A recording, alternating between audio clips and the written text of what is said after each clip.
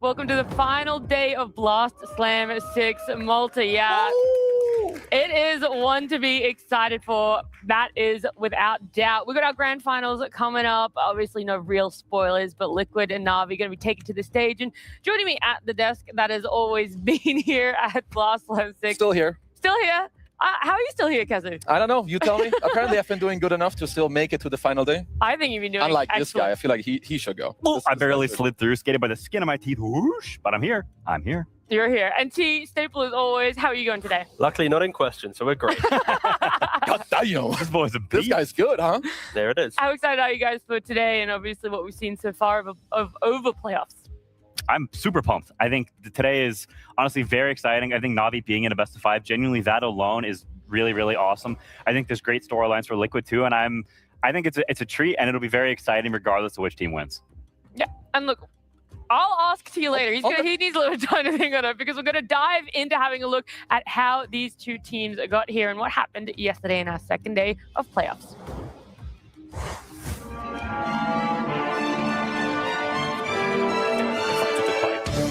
Deep attempt here under the tier 2.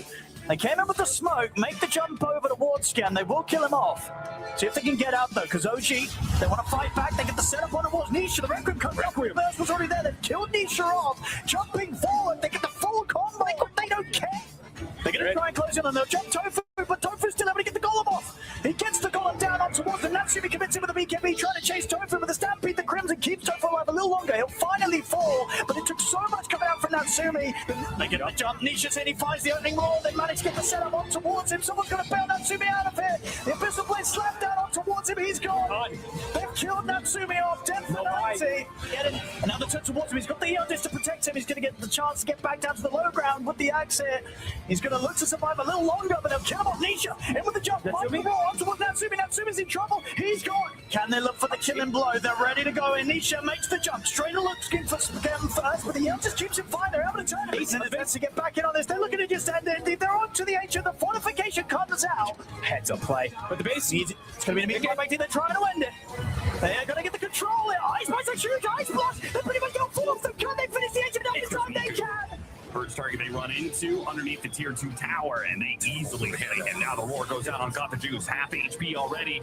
Trying to save him with the arena. It's not going to do much, though. The drums just keep on banging. No silence on this Tidehunter. Ravage goes out, and the Weaver will die. Actually, Ravage with the shotgun on the side. Watson, he catches both Riddies and Niku. Now Niku, whoa, big turnaround, though. That is going to hurt a Raptor Dance. That can see what he can hit. Goes for the Kez. Cataclysm out, and Niku. Oh man, that's just not fair. That's not fair. You can't do that. You're not allowed to do that. Science, look at the toss back, tossing him into the Ember Spirit here.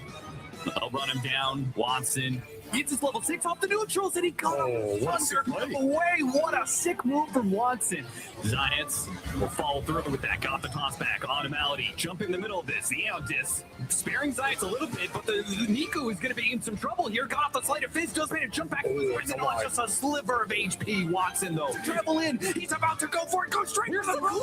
Oh my second. What? 5 HP is all that's needed. He just needs 2 shots. A dead shot hits him. Got the Juice. Needs some trouble. Oh my. Go finish it off on the Ember Spirit. It was so crazy how best of 5s played out yesterday, but we're seeing the full run that these teams have made to the grand finals, most notably Liquid, who have been in there since the quarterfinals.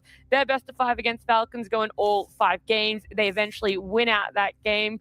And then to come up against OG and kind of just have this clean 3-0 is what I'm going to say. Clean. No, I think game 3, it wasn't close at all, T. But I mean more like that was exactly what you want to see in any series, in any playoffs, right? That game 3 encapsulated everything that you want in a Dota game, right? Like OG, like clinging on, doing everything that they can. The final moments where you're trying to kill an Ancient, and like you could even argue OG could have won that game, would have had a whole new story. But yeah, Liquid, they are looking very, very scary, looking very, very good. But I just want that game 3. I want one of those games in this grand finals. The one where we're like at 80 minutes and there's mega creeps against buying mega abyssal creeps. blades on support, and you got double mega creeps. Like it was.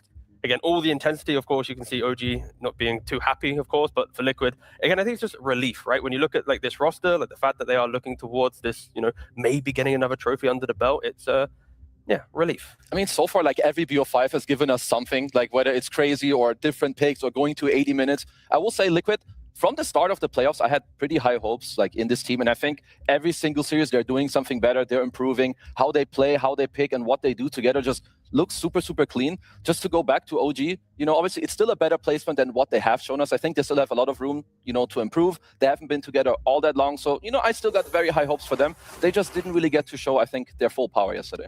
Yeah, but it is great practice. Like we've talked about it before. The best of 5, it is important reps that will be very, very good for them in the future. And I also, just as a side note, I think it's really I think best of 5s are awesome because you get so much more emotion from these series. Like you can see they're so much happier. Like they're like genuinely, oh my gosh, we won, thank goodness.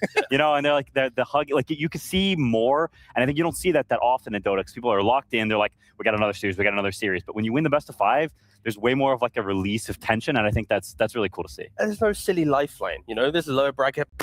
It's boring, But when you have one series, one life, brothers. Yeah, exactly. You got to make it count. So again, I am really just enjoying like the last 3 days or 2 days. Yeah, and that was the question that I posed yesterday, where it's like normally a best of 5, you see a lot of emotion because it's a grand final. That's all we really see it for in Dota. So now it's seeing it in the quarterfinals and the semifinals for best of 5. There is just so much more tension in a game, a lot of experience that can be earned as well, which is exactly what the young roster of Na'Vi got to have yesterday when their best of 5 went to all 5 games. It was game 1, you get dominated. Game 2, you dominate. Game 3, you lose a close game. Game 4, you win a close game. And then game 5, I don't even really know how to sum that one up. I mean, game 5 was just super chaotic. Like all of these things, like also going back. And we could also see, I think it was after game 3 or game 4, like Na'Vi, they took a lot of time on the stage. Like Quinn that was game 3. Yeah, like it's like after these games, you need to understand what are you talking about. And you can tell what Quinn was saying. The emotions, like understanding what do you need to talk about. But, they put it together, went outside, had a good talk. And obviously, they brought it back. And they gave us some banger games. Yeah, they really did. I'm just really happy for them. It's such a fun experience to get to win these close games when a series goes to 5 games and you're actually able to clutch out. Like they're just jazzed. Look at you. Yeah, he is flopping around like a fish. Yeah, he doesn't know, like handshake, hug, like it's just everything. Just filled with emotions. Like hands in the air, we've got it all. I mean, historically for this roster, right, they've just not made it to the final day. So for them winning this, like, wait, we're going to play on a Sunday? We're going to play in a series where we can actually lift a trophy? Like, to them, like, their best result was 5th SIP. So, of course, even after that, then he's jumping onto an interview with Maincast as well, sharing emotions with, all his fans and stuff. But, yeah, I think for Na'Vi, this is just, like, I'm not going to say, like, once in a lifetime, but it's more like it's the potential kind of, like, peak for what this roster was built for, right? When it's the junior to now, it's like they wanted to be a trophy lifting team, especially for Na'Vi. They're craving something for, was it 10 years of drought? But no, I am just really excited to see if these young guys can do it. Yeah, I hope we see it more because Nico's winner interview, I'm going to say, for doing it the first time in front of an audience, this man really delivered. I think it was one of my favorite, debut winner interviews we've gotten. Yeah, this guy's got charisma, and so I really look forward. I hope they keep winning more because I want to hear this guy with a microphone in front of him more because he is actually hilarious. He's no inhibitions. He's got that super young, I'll just say whatever the heck I want. I don't care. Right, no repercussions. Yeah, exactly, and that's very refreshing to see. He might need a little bit of media training though. Nah. That's what makes it good. The other TO, like the slam dunk. We might need to just for that. He wants to play other tournaments and stuff, but he's got charisma for days. It's the no filter stuff. It gives a different side to people, and I think also you could see it in one of the pictures after you win a game that it's so important that he was FaceTiming. Maybe it's his mom or his dad saying yeah, we're making it. We made it this far. It was an interview with on the phone. Yeah, with the Ukrainian Maincast. So he was doing. That's good enough. Instantly jumping on. Yeah. So it wasn't his mom and dad, but it was still good. Still good. Back to you, Kwezu. My point was done. You just dunked on it. Bam! No point for you. Back to you. It's actually going to be way more enjoyable than listening to me talk. It's going to get to see our play of the day done in SFM by Demuria. Liquid might go for a Roche first and then go for the all-in because there's no glyph. But there's a lot of summons too.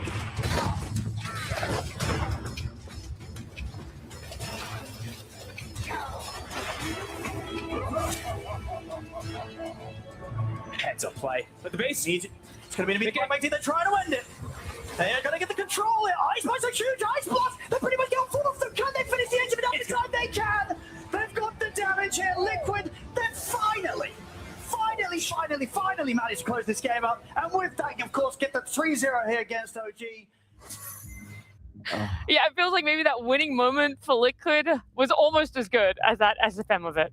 My God, I wish the clip lasted longer so we could hear Owen and Fog cast more. It's actually like, it's such a treat. These long games, they're such amazing casters, and getting this long, extended hype game with like some of the goats of Dota casting, maybe the goats. It's like, it's actually sick. It's so hype. We should have given Demir like a week to make that one, so then he could do like the final 5 minutes maybe, and then he could have done like the clip after clip after clip. Exactly, turn it into like a short film, and yeah. But again, amazing as ever.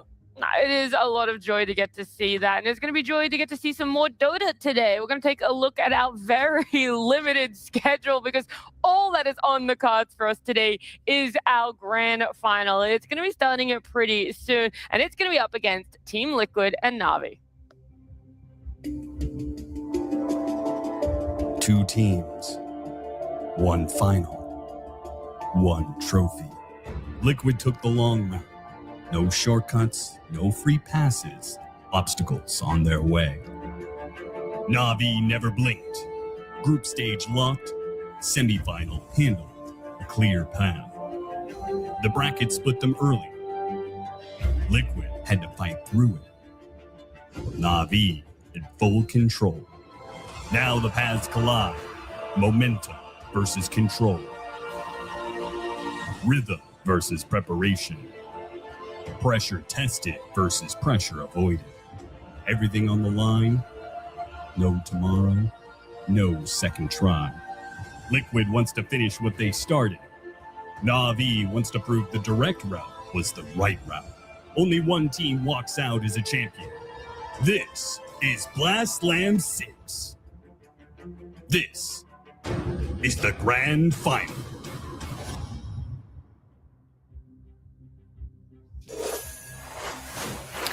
Well, Na'Vi and Liquid are making their way to the grand finals. We've already talked about how they've done it in such 2 different fashions. Liquid almost making it into that direct semi-final slots, but having to see themselves play in a best of 3 just to get to Malta, push through a game 5 in the quarterfinals, have a much easier semi-finals, whereas Na'Vi, they got to sit back, relax, enjoy, and really test their limits in their series against Yandex yesterday.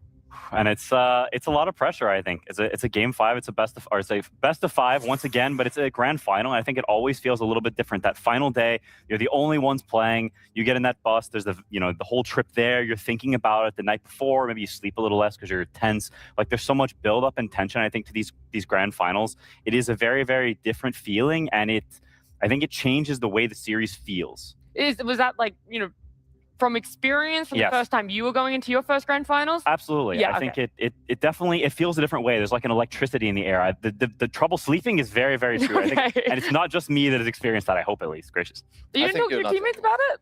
Huh? You didn't talk to your teammates about it? You're like, guys, I slept really bad last night. There was some trauma associated with some of those finals. Okay, I don't sorry. we didn't talk about it too much. I mean, I guess also sometimes when you have those things, you kind of want to like keep it to yourself and not like, alarm the people around you like too much. And I think something else that matters a bit is like, how did you get to these, like to the grand finals, like your road? I think Liquid, after their initial match against Falcons, that was a big one because that was a very tense series. And same for Na'Vi. Yesterday you go up against Yandex, you win out in 5 games. You have an insane ending to one of the games. So both teams, they're on it, obviously very pumped up, and they've had to play very tough matches to even make it here. Normally when you look at a series and it's a close series, it's a bit scary, right? When it's like one team 3-0s, another team 3-2s, and then they meet together, you always lean towards the 3-0 team. But I think, especially with how the best of 5s have been played out, you do learn so much more that I think, Liquid 3-2 into a 3-0. Na'Vi, the only series they played was a 3-2. So it's like, as long as they're learning from this, it doesn't matter if you've had this like nerves or whatever, because through the coach, through the management, everyone kind of communicating, I feel like you should just be improving coming into the day. So I feel like this kind of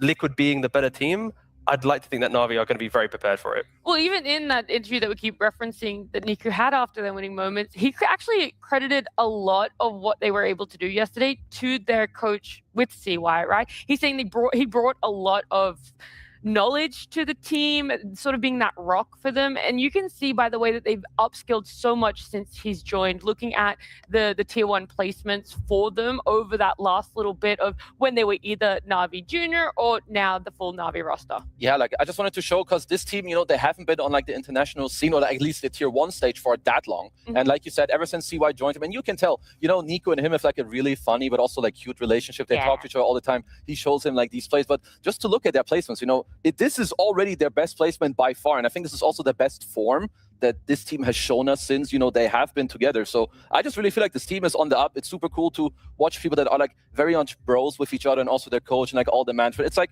one, little family, 5 friends playing together and just making it happen. Yeah, because what was it? It was CY that was telling us a little anecdote as well, that Niku will just randomly message him on Discord. Exactly. Like, bro, get on a call with me. It'll be super quick. And then it's like 3 hours later, Niku's run through like all of his past pubs of the last week and like everything he should get to play mid. Yeah. That's just such a treat. The idea of actually like looking at Dota and trying to like invent your own ideas and have your own thoughts, like I think that is so refreshing. A lot of players, especially a couple years ago when we had Pro Tracker, you'd load up the Pro Tracker in the morning, you'd copy some guy's build, and then, true. Oh, I'm a pro player, like whoopsie whoop. Oh, I'm a pro player. It's so boring. Yeah, that's me. It was so soulless. So I think now, like having players having to think about their own ideas, thinking about like the ways to like navigate these problems, hearing Niku having this idea, it's like if you can harness it, craft it, understand it, make it less volatile, then that is going to be like the new generation of Dota players. There is a little bit of volatility though in Na'Vi that we would like to see reined in, because what we saw yesterday in the semifinals that maybe was a bit of an oopsie in a lot of places, it wasn't that draft. It was the way that they were pushing towers. They were trying to take map control that you got to wonder, are you overextending because of nerves that you're on the stage, or is this just how the Na'Vi roster plays? Yeah, because we need to show very crucial moments. Like this is, if you're in the grand finals, you need to clean up these plays. Look at the minimap. This is Na'Vi pushing. They have the lead. You don't see anything. All you see is Watson on the top, but all these 3 heroes are missing. You don't see the Puck, you don't see the Mars, you don't see the Muerta. At this level of play, you have to respect your opponent. So like, look how they're pushing. They're just kind of showing all their bodies. Even Riddy's on the Warlock. He's out of position. What is he doing? Like they cannot be pushing like this. Because then like look how the fight starts, right? They start with the arena. It's kind of simple even for Yan. He's like, yo bros, I'm gonna help you out, but you cannot help. You cannot have the help your buddy system. Now this is 30 minutes at Aegis. They just picked up the rapier. Same story. Minimap. You don't see anything. They're all missing. Look at how they're pushing. He's basically even standing still. Like they're just inviting Yandex to find this opportunity. And this is like, again, they're leading. They have an Aegis. They have a rapier available. This is like game-winning moment. You cannot mess up these opportunities. You're going to play against Liquid. You're in the finals now. These are the type of plays, and these are the moments that I hope Na'Vi have talked about to make them more clean today. Because if you don't make those nicely, you will throw the games away. But luckily what you showed us are very easy things to fix. Like other map plays was like the wrong TP, the wrong positioning on cores, like rotating, like that's harder to fix in the moment. But that type of move there is like whoever's the shot caller, again, probably got the juice. Like he's got to tone it down a bit, respect other people's positioning. I think with Na'Vi, their carry being the primary shot caller and a very vocal point in the game, you can sometimes like ignore other like smaller calls getting made. So clearly that's maybe a problem, but I do feel like it's fixable overnight as long as you have that honest conversation together. Yeah, I mean, the point about Got the Juice being the shot caller, I think is interesting, especially getting into higher pressure situations, because I think there's a fine line you have to tread whenever you are a core who communicates a lot, of talking too much and trying to lead the game from sort of a third party perspective, as opposed to speaking about your game and I want to do this, I want to do that. Because I think if you get sucked into this black hole of communicating about what everyone wants to do, sort of this Nightfall-esque communication of like, do this, do that, you do that, like I think micromanaging, I think is the word you're looking for. Yes, exactly. I think that can be very damaging. And so I think treading that line and all of them understanding that we're playing our individual games, we're pieces of a bigger puzzle, and what COI worry about the big stuff, okay, we're playing our game, and that they focus down on that I think they have much, much better odds. And you could also argue it's maybe on even Riddy's there, right? The fact that he's dead, he's not even there on the Warlock. Like, why, as a support, you should be warning your team, hey guys, maybe we should wait 10 seconds. Like, of course, that's kind of an argument on like who's got the loudest voice in the team, and maybe they're the problems that you can't fix overnight. But again, I think there are some room for improvement for Na'Vi, and again, I'd hope, really, really hope, for the sake of this series, that they have kind of cleaned up that aspect. Yeah, and so we're giving this advice for Na'Vi, whether they're listening or not. You know, it's up to them. Probably not. I probably wouldn't, honestly, as much as I love these guys. But we can also talk about Liquid, because it feels like we've been much less critical of them, and that is just because they have been playing fantastic Dota. We've already talked about it. To push 2 of 5 games in their first best of 5, come out victors, and then 3-0 against OG, it is really hard to sit here and say things that they haven't done wrong. Yeah, I think the tempo of their gameplay and the speed, some of these early games they've had, some of the dominant performances, I think are like Liquid of old. And when you think about that team, it was always like they will get to the finals, they will be top 3. There was never a question, it was just almost a fact. And I think while they're not quite at that same level, they are getting back up to that state, and I think people are starting to believe again. There's sort of that re-instilled faith that when you see Nisha on a team, they will just be in the finals. It's just, it's just fate. I feel like Liquid's had some calibration throughout this slam, where it's like they're trying to find what is Ace's role, like what type of offlane does he want to be, how are you enabling like the hero pool of Mickey, even Nisha to some degree. But I feel like the last series, like they've locked it in. Like they know exactly what they want. They know how to punish certain people. And of course, coming into this, it is going to be a battle of like Nisha shining in the last playoffs. Can Niku step up to that? Can he, just survive the lane in Nisha in the form that he's currently in? It's like also to me when I look at Liquid, I think people weren't too sure, myself including, how are they going to mesh together? Of course, they had a lot of changes. They brought in Ace and Tofu. Tofu had to do a lane swap, but I think they've all like proven their individual skill and excellence in this tournament already. But not just that, I think now it's starting to click as a team, like starting to understand how do we want to play, how do we want to draft, how do the heroes function together, and this is really what is making them, I think, look so dominant in this tournament so far. I mean, their drafts just feel better. Yeah, they do. They really, really do. There was a real problem with that earlier, I think, where you look at some of their heroes and they just didn't mesh well together, and I think that's a huge part of it. Yeah, and my boy Boxy, I know I talk about a lot, but this guy, you need to keep your eyes on him. Like, the heroes he has played in the playoffs, because this is for the entire tournament, but in the playoffs, he has only played the melee bros. And the funny and interesting thing is, too, like, he mainly sticks to, like, the Tusk and the Tiny. But when those heroes are banned or when those heroes are picked, like, he will always find, like, he will find the backup. Yesterday, he had the Marcy. In other games, you have the Earth Spirit as well, where it's, like, it's kind of interesting because if you take the Tusk and Tiny away, like, the Earth Spirit himself is pretty good at saving from those heroes as well. Because, like, you can see it here. And in these games, this is the only times they actually played Earth Spirit. Because Earth Spirit +4, it's not good. No one else really does it. But they, like, find these ways, against the Tusk, you can then save. If they take the clock, you can then also save from the clockwork. So I think Team Liquid have, like, a very interesting thing where they have their best heroes, but if you contest them or have something against them, they have, like, the next level. And I think that's really when you're drafting is, like, the best it can be, when you're ready for what they can do against your heroes and you even have the answers to those. I mean, the Earth Spirit itself is just so refreshing to see because he's playing on the repositioning of the hero, but also it's not an Earth Spirit game where he has no one to play on. Like in all of those 3 drafts, like there's a support or a core where he can go to and go, I have purpose in the early game. And I feel like Earth Spirit to me is like, it's a hero that's been just lost for so long. And now Boxy bringing it back, knowing that he is going to be this map playing 4 hero in the melee role, then I would argue Na'Vi needs to maybe think about that, be ready for his rotations. But again, it is just a treat to watch. I love seeing these type of 4 players in the game. Yeah, it's honestly super exciting, and it reminds me of like the old days with Crit and Jarex playing this hero. Like when I think of Earth Spirit 4, I think of those 2 players specifically, and I think Boxy fits in with them in terms of this like killing playstyle, hunting for kills. You're always the one starting fights. This, we talked about it, this dog on the leash mentality, and I think he very much fits in with them, and it's like a blast from the past. Whenever people like sort of dig back to old heroes, old concepts, I think that's always like very refreshing and just cool to see because it reminds you of like older areas in Dota. I think that's awesome. But there's a mix when it comes to Liquid. You're talking about like those old play styles, those old theories, but they're also incorporating the newer heroes, right? We've got to talk about Largo here because when Ace has had his hands on this hero. Yeah, I gotta give a shout out to production because they cooked on this one. But like you're saying, they've got the new stuff too. Ace, look at what Largo will do to Riddy's hero pool. He's sucking the Ringmaster so hard, he's even starting to cry. This guy, Riddy's will have to pay attention to what's going on in this game because Ace on the Largo, he's gonna sing those tunes and he's gonna lick his hero pool. I mean, you just dispel it for days. So, absolutely. Yeah, I mean, of course, Ace is becoming one of the better offlane Largo players. He's doing exceptionally well. One little critique might be the balance. Yes, please. If I may, am I allowed? You may. You may. Mother, may I? Thank you very much. I feel like Ace is a very still haven't mastered the heroes. Like we're seeing very good play, but I still feel like there's still room to grow. There's like managing the use of your Rhapsody to then go for the lick, to then reset, go back for Rhapsody. Like you can do so much more on the hero, but again, Liquid, one of the best Largo licking teams in the game. Oh my god. Amen. Can't spell Liquid without Liquid. It's true. Yo, give me that. I mean, you can. Liquid literally don't have a K in their name.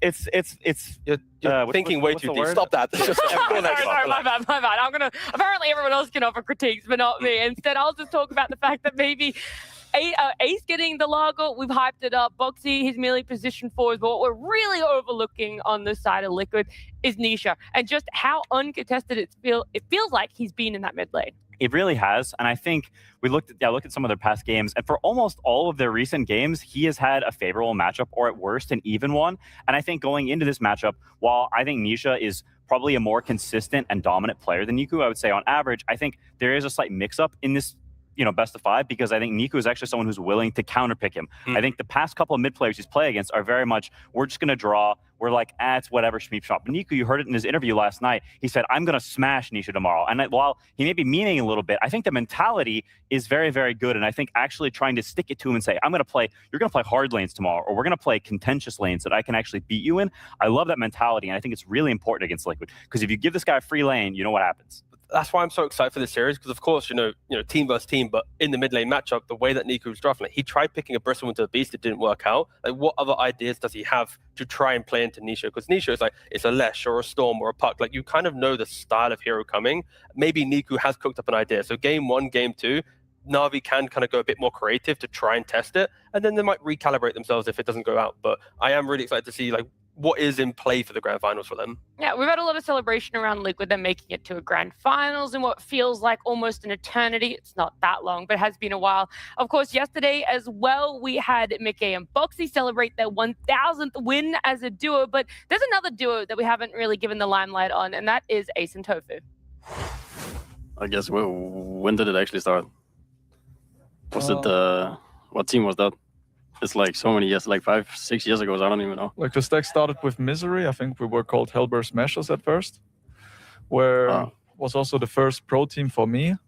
And I was like trying to get in, playing tryouts and like be with the team, and he gave me a shot, and also supposed to play 5, even though I was a post 4 player back then, and it was laning with Ace, and like I knew his name before from pro, but he wasn't at the ladder bot at that time, because he was also at like some break before that and was teamless also. And I don't know, it was like just a new guy back then, and I was like asking, I had no idea who you were, if he wants to play like some duo queue to like, I don't know, get to know each other better and play. And then from scrims and play, I don't know, we just like started playing games together every day, and that like kind of clicked right from the get-go. Because I remember I got invited by Misery at this time, and I wasn't really planning to really try hard in pro at that point. I kind of just wanted to chill. But I got the invite, I'm like, okay, whatever. I have this, I might as well just try it a little bit for fun. And I didn't even know who he was. But then we played a bit together, and I don't know, it was a pretty good journey. Like, it was actually fun, it was nice. So it was like a lot of motivation, and then, I don't know, we click well, and that's kind of how it started. And like, we play at the evenings as well, and like other games and shit. Yeah. And fast forward is like, I don't know, like 5 years by now. Yeah, that's right. They're just such a funny duo where it's like you put them to interview each other and they're like, I actually don't really know this guy, but they know each other really well. Yeah, that's classic. It's classic guy friendship. Yes. You're like, you know everything about their favorite Dota hero and this and that and the other. But like, what's your birthday? How old are Yeah, you? I'm like, what's that full name? No idea. Where are you from? I don't know. So, I think it's one of those. Classic. Yeah, it is. You're going to talk about the important things, and we're going to talk about something else important. When it comes to Na'Vi and Liquid versing against each other in a grand final, is their coaches. We haven't talked about it at all, but CY and Blitz have a very long-running history of grand finals against each other. And Quinn, you could give us the insight. How single-handedly is it advantageous to CY against Blitz? Well, I believe we were 5-1 against Liquid. Now, the tournament they won, we don't need to mention what tournament that was. Okay. But before that, we won't talk about that one. Yeah, we won't talk about that one. But before that, we're 5-0, and CY is very, very confident in grand finals. I think he is a very, very good drafter. He is the one clicking the buttons for the team, and I think his prep is very good. He's very confident in his ideas, and I think also you heard it in Niku's interview. I think they believe in him a lot. I think he's someone who's very good at sort of binding his team together and being someone that people believe in. And so I think it's very good for them that he is drafting for this finals. I mean, it's also that we don't really talk about, but CY entry to coaching was with gaming, right? So you enter as gaming coach, and of course then win a lot of stuff together, and then your next job after that is joining Na'Vi. So for him as well, it's like a true test as a coach. Like after gaming, can you bring another team up to be lifting trophies to get them to a grand final? Is already very impressive, but I think there's already kind of that thing where this could be the start of lifting many more teams up. For sure. CY has added a lot blitz as well, long running with his team on Liquid as well. And whilst we love talking about them so much, we really just want to get to talk about Dota. And so we're going to begin our grand final with a Game 1 draft.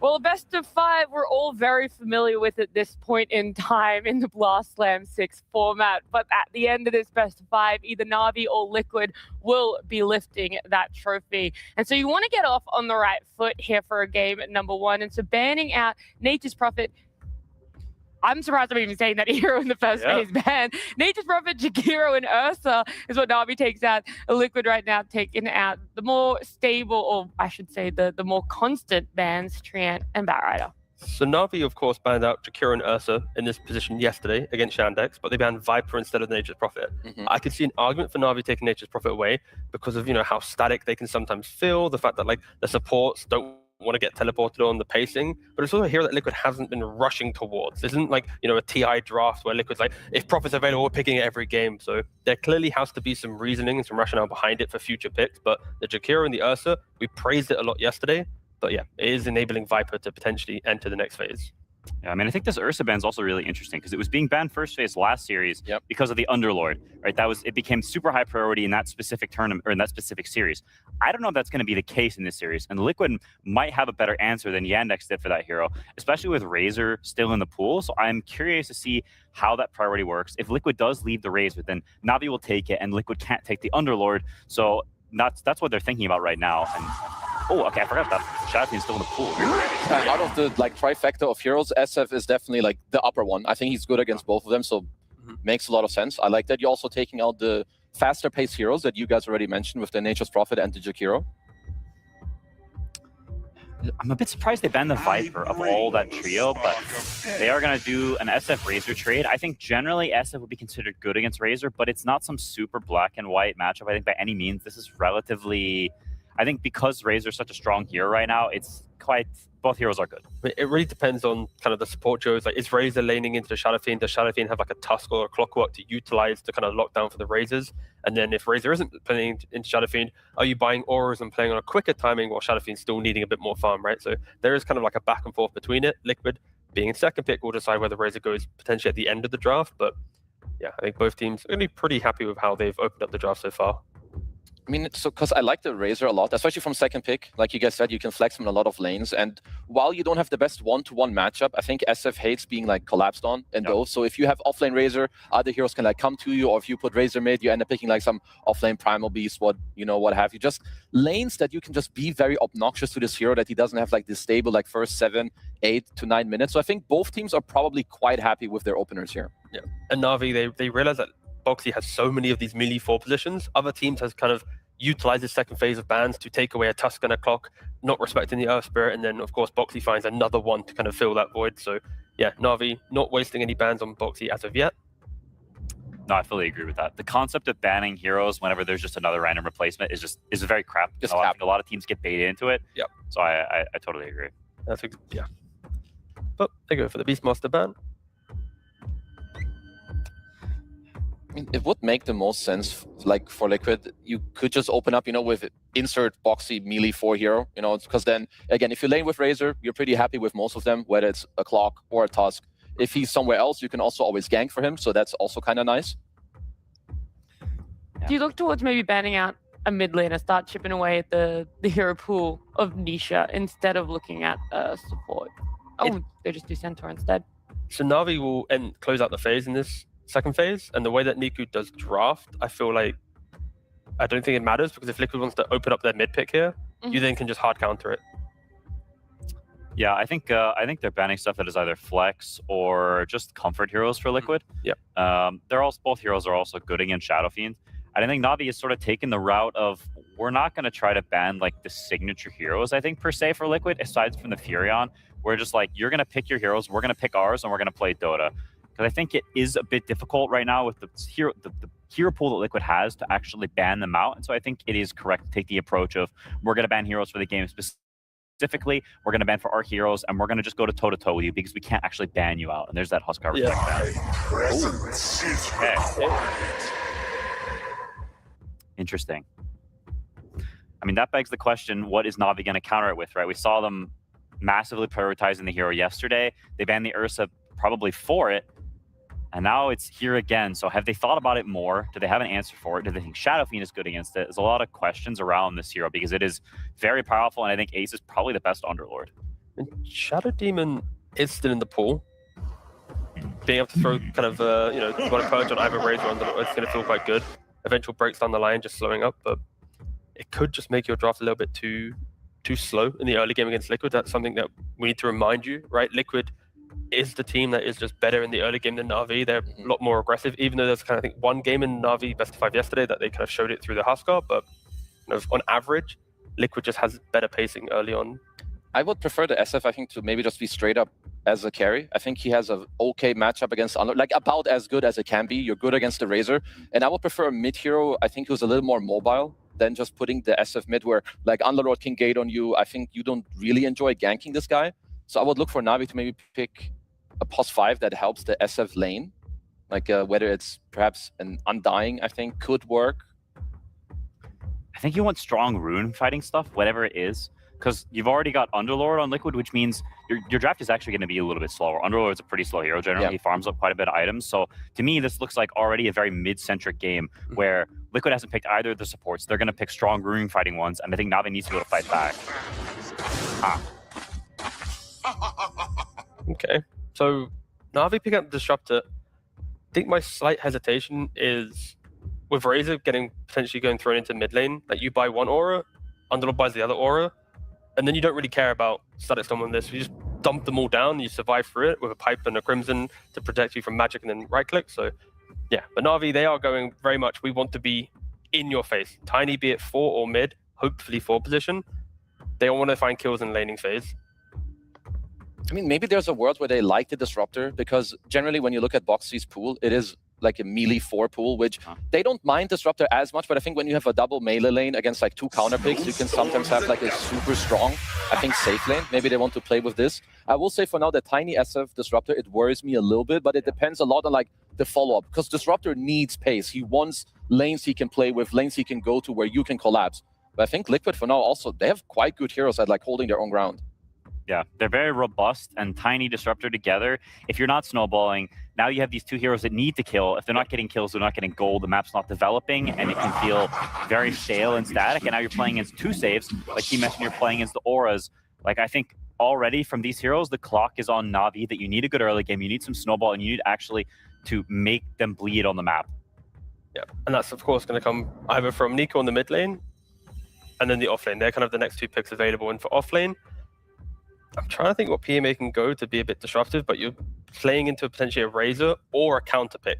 So I don't think you can really rely on PMA being like the fix to this. Of course, Niku, that's now kind of gonna take the pressure. I mean, what pick do you go for here as Na'Vi? I feel like you do see the double melee. I think Underlord is kind of like hard a lot of the times. Off lane, you know? Yeah. All right. I mean, this to me fits their draft. Like you picked Tiny Disruptor. I think you can't go back and like even it out really. I think you're kind of committed to the bit and that you need the snowball. And I think Phoenix offlane is very explosive. It is so not something people play against very often, and so I think you won't have as good of an understanding of laning against this hero as you will against other heroes. And if you die one time in lane against this hero, he gets his urn. Like the game can collapse to a ridiculous degree. And Liquid's heroes are all really bad against Phoenix. Like they can't kill this egg at all. They need attack speed, all of these heroes to function. And so I think it's a pretty cool Phoenix game, and I think PMA is kind of a specialist on this hero. Yeah, also I like Phoenix a lot against saves. Like let's say you start the fight with some Tiny and you just drop the egg. Like if people get, you know, disrupted or snowball saved under an egg, well, they're straight up coming to an egg that is even closer to exploding, still keeping you there in the area. So I like this a lot because they needed like these other heroes they can play through. And like Quinn mentioned, they don't really kill the egg. It's also a super good Sunray game, at least for now. You know, you have Underlord, Razor, they're kind of tanky heroes. So I like what Na'Vi are doing here. But in regards to the carry picks for Liquid, let's say you do put the Razor mid, then there's still like Weavers and potential range heroes that Mickey can pick up to, again, lane's not going to be good at all, but I'm talking like once you sort of get into the mid game, the egg's not a problem. You got Shadow Demon with the shard for the cleanse, so then you can get rid of the fire spirits. Yeah. And it's a matter of, does Liquid want to respect the laning of Phoenix and pick a real strong laner, or do you want to play for the let's just delete the egg and this core can never really play the game because you're just in a bad, one-to-one matchup. Yeah, I mean the cleanse is definitely an important point. Like Phoenix in the mid game, like going toward the late game can already be a little bit dicey pending. So if you have ways to purge off all of his garbage, then his impact can fall off some. That's where I think you need to rely on the Shadow Fiend in this potential last pick. But Nisha or Mickey will have the guaranteed last pick, so they'll have that extra counter pick up their sleeve still, which can change some dynamics. Then do better, Gyrocopter. To be fair, if you put Tusk into 5 with Drinking Buddies, just keep flacking the wave, then it would have been hard for Phoenix to kind of just dive underneath the tower. So that's another option as well. Liquid just finds like a wave shoving carry. Coddle carry. I don't know how to respond to that. I was going to say that was a real hit with the audience here. I feel like Coddle carry is like some Na'Vi stuff. It's some CY cooking up some Pugna carry, some Coddle carry, which we do not really want to see. Which team do you want to win this best of 5? Sorry. I'm an unbiased caster. Well, very unbiased. Yes. I am normally very unbiased, but I'll be honest. I'm actually I'm leaning Na'Vi. I actually, for the first time in my life, I actually want Na'Vi to do it. Niku Ember. This is an okay Ember game. I would say it's good against Razor, Tusk, and Shadow Demon. It's generally pretty bad against Underlord because Ember is sort of mid-range poking damage. Underlord gives you all that HP regen, and then of course the classic Pipe and Crimson. So it's a mixed bag, but it is very good with Shadow Fiend. And I think when you have Shadow Fiend in your team, you need to enable him with lockdown, with catch, so he can actually get these right clicks off. The hero is a hero that needs help. He doesn't provide all of that for himself. Let me see. What is there? I mean, I'm pretty sure you can put Razor mid against Ember, right? If you want. It's not like a bad matchup at all. Oh, it's good. Yeah, I think for carries, there's like Weavers. Maybe for mid. I mean, what do we like mid against Ember? Maybe there's like Slardars, but I think Phoenix is quite annoying for this hero. Slardar is okay. I don't think it's anything crazy. Yeah. I mean, a lot of the best ones are already banned, like Huskar Viper, Batrider, Beastmaster. Yeah.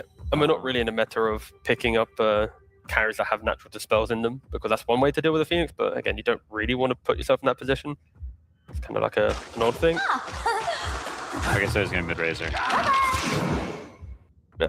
I mean, I think Liquid is going to accept that there will be some difficulty in lanes, but as long as you don't over-rotate and try and save each other, you will inevitably have one Pipe, one Crimson, and then, of course, the Shard on SD, and that's when you play for the fight. So I feel like it's on Na'Vi to be the ones utilizing the Phoenix, have the Ember make the move. I want to see the Tiny Disruptor holding hands. Like, it's go, go, go from them.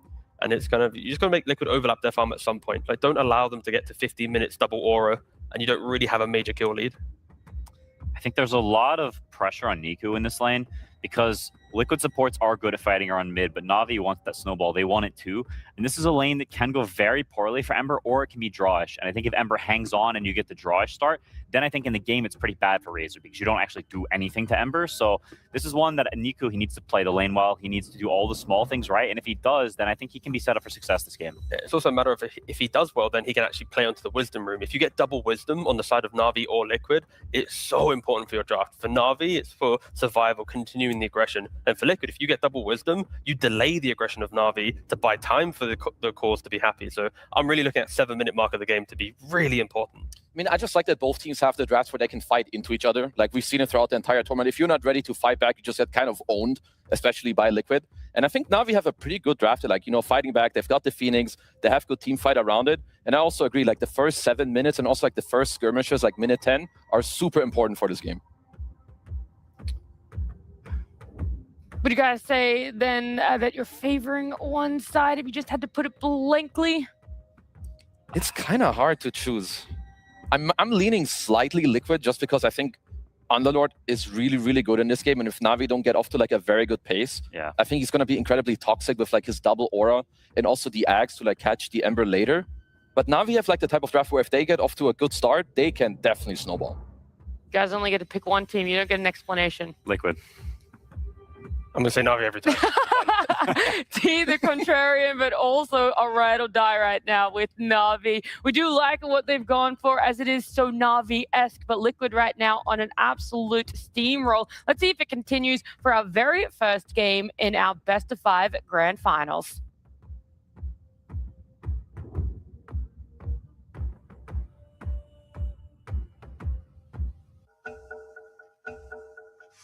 Here we go, ladies and gentlemen. Time to get into the action here of the grand finals here at Blast Slam 6 Malta. I'm Odie Pixel, joined by Fogged, and we have got the treat today of getting to witness this best of 5 between Na'Vi and Team Liquid.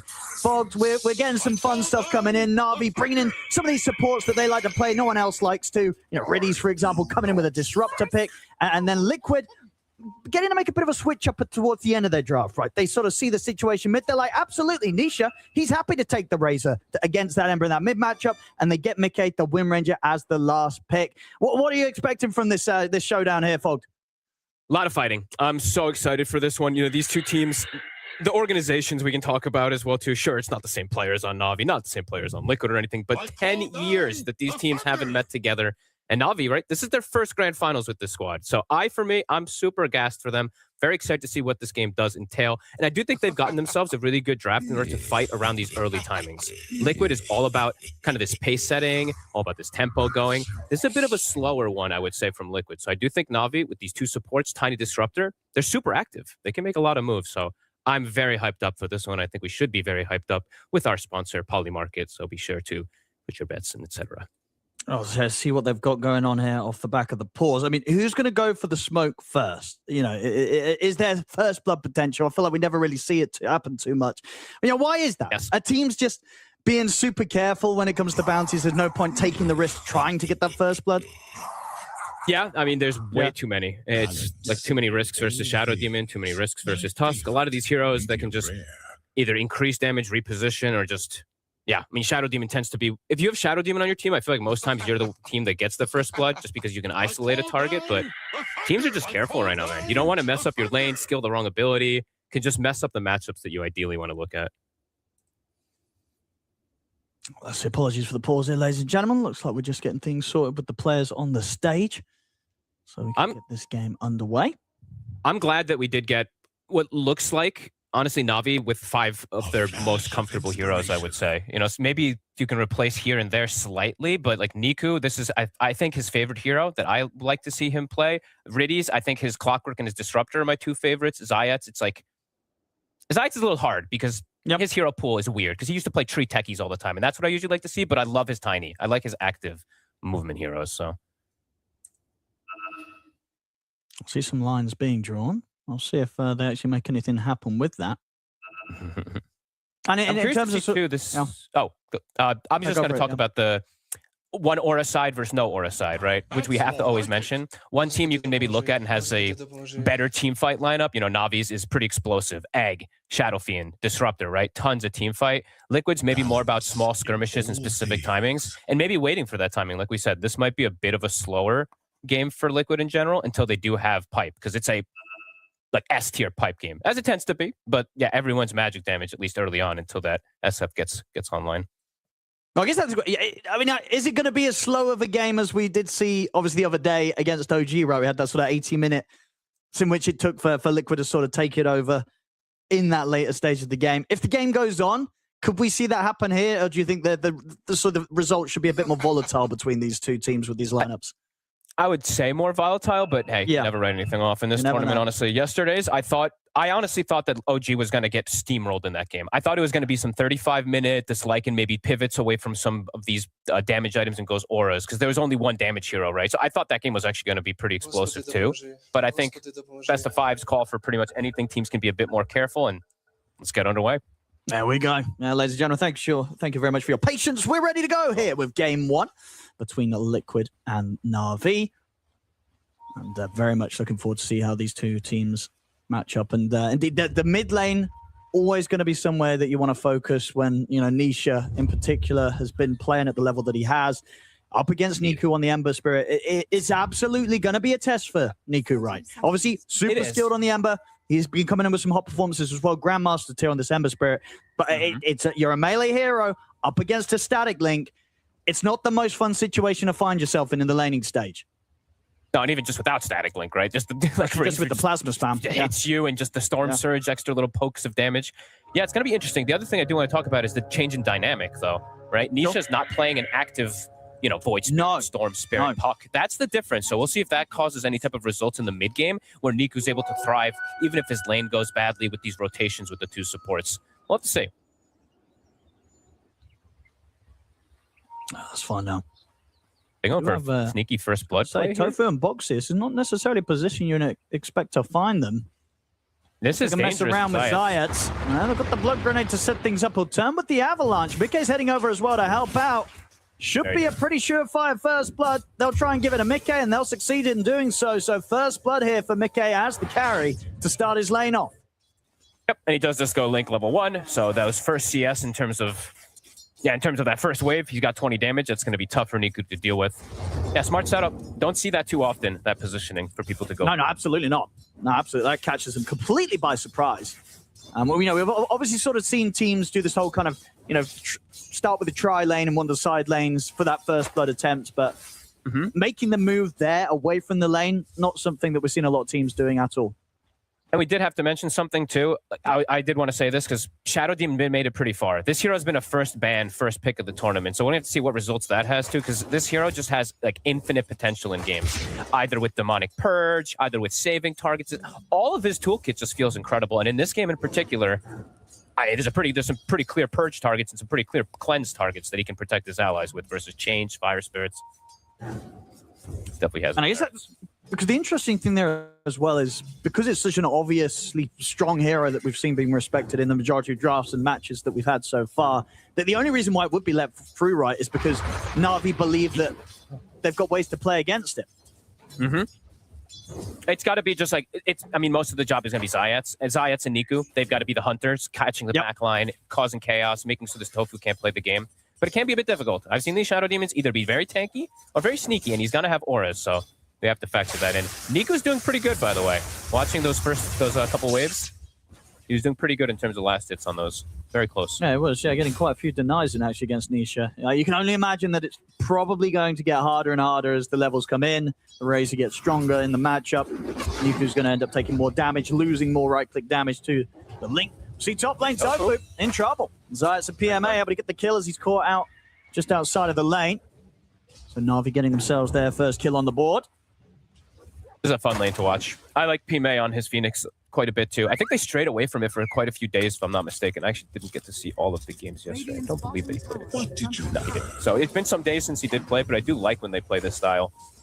Goes for that bearing build that we've seen a lot of times. Shiva's very valuable. Well, bottom lane. They can get the glimpse back, but it's Snowball save. Got the juice. Can he still get in range? He's not going to quite be able to there without good Snowball save from Boxy.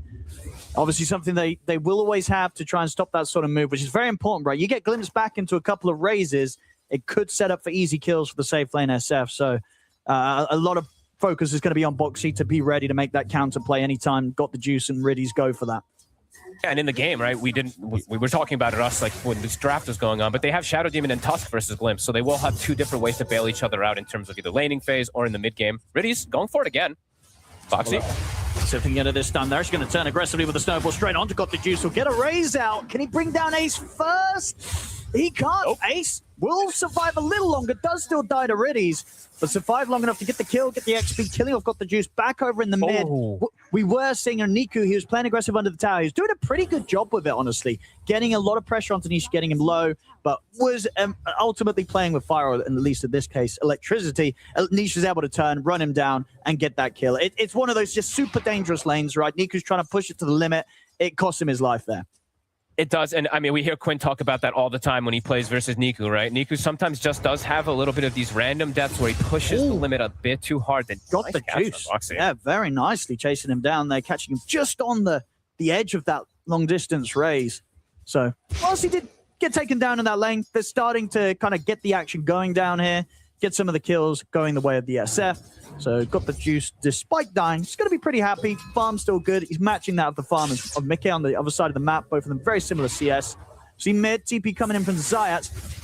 He does have a mango, and he's going to get the toss onto Niku, closing the gap with the chains, but Niku's very, very low. Oh my God. Well, that was a risky toss there. You know, that was nearly one of the tiny airlines gone wrong. He does live, he does get out, so you can see what they were trying to do. But it's not just Niku apparently who likes to take the risks around the mid lanes. His supports like to help him take the risks as well. He gets away with it this time, but that was a bit close. Isha's really bullying now that he's 3-2. 2 points in that static link. Niku's having difficulty dealing with it. That was 71 bonus damage. I don't think the Tiny saw it at first. Is Tofu? No. He's trying for like a solo play. That's quite a bit of mana used.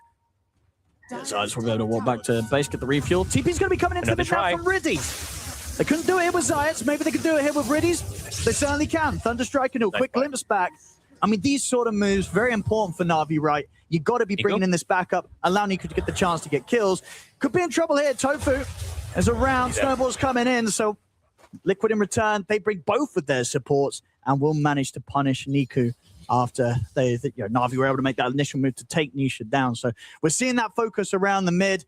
It's kicking off as we'd hoped for it to be, and it's coming up now to that first power rune. We'll see if both teams keep the supports around and who's going to be able to get their hands on it. At the moment, Liquid's got the numbers. Still Nisha, backed up by both supports here for the 6-minute rune spawn. Hard to contest the SD Tusk. These are just a bit too strong around that one. See if Riddies can maybe even go for a deny on it. No, they can't. So Nisha, he'll get that one. He's 6 now too, so Eye of the Storm is ready. Looks like he wants to be active with it. It is seen by the ward. Looks like that'll get dewarded pretty soon. Riddies? Radiant are scanning. Does Nisha just want to settle for Riddies, or does he want to try and go for the lane and see if he can catch out Got the Juice? Riddies sees him down. Gonna get the quick glimpse onto him. So should keep him safe. I mean, well, actually not with the shards like that. They should be able to get him. Boxy, make sure that he still gets the catch on Riddies. TPs are coming in. Nisha wants to finish off the kill, but won't quite be able to dive for Tara. Now he's taking huge damage indeed from the Razors coming out from Got the Juice. Nisha, he wants to swing back and he's refueling up here with the bottle. They'll get the root onto Got the Juice. The Razors, though, come through. Got the Juice able to take Nisha down. He dies at the end of it all, but Liquid, they took a lot of damage for this aggressive move. And now with Zayas coming across, they'll pick up the kill against Ace as well. Boxy's got to run. It's a bit of a hectic play there from Liquid to get the kills. And they might still lose Boxy as Zayas. He's not really got mana to play with anything. Riddies, he's only really got a glimpse to use. That might be enough, though. Snowball is going to be coming out from Boxy and the shards. Nicely done to block them off on the high ground. TP is coming in though for Got the Juice. So he actually might be able to line up the raises. And he will. Couple of hits in a raise. Got the Juice. He's more than happy that his supports didn't kill Boxy off, because as he comes back into the lane, he gets to pick up another kill as the SF. I mean, we're seeing so far, Liquid, they're trying to bring the action. A very aggressive move there for Nisha to come and look to use this invisibility rune. It kind of comes back to bite them. Nisha ends up dying for that play. This is a really interesting kind of sequence of things that happen too. PMA dies top, so immediately they start running for the Wisdom. And I think Niku was actually recovering in terms of farm in mid because Nisha had left, but I think his team made the call. Niku, we need you to go steal the Wisdom, because otherwise we're going to lose both the Wisdoms. So he kind of, even though he could have probably recovered more on net worth there, he actually sacked the net worth to go get the Wisdom for his allies. So he did recover slightly, but he could have recovered more on net worth. But yeah, that's what you got to do for a team. Riddies trying to keep Zayas safer and all that. See if they can get the snowball in. They're going to be fine in Na'Vi. Na'Vi can back away. Liquid can't quite get the grab on them. Na'Vi able to keep Zayas safe. Now the Tiny to walk back over to the tier 1 here to stay safe around the mid. No one wants. This is how both teams like to play. I mean, Quinn's gonna have a lot to talk about this too, right? Because it's a CY thing, right? There was this Gaming Gladiators versus Liquid year of meta where it's sitting in mid around the 2 mid. So both teams are kind of doing that similar thing right now. Sharing the experience. Riddies very close to having the 6. This is going to be an early disruptor level 6. This could catch Liquid off guard if he's able to finish it up here. Very close. I'm surprised they didn't give him a creep or 2 more. Also, the stacks has been happening elsewhere. I mean, Mickey's kind of been left with a lot of space top, but as we're seeing, just the fact that there's been so much involvement for Got the Juice that even with the deaths, the kills are out, absolutely outweighing what he's losing with each of the deaths. He's top of the net worth right now on the carry SF. Very happy to sort of be down here and be involved in the action, which it just goes to show really how mobile Na'Vi supports have been, making sure that they've not only been able to just sit around the mid, but also managed to still connect with the carry on the safe lane when needed. Niku's going for him in the mid. He's got the remnant out. Can't quite. Yeah, can't continue to force for the kill. No. I wanted to point out Mickey's skill build. This is actually pretty interesting. They might actually go for a glimpse play bottom, so I have to hesitate for a second here. They can't. But yeah, he maxed power shot. I think it's because he's playing versus the Phoenix. Even though he's tangled, he can't actually get the attack, so he wants that big nuke damage. So, I mean, it makes sense to me. Usually you see 4-0-4. Absolutely, yeah, especially when you're going carry and you're taking tangled, yeah. So definitely a different approach. Probably about that lane. I think it is more about just helping the lane, and then afterwards he'll have the points for Tangled for the movements. So a bit of an interesting adaptation. Yeah, definitely also, yeah, just letting you push the lane out a bit easier, right? When, you know, your supports have kind of probably said to you, you know, sorry, Mickey, we've got problems elsewhere. We're going to be hanging around the mid lane, making moves down bottom. We don't want to be up here on the safe lane. You know, you're going to be completely solo. And he's able to handle that situation with this build. Zayats. It's Shackling. Yeah, he is here to try and help out, but focus fires in. Zayats doesn't stand a chance there. The focus fire and tag team combo. Yama's going to attempt to run down Boxy. Niku's got the chains. Tofu has disruption to buy some safety for Boxy. Still has the shards and the snowball. You know, Boxy's making them work for it. Niku, he's not going to be able to continue to run him down. Yeah, just between the two of them, the supports, saves upon saves. Ends up just being a bit of wasted time, unfortunately, for Na'Vi. These saves are always going to be a problem. There's a reason, as we said, Shadow Demon's banned or picked in the first every single time. Just the power that this hero can do. Just the disruption.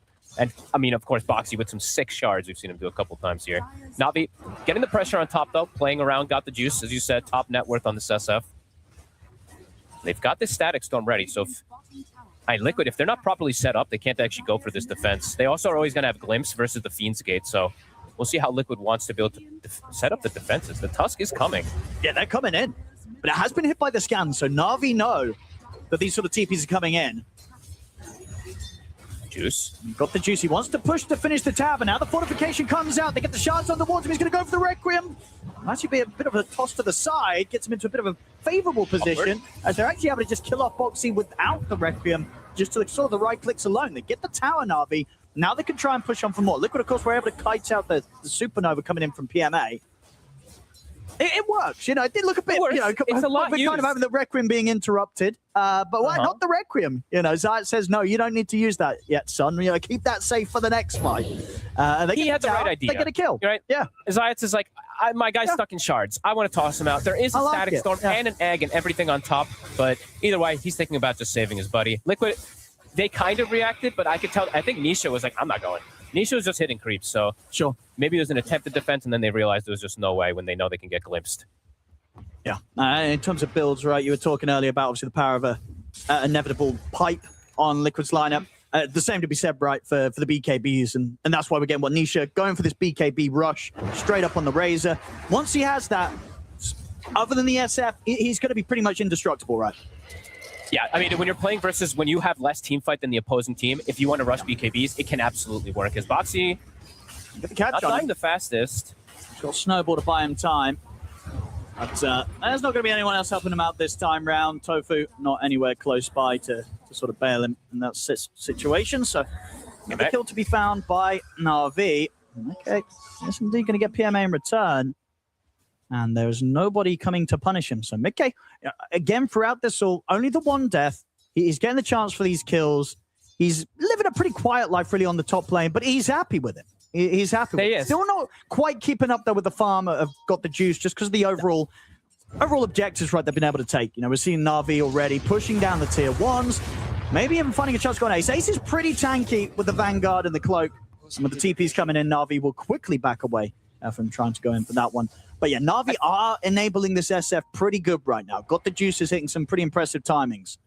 Yeah, and I think like we were mentioning, right, Na'Vi overall, I think they want to be the ones dictating the pace. Liquid's draft is a bit more slow-paced, waiting for these auras, waiting for those BKBs to counteract this heavy team fight, the egg, etc. So I like the way Na'Vi's playing. All 3 tier 1s have been claimed. Liquid has not really touched too much of the tier 1s, and they're keeping this oppressive play style. So looking for these moves, placing aggressive wards, looking for the catches. But Liquid, they're not getting as caught. They are sitting back, they're getting ready, waiting for these BKBs for Nisha in particular to rally around. See his approach works. Got the juice, as you said. He's continuing to just be very, very large in this game. Yeah. No, he really is. He's probably close to the point where I mean, you know, what do they look for next? Tier 2s this early? Is that sort of on the menu? Or at this sort of stage, when you come to the 15-minute mark, is it very much a let's wait till the 20 minutes, get the Tormentor, get the Roshan, and then we'll look to take our lead to the next stage? Yeah, I think that's pretty much it. Wait to fight around your cooldowns, play around your cooldowns as best as possible versus Liquid's lack of big team fight cooldowns, and play to the number advantage. You know that the way the Liquid's going to fight is try to Fiend's Gate port, bring this extra number. If you have the numbers there, you glimpse that target out, it's going to take him a couple seconds to come back. So Na'Vi still continuing to play as this unit. 4 heroes in the top jungle. Zayats is away from them, but they're still Riddies is looking for setup. playing. Snowball's going to be coming in onto Riddies. He'll immediately turn, lay down the kinetic field and the static storm. Got the juice trying to come in from the side. They'll use the supernova. Cash would take it down. Nisha's looking to kill the egg off. They'll be able to bring it down successfully. Nico hit got the... Oh, that's pretty big, Bray. He got the deny. That was cute.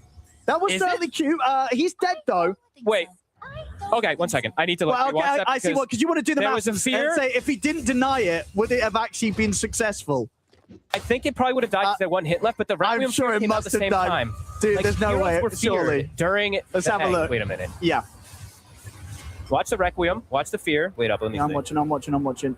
No, Nisha would have hit. Nisha would have hit it. Nisha would have hit. Okay. Nisha, he was BKB. He would have hit it. So, you know, Niku, perfect. They would have sort of limit what Liquid get a little bit there by getting the deny of the supernova. And he didn't grief because the supernova would have been killed anyway. Fair enough. Still not a great fight for Na'Vi, though. They lose big kills at the end of that. I think Riddy's camping the front line. Zayats. Got the toss on a Boxy. Still got the snowball, though. But Niku on top of him. He's not running away from this one. Surely not. No. Avalanche gets him. Boxy will fall. That was okay. So yeah, Na'Vi. I like how they're playing oppressively and all, but I think Radius has to be a bit more careful with his positioning. Disruptor. That was a little too much, right? Yeah. Yeah, just a bit too far forward. It's because they didn't have the tiny, I think. So PMA dove forward. They're trying to get information, but they don't have their actual, walk up and initiator on the tiny. So it got a little awkward. Sorry, Nico. I didn't mean to do you injustice. The BKB Razor was offside for me.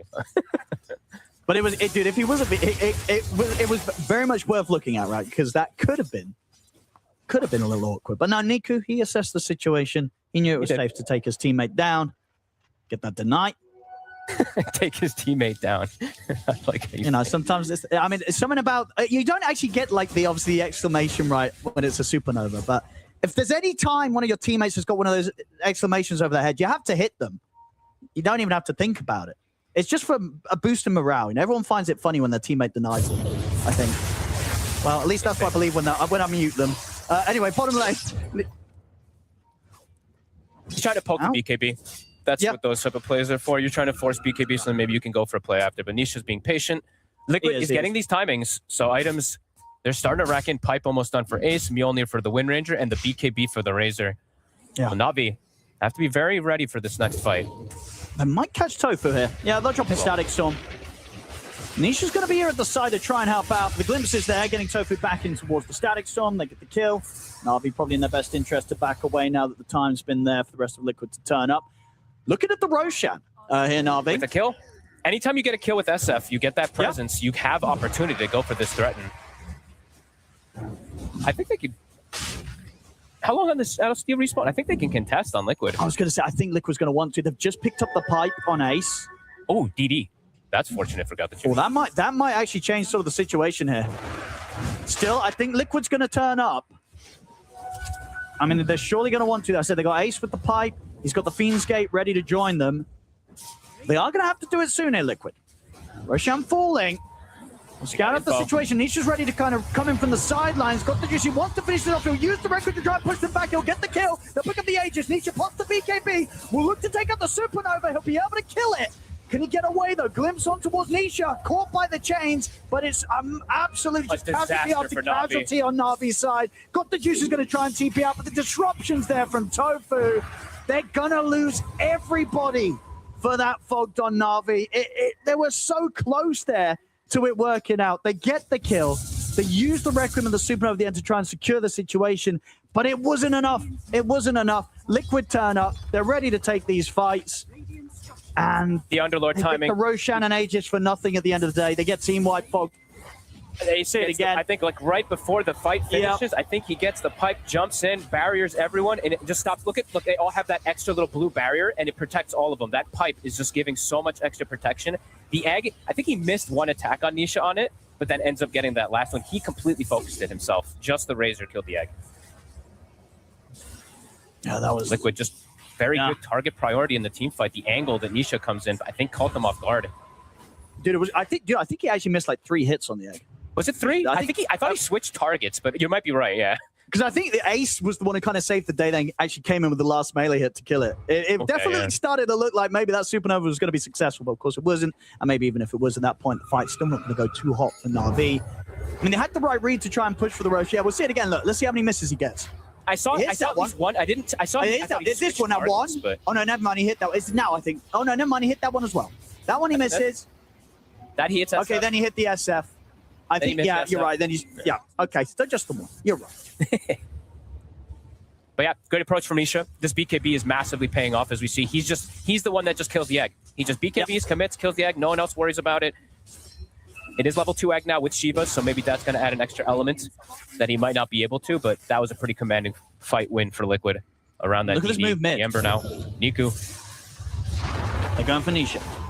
Oh, that's a solid avalanche toss back, but it's still not quite enough. The BKB's off from Nisha. Backup comes in. Zayats is going to get run down by the Razor. Snowball coming in over towards Riddies. He'll drop down the Static Storm, go for the TP out. And I tell you what, there's nothing to stop that, so he'll get out of there. Same as we said for Got the Juice. Also goes for the BKB TP. So Na'Vi, they'll be able to make sure that they only lose the Tiny, but still, obviously, it's just these team fights, these trades. Liquid are coming out on top. 5k lead now for the team. Further auras coming into play. Crimson Guard's now done for Ace. They're getting the BKBs on, sorry, the Blinks online. Boxy's going to have his Blink coming out in the courier, so the saves are going to be even more substantial from Liquid. It does feel like it's going to start getting harder and harder for Na'Vi now at this point. Yeah, I mean, I had a big worry around the pipe timing. I looked at their lineup and I'm like, my goodness, this is all magic damage. SF takes some time to ramp up in physical. I think the itemization from Liquid is just on point here. The Razor rushing BKB, of course, the pipe, as we mentioned, but just now they have Crimson also. The Atrophy Aura is going to reduce a ton of the damage too. These fights are very hard for Na'Vi to approach now at this point. Niku has been completely shut down. Same thing for PMA. It really is just Got the Juice versus the world now, and so much of that damage being negated is a problem. Look at that. Yeah. They're having to go for sort of the backup plans here. PMA looking for the Midas. It's got that queued up now as the Phoenix. And some heroes, some carries, right? You're kind of okay with it being a 4 protect 1, but SF, it's not really one of the ones that's at the top of the list, right? That you kind of feel all right being just that one scaling presence on the team. It's a little risky, right, when it falls down to just the SF alone to carry the game onwards to the later portions. Yeah, if he had, if it was an SF with, let's say, a Mars as the offlaner instead of the Phoenix, where they have that hard lockdown, big team fight control, then maybe I can be a little more happy with the 4 protect 1. But with this one, he's playing versus the Razor Link, he's playing versus the Tusk Punch, he's playing versus a Shadow Demon, Demonic Cleanse. A lot of these abilities are just completely shut down when you are playing a 4 protect 1. You just, purge the SF. You just punch the SF. And it's going to make it really hard for Got the Juice. So he needs this Daedalus. He needs every single item that he can get. Because, his work is cut out for him versus Liquid's just very strong group up. Yeah, they've been very good at this, Liquid, in the kind of the previous games that we've had them here on the main stage. Just kind of knowing when to react, right? When to wait and when to hit the creeps, and then when to be like, all right, we've got everything to beat them in a 5v5. Now we're going to turn up for them every single time that the enemy tries to run into them. This is sort of Liquid now in their element, and getting to play the game at a pace that has been very successful for them so far in the series that we've seen from them the last few days. Pretty much since that top play happened, right? It's all started to quickly swing. Liquid was already they were fine, right? They were still even. Na'Vi really wanted to press the issue forward here. Now it's, the question of what's your recovery outlet? Since your SF needs the crit, he's the only one who's really going to get that much stronger in these next few moments. Niku will also, but I think PMA, the Phoenix's game is going to get pretty damn difficult because he's got his timings, right? He's got Shivas at a pretty okay time, but as we saw there, it didn't matter. He did. But he's pretty much going to be a Shivas and a Supernova in the team fights. With all the BKBs and magic resistance from the pipes. The effect's just going to be about the kind of the slows and the stunt through the BKB with the Supernova. If he can get it off successfully, and obviously as we've seen the last few times, Liquid, they don't have troubles prioritizing the team, just focusing down the egg, making sure they get the kill on it. It's going to be even easier now that Mikkei's got his BKB, so he'll be able to just look towards taking that down uninterrupted by any sort of attack speed slows. And they're actually ready to just get aggressive now with the smoke liquid. They're not afraid to start making the moves themselves now with the lead that they've managed to build up. they can Fiendsgate. They can bring 5, so it's not a 3-man gank. They can quickly be on top of Got the Juice. And look who they found. Is near. It's the big target. They get the setup. We'll get the BKB off. He'll try for a Requiem, but he's not. Ooh. How's he going to be able to get it off? But it doesn't matter. He's dead. PMA's caught in the root. I mean, it's the perfect find, right? They find the SF. They jump him. He gets his BKB off. He gets his Requiem off. It doesn't matter, Fog. He's still dead. The stability of Liquid, you're just seeing it. Navi, it's an uphill battle for them, of course, versus Liquid, but now you're starting to see the Liquid, the timings, right? We said it might be a little slow in terms of early game, but as soon as they get those timings hit, how does Navi break it? And now Zaya another one.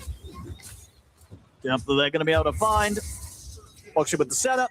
Miko with the follow-up. Navi, how are they going to slow this down now? How do they sort of get themselves out of this tough situation? Starting to fall behind.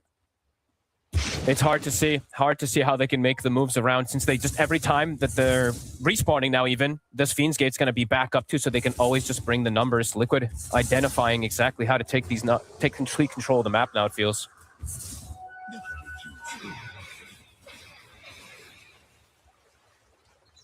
It's got to be tossback plays, right? It's got to just be trying to look for some repositioning, either with glimpse and tossbacks, but Liquid just on top of the aggression.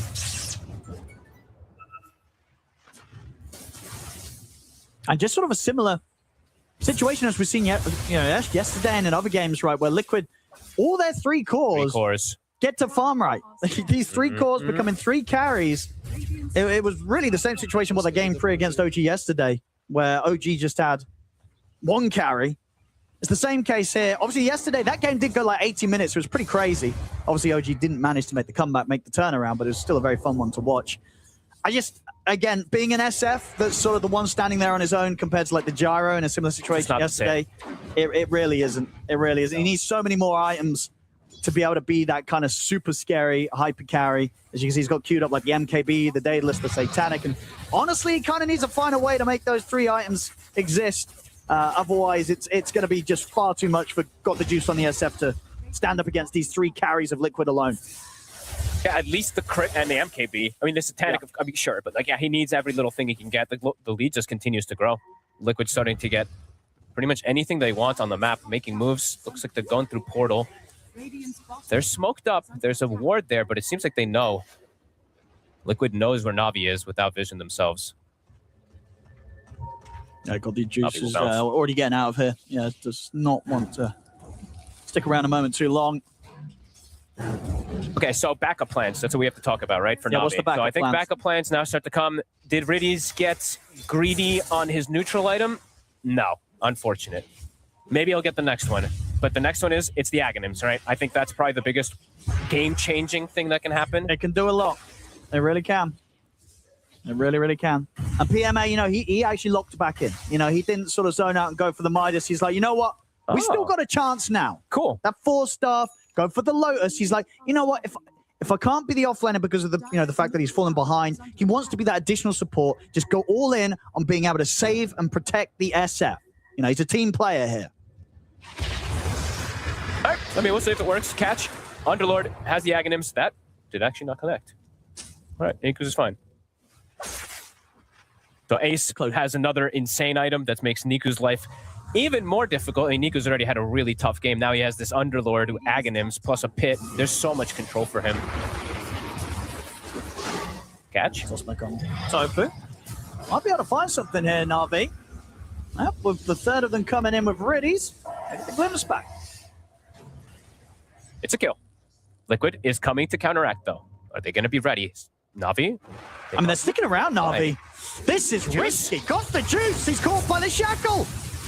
Uh-oh. Well, got the risk. I guess they really felt the Liquid, didn't care about Tofu going down. They did. They were running straight over to make sure they got something in return. And yeah, they're more than happy with Tofu sort of falling in that situation. Pays off massively.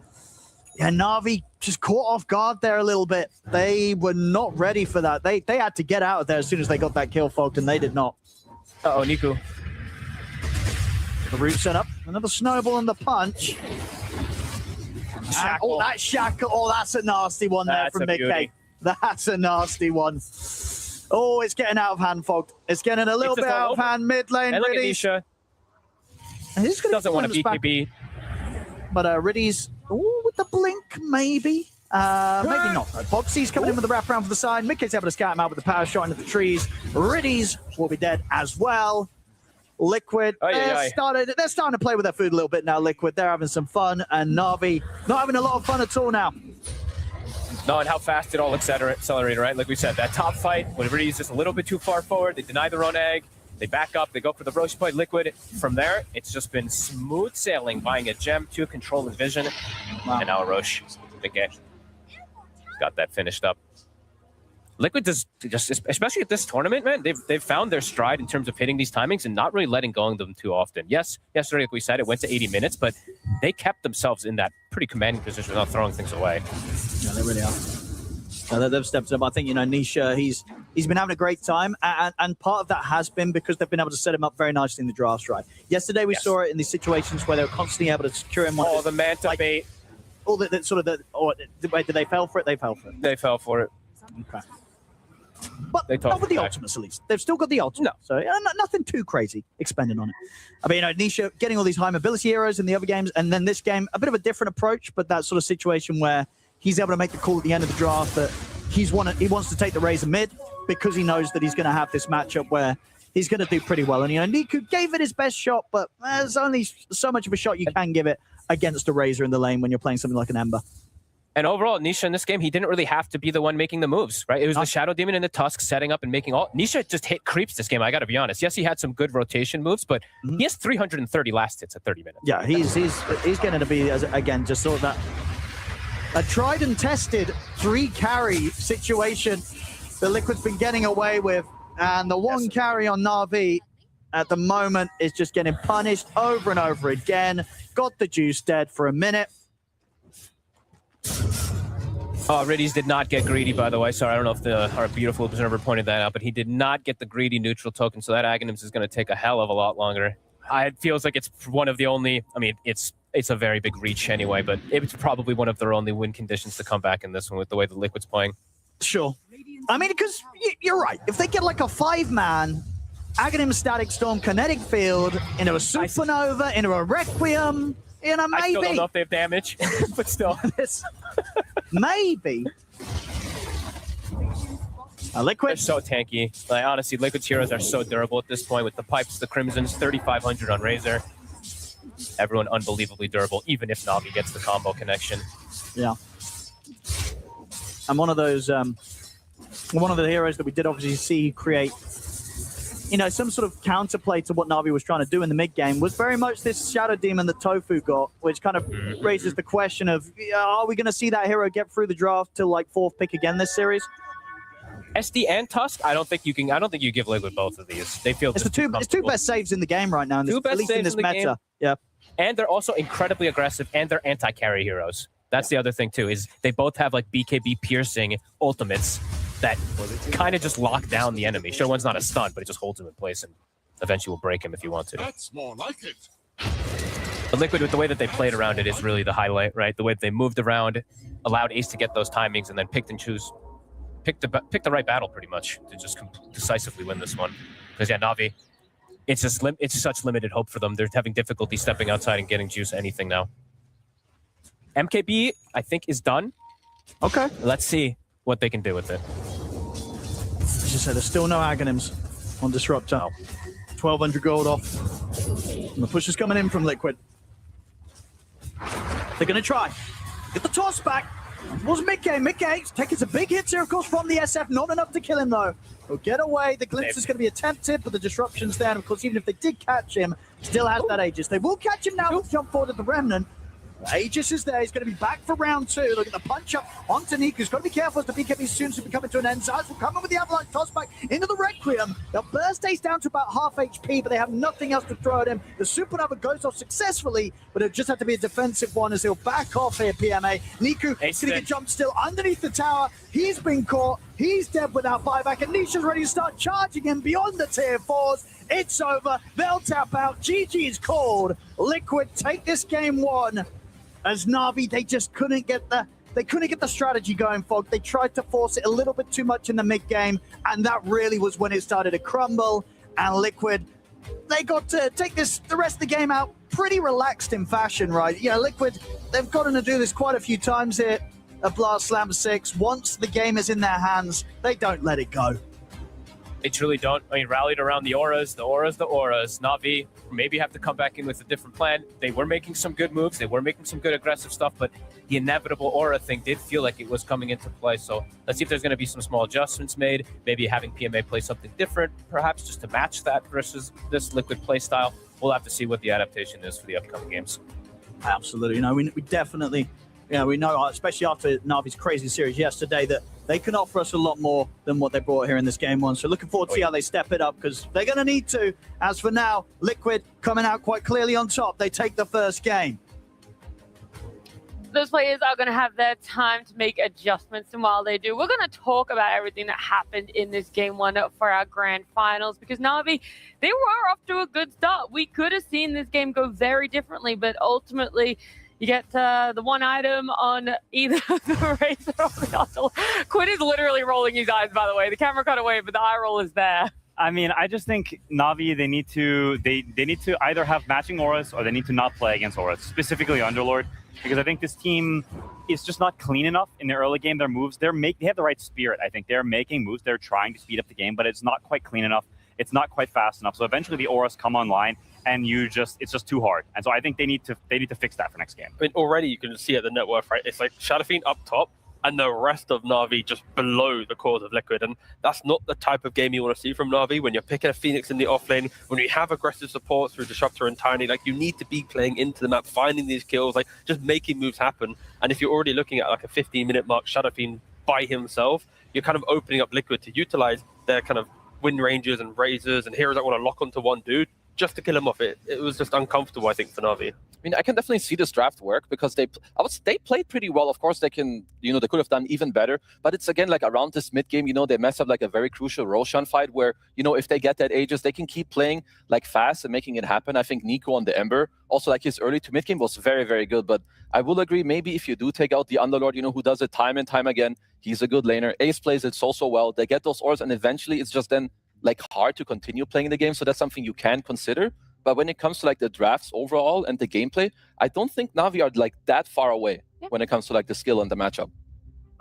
It's just like the one shot call, I guess. Like when you showed the clips of taking the towers yesterday, going for the Roshan, like, it feels like there's like that one moment which they always seem to fully agree to, and then it kind of breaks their game. Like whoever's making that one call, if they just tone down their energy a little bit, then I feel like they're going to be having really competitive games throughout this entire series. No, I mean, I agree on the energy thing. I think there are definitely some moments that are a bit frantic. There's the fight that they lose by the hill, and then there's this Roshan that you talked about that I think these are too big of moments. There's like sort of a basic principle in Dota that if the enemy's contesting Rosh, you do not hit it. Yep. You take the fight first and you kill it afterward. And it's something that everyone knows and everyone abides by, and they kind of break this rule and it owns them. Like, this happens so often. Yeah, this is the Roshan fight you guys are talking about. It's for first Rosh. There's the power shot that comes in before this one as well. So, like, there's more than enough information from Liquid to know when to engage. And we've been critiquing teams a lot throughout this playoffs about how they want to contest Roshan, right? Because in this instance, Liquid, like you mentioned, they're using the spells from a distance, understanding the HP of the Roshan, knowing how they want to go in. Razor, of course, goes and utilizes Beekeeping on the side to freshen the egg the entire time, and the rest of Liquid go from the right-hand side. But I think if from Na'Vi's perspective, to maybe give them reasoning why, they want to do the play of the 90-minute Rosh whilst it's on the top side of the map. They want to take that quick Roshan, then move to Tormentor, and break Liquid through this double timing of two massive objectives. We've been seeing teams move towards pre-20-minute Roshans a lot more, not allowing for the trade of one team gets Tormentor, one team gets Roshan. But the problem for Na'Vi is like they just didn't execute clean enough. They didn't respect Liquid being ready for it. Yeah, I mean, also, they're putting themselves on the timer, right? We talked about it in the draft. Yep. It's a big problem, and they won't feel the need to do this. They won't feel the need to force this, because if you look at the game, they're up 1k gold before this rush fight happens. Like, they had played very respectably till then. We talk about Liquid speed, their aggression, their early game prowess. None of that got to Na'Vi. I think Na'Vi was the one in the driver's seat for the majority of this early game. Up until that rush, they were the ones in charge. They kind of just threw it away a little bit. So if you can still have that early game aggression, dominate the early game, be the one making moves, while also you have a backup plan, then I think you're in amazing shape. Like we can see here, Niku, they make a nice smoke move down the bottom after they've opened up the other tier ones. They come down here and they get a free Tusk kill, and they open up the last tier one. Like, they've taken all three tier ones before Liquid has taken any. Like, that is an amazing start to the game. You just got to have the draft integrity, and also, like he said, the calmness and sort of the good just chill energy to actually carry that all the way through to the W. I am slightly worried though for Na'Vi, because even though you're praising this type of aggression, when you look at the net worth, it's like the net worth isn't changing. Liquid's still scaling equally. So sure, they lose a couple heroes and they're losing tier 1s, but it's not at a trade of, oh, now Liquid's also losing map control. It's like they're farming, losing a little bit of map, conceding the ground. When they get their items, that's when they break back into the game. So I feel like maybe Na'Vi's even fallen into a trap of, like, again, Liquid just doesn't care. Like, they just don't use TPs when people die. Yeah, I will say, like, Na'Vi, I think they're doing the correct stuff to set themselves up for like a better like future in the game. You know, taking the 3 tier 1s, they get themselves like a small lead, but then because you guys say it's like about the one guy shot calling, and I agree, but I think then it's also like on the other 4 people, like you need to balance the call. I think there's a big difference from one guy saying, let's go Roche, and like you all in it from 100 to 0, or one guy saying, okay, we're gonna go Roche, but if they come, we do this. We're gonna back out. We're not gonna let the Wind Ranger like power shot for free, and then we keep hitting. I think it's like these small pivots that are super important. And at the end of the day, it's game 1 of a BO5. I think Siva is gonna have a lot of good things to say. Go into the next game, try to do it better. Yeah, so you're doing the opposite advice. Normally it's don't listen to that little voice in the back of your mind telling you not to go in. But you're like, hey, Na'Vi, maybe be aware that has something useful to say. Yeah, you just gotta be ready. And you need to like help each other out. Like, again, it's super stressful. It's like, you know, you're gonna have your nerves playing with you. Like some play might start feeling bad. You need to like allow the other people to chip in and like, you know, make it together. Yeah, I mean, no, I think these calls very much are a yes and thing. Like you either say, no, don't do this, we do this instead, or you say yes, and then you say, I want to do this, and you build upon that. You don't just like let it hang as sort of like a call in a vacuum, because then people turn their brains off a little bit. Like it's important that there's an overarching call, but everyone is playing different parts within that call. It's not this single focused attack. Like you are doing the same thing, but you're doing little different things at the same time, and that is a very important distinction. So you're not all just like sitting looking at Roche as it dies. I couldn't word it any better. Okay, that was it. It was on top. Well, it feels like we've given, you know, there's a lot that Na'Vi can work on, but that's not to be said that Liquid don't as well. Of course, like, you know, Liquid came out with the win for this game 1, but they did concede quite a lot early, and so now it's both sides. For Na'Vi being able to ensure that when you take tier 1s, how you have that as an impact, but on the side of Liquid, how they didn't let the fact that they didn't have tier 1s phase them. Yeah, I think Liquid are just very, composed when you look at them like throughout this tournament. They understand what they need to play for, and I think once they have like openings to go for plays and go for kills around the map, they do that very, very nicely. I think it's especially like, if you look at their like mid game, especially like how they play and how fast they are, like here, there's 2 guys dead, they immediately smoke and they go up top. You know, you have the Underlord here, Boxy comes of course through the gate, and look at this like perfectly timed. It's like the layering of stuns and just understanding where you can be. And just shortly after, you know, straight from top to mid, you have Ace pushing top. He can connect at any moment, which is why this hero is so damn good. Like his itemization of, you can fight me aura number 1, you can fight me aura number 2, and now he gets map play from his Aghanims. So they get the 2 free kills into the Roche, and I think from here on out, we've talked about it, Na'Vi, with how they draft and how they play, the mid game needs to be clean. They need to hold that lead, keep it nice, and just keep going. But also just respect the fact that if you do have a mistake occur, right, you know Boxy, the type of player he is, he's playing the heroes that can run through the map, utilizing the Twin Gate. He's going to have a Blink Dagger or some ability tool to keep finding the next hero. So if you are to have one guy die, you instantly, as a group, go, guys, get back to this hill, stand your ground on this hill or this ward. Like you cannot just be freely open on the map, because if you lose one hero and then you start chain feeding, it's now like 2-3 minutes of the game that you are just bleeding gold to Liquid.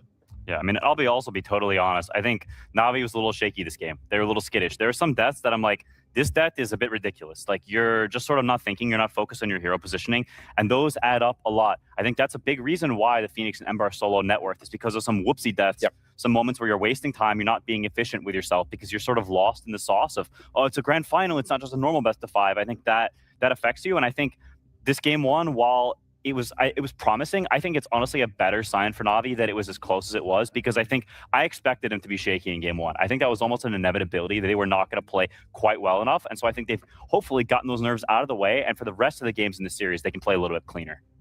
What do you guys think about Phoenix off lane overall? Because in playoffs alone, it hasn't done so well. We saw it a couple days ago when Heroic picked it up as well. And I know that you guys liked it when you saw it on paper both times. So why isn't this hero necessarily coming to fruition of what it is meant to do? I mean, I still think it's very good. And there was like a very easy way that this hero could have succeeded in this game. I do think he's absolutely more volatile than other offlaners. And I think he changes the way that most teams will play right now around their offlaner. You know, he doesn't really initiate. He has to play behind you. He wants to play on Sunray, like a good positioning on the egg. I think it's definitely a harder hero to make work. But if I look at Na'Vi and how they play, I think it fits. But maybe you could factor in, like, does Mickey truly care with his hero pool about Phoenix? You know, maybe he doesn't. So it's good for you, but is it that good against the opponents? I think that will be the other thing that I would try to factor in. They're just too quiet with the Phoenix in this game. So it's not going to look very good specifically because like I wasn't seeing constant map play the entire time through this Phoenix. Like the Roshan clip that we had, like he's by himself on the left side raising BKB. It's like, if you are picking Phoenix off lane, you need to keep playing through the Phoenix. If you ever let him just sit back and farm, why are you picking the hero? You're meant to be a killer hero that keeps progressing the map through just fight and skirmish and overwhelming like vessels and spirits and Shivas. Like, so again, I think Phoenix off lane can be good. In this game, it just wasn't. Yeah, it's also very high execution. And I think doing that when you don't have a counter pick, you don't have a specific purpose other than like the general theming of the draft, I think can be difficult for someone to actually play out. We've talked about it time and time again, but it remains true. One of the biggest factors for these big series is ease of execution. It matters so much. It's been a concept in Dota for a long time, and it is still the case. If it's just easier for you to play, that means the threshold for you to make mistakes, you get more gimmies. You know, you whoopsie a little bit. If Na'Vi makes some mistake at this Roche, they're still only down 2k gold. If their draft is better, then they're full chilling, right? But it's real. They need to snowball. That means when you make this one mistake, it's curtains. Like one mistake is just, it's just a hard threshold to play on. There's also like a couple of clutch moments. I would say like there's this top fight around the tier 2 where Nisha is about to get glimpsed back, but you know, maybe Na'Vi didn't play fast enough, or Nisha got one more CS and a different player in the same game because he gets the BKB like in the middle of the fight. Suddenly he doesn't get glimpsed back. That could be another fight that Na'Vi can win, you know, against a different mid player, against a different team. If you make one slightly different move, it is definitely like the smaller things that then lead up to it all. But if I'm Na'Vi, I wouldn't read too much into it. I think, like Vin said, it's quite good that they showed us like a very promising early game. You just have to look after and how you can make it slightly more simple. Couldn't say it any better yourself, T. Couldn't say it better myself. I just feel bad because Quinn and Keza, they're always getting all the good points. So is there any other good points to put out on the table, either for Na'Vi or the side of Liquid? Just make sure your offlaner doesn't die to like 6 right clicks in an ultimate versus the enemy offlaner dying to like 4,000 right clicks. So yeah, that's basically it. I want PMA to be on a different hero. Put the Phoenix in the bin. Anything else, go in the play trash. Dota. There we go. I like it. It's much more simple than, you know, like, oh, the Phoenix might have potential, blah, blah, blah. But there are more important opinions to get here. It's from our casters. We're going to check in with Owen and Fog. We haven't had our daily catch up with them. Owen, how are you feeling? Already game 1 of a grand finals done. Yeah, no, it was an impressive one to see, definitely from Team Liquid's coming as hot as they were today. I was hoping for a little bit more from Na'Vi, but I think I'm on the same sort of wavelength for some of you guys on the panel. I think, you know, game 1, it was maybe going to be a bit rough. It was. I think they can step it up. I know they can step it up. We saw it yesterday, right, in the series from Na'Vi. It doesn't matter if they kind of have a slow start. They can always come back and punch back harder. So I think this series is going to go somewhere pretty exciting and somewhere a little bit closer than that game 1 was, at least.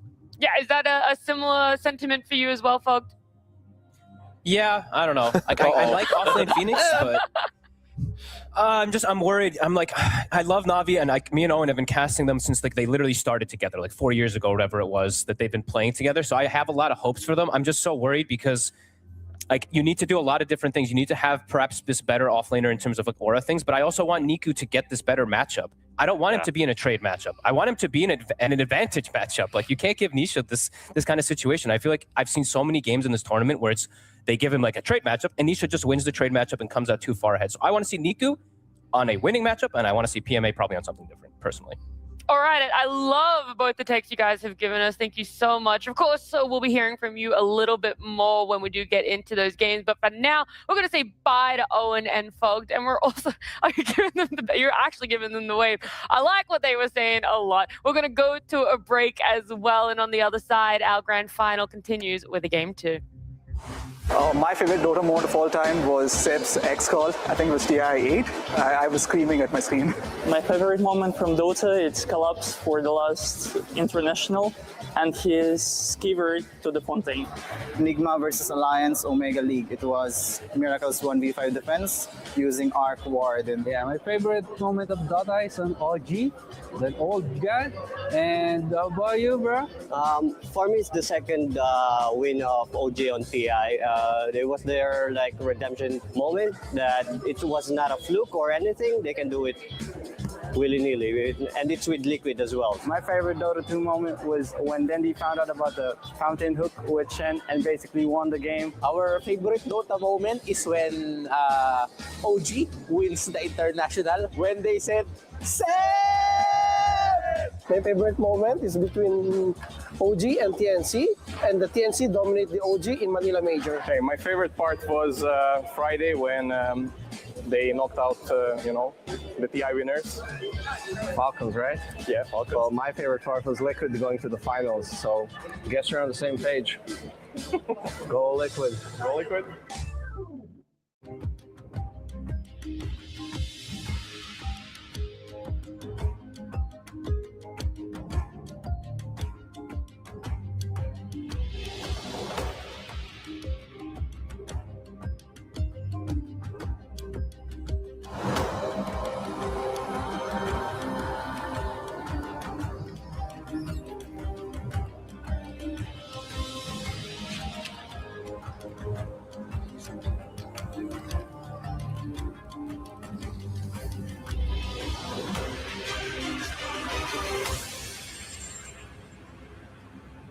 Game 1 going the way of Liquid for our finals here, and getting to hear a little bit from the crowd too on what their favorite Dota moments were. But what about you, bruh? Quinn? What were yours?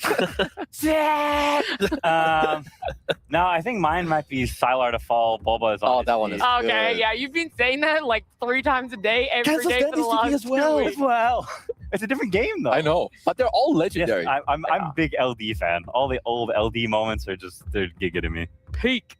What about you, team? Thinking hard?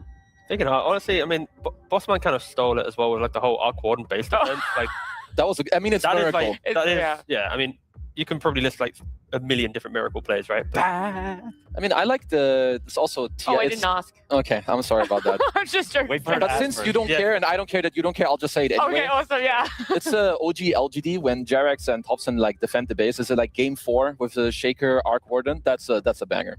Or maybe it's upper finals. That was upper finals. Upper finals. That's a banger moment too. I also completely forgot. There was also the previous TI, the Matu Liquid one, where I think wasn't like, One something HP? on 1 HP.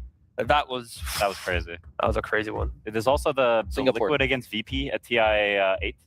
The upper bracket game 3, the one with Necrophos and Bloodseeker, like in the like. Of course, it's just because Necrophos was in it. Yeah, it's like the hour-long one. That Yeah, was like that's the only reason. I think that's like a 90-minute game. It's like super long, especially I think games didn't go quite as long back then at TI. That game was like some crazy wacko fest. How about you, Nat? Yeah. Too many to pick from. Well, then it should be easy to have one of them. What do you think? I don't know if I really do. Just say Ana. Something about Ana. There you go. Nah. I don't think so. I guess all the moments are just bad. Look, I'll be completely honest. I do have this thing where I think there's an extremely cool moment that we see, and you ask me 2 weeks later, I will have completely forgotten about it. The bank of Dota does not stack up for me, which is very bad. So I'm similar. Very forgetful. It is the goldfish brain, as we like to it call is it. the goldfish brain, yeah. We do call Kezu Goldfish Man backstage. Okay, that was uncalled for. But true. I mean, he doesn't remember. That's right. He's living memento. Idiots. All right, well, that was a little harsh, Kezu. I'm going to give the update to everyone at home. By the way, that you're seeing one of our players is not with a headset. That's because we're having some tech issues. It's a monitor issue. By that man on your screen, Ace. I don't know what he did to his monitor. It's not working. And that's why we don't have a draft just at this moment. And while we're having a bit of a yip-yap about some of our favorite Dota moments, do you have a favorite moment of this tournament? That might be easier for me to pick from. Yesterday. To me, the most exciting moment was when... The OG Liquid? No, Got the Juice. Got the Juice all inning to kill the throne. With like that was 5 pretty HP. good, yeah. That was, I mean, the ending of the OG game was also Yeah, that one might pretty be hard. bonkers. Am I going to be... Do I need to answer as well? Yeah. Oh, okay. You can Wait, can I guess? Can I guess? Oh, yeah, sure. Was it when Heroic 2'd Liquid, Tundra? No, it was actually when we had the Mouse series, where at the best of 1, which actually influenced the top of the bracket. Oh, against Heroic. That one was like pretty good. conceptually, just watching 2 teams who've had no real meaning for like automatic top 2 actually dictate the top 2 doesn't happen too often in Dota. So that alone was like just kind of a funny little mini experience. I like that frog graphic earlier. Which part specifically, Quinn? I like the little random frogs stacked on top of each other. I in did the like that bottom one left. too. Now, Random frogs is my favorite. Yeah, production cooked on that one for sure. Yeah, they clicked hardcore. I mean, I can give a little tidbit since we're in a small like story. I remember a few years ago. Sorry, I was reading the lobby chat. Just something out Diet saying, why is it always ace? He is a The troublemaker. disrespect to not even capitalize his. No, I'm name pretty. though. The thing is, I'm pretty sure that's CY. Oh, it is. Because he is always ace. Oh my gosh! There's always something wrong with this guy's headset. You can't hear him. He's breathing his mic. But is that always like mess with your settings? He's like, is this better? No, it's not better. Like always. He's one of But those it's always guys. user error then, right? It's always something that he's done to his Yes, own I don't setup. know what I mean, at this point, it has to be if it genuinely is always ace. Back to my story. Anyway, yeah, your anecdote. Back to you. I remember this is like 4 or 5 years ago, before Tofu was like, you know, kind of, I would say, big in the scene. And also Ace kind of, you know, he had his Team Secret era and then like he had like a fall down, I would say. Actually, when I played with Quinn, we asked Tofu to join us as a position 5 player. Did you actually? Yeah, and he at that time, he declined. He was saying, I want to only play with Ace. This guy is like, he's the future. Like, he was giving us like, you know, the story of like, I want to play with this guy forever. I've played with him for a bit. He's so damn good. I will like never leave his side. And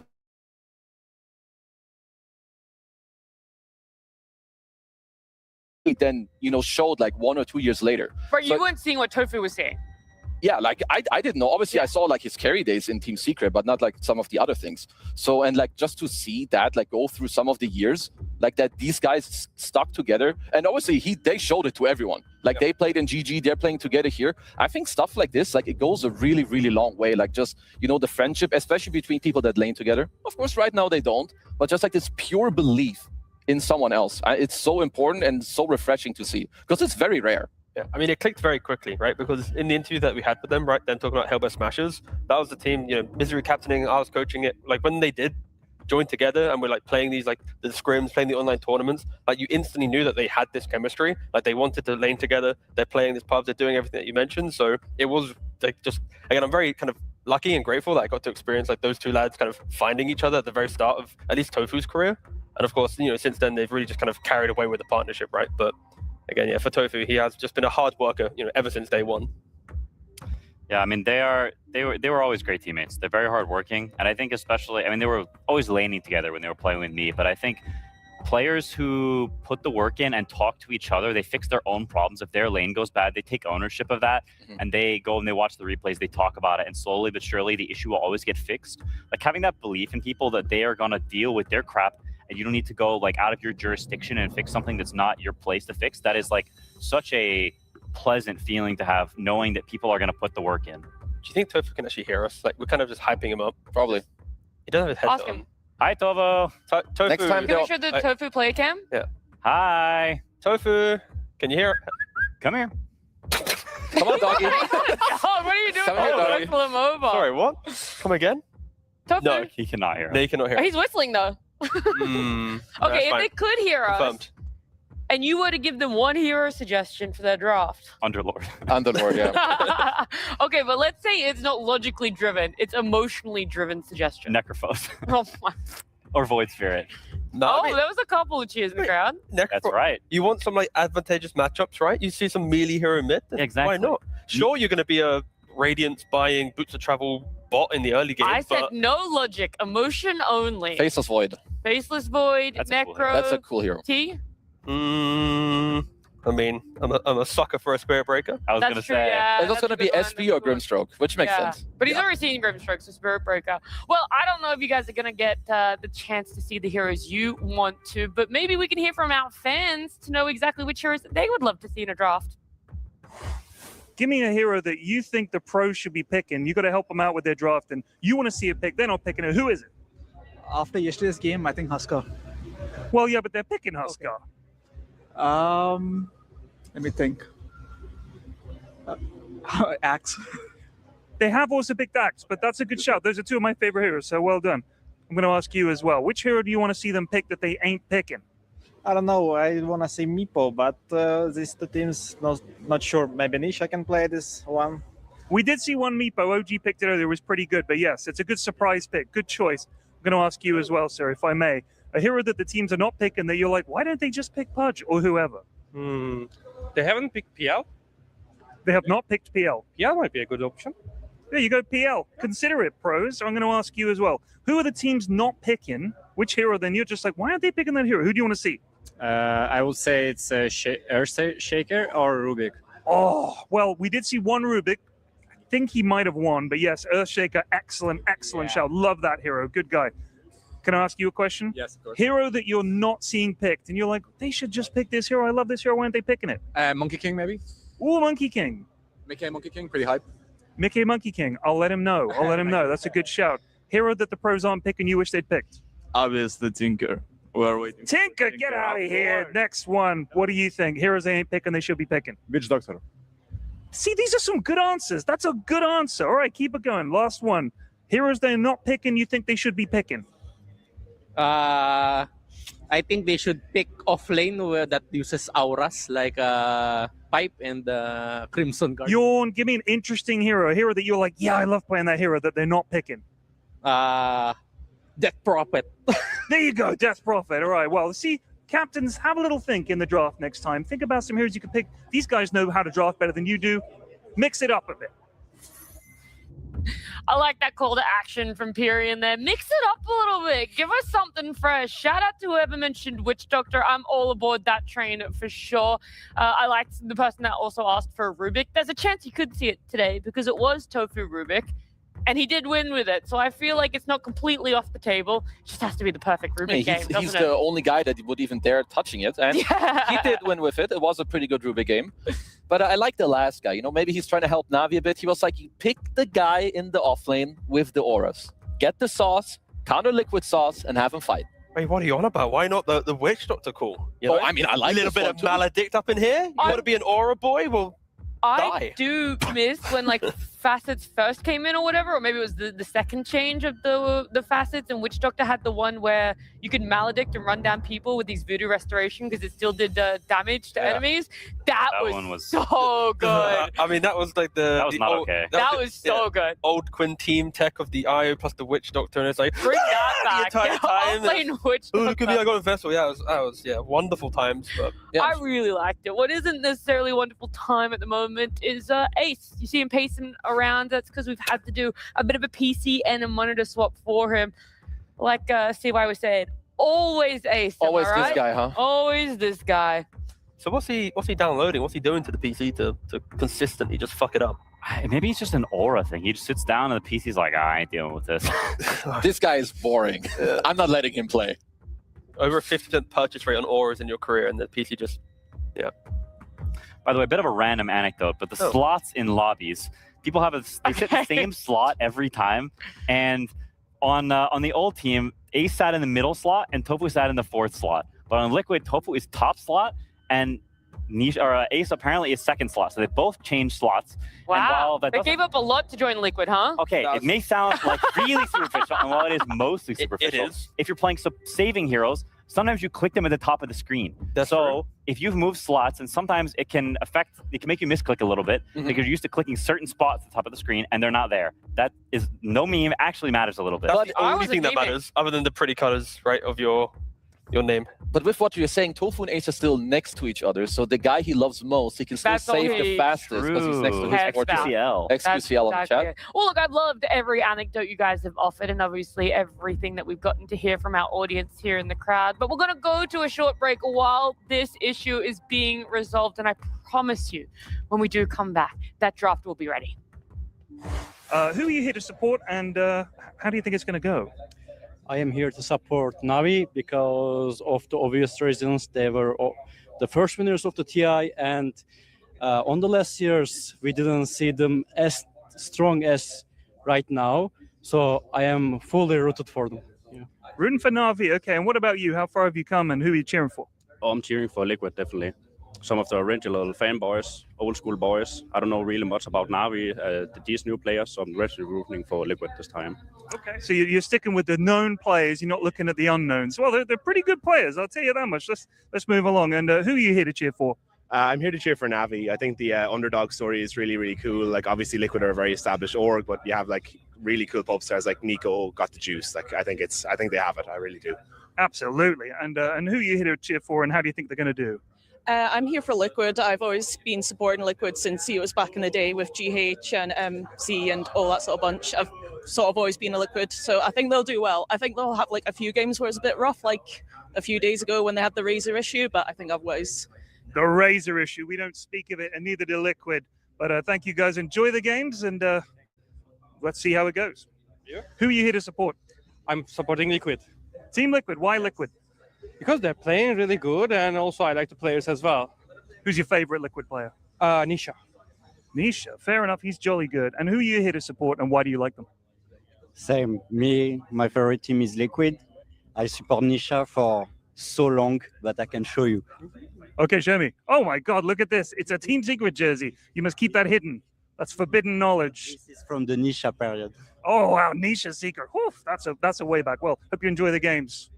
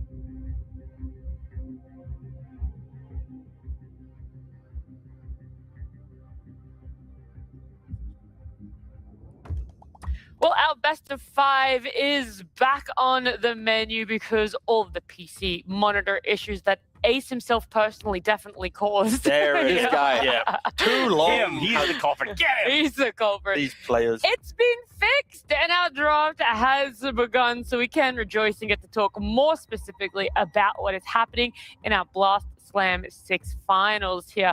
Underlord, we said it was going to be a problem, and now it's been taken out in the first phase, which means Liquid don't want to open the draft with it as they are overall first pick. They take out the Shadow Demon, the Viper along with it, and Na'Vi take out Tree and Shadowfiend.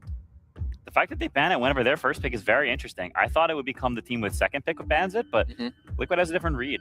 I mean, I guess the Viper, they maybe just don't want to play because it's a bit slow and like matchup wise. I still thought like this is gonna like that it would become the series of like Razor and Underlord. I mean, obviously Razor is still in, but yeah, I kind of agree. Maybe throughout the draft it will at some point make sense, or maybe it's just like a hero matchup, you know, like having a read that the way Na'Vi are adjusting with the Underlord and like playing against it. But it is very interesting. This will be the final game, I think, that Na'Vi will be banning Nature's Prophet if they are to lose to Razor again, right? Game 1, you gave away the Razor when Liquid was second pick. Game 2, you give away the Razor when Liquid is first pick.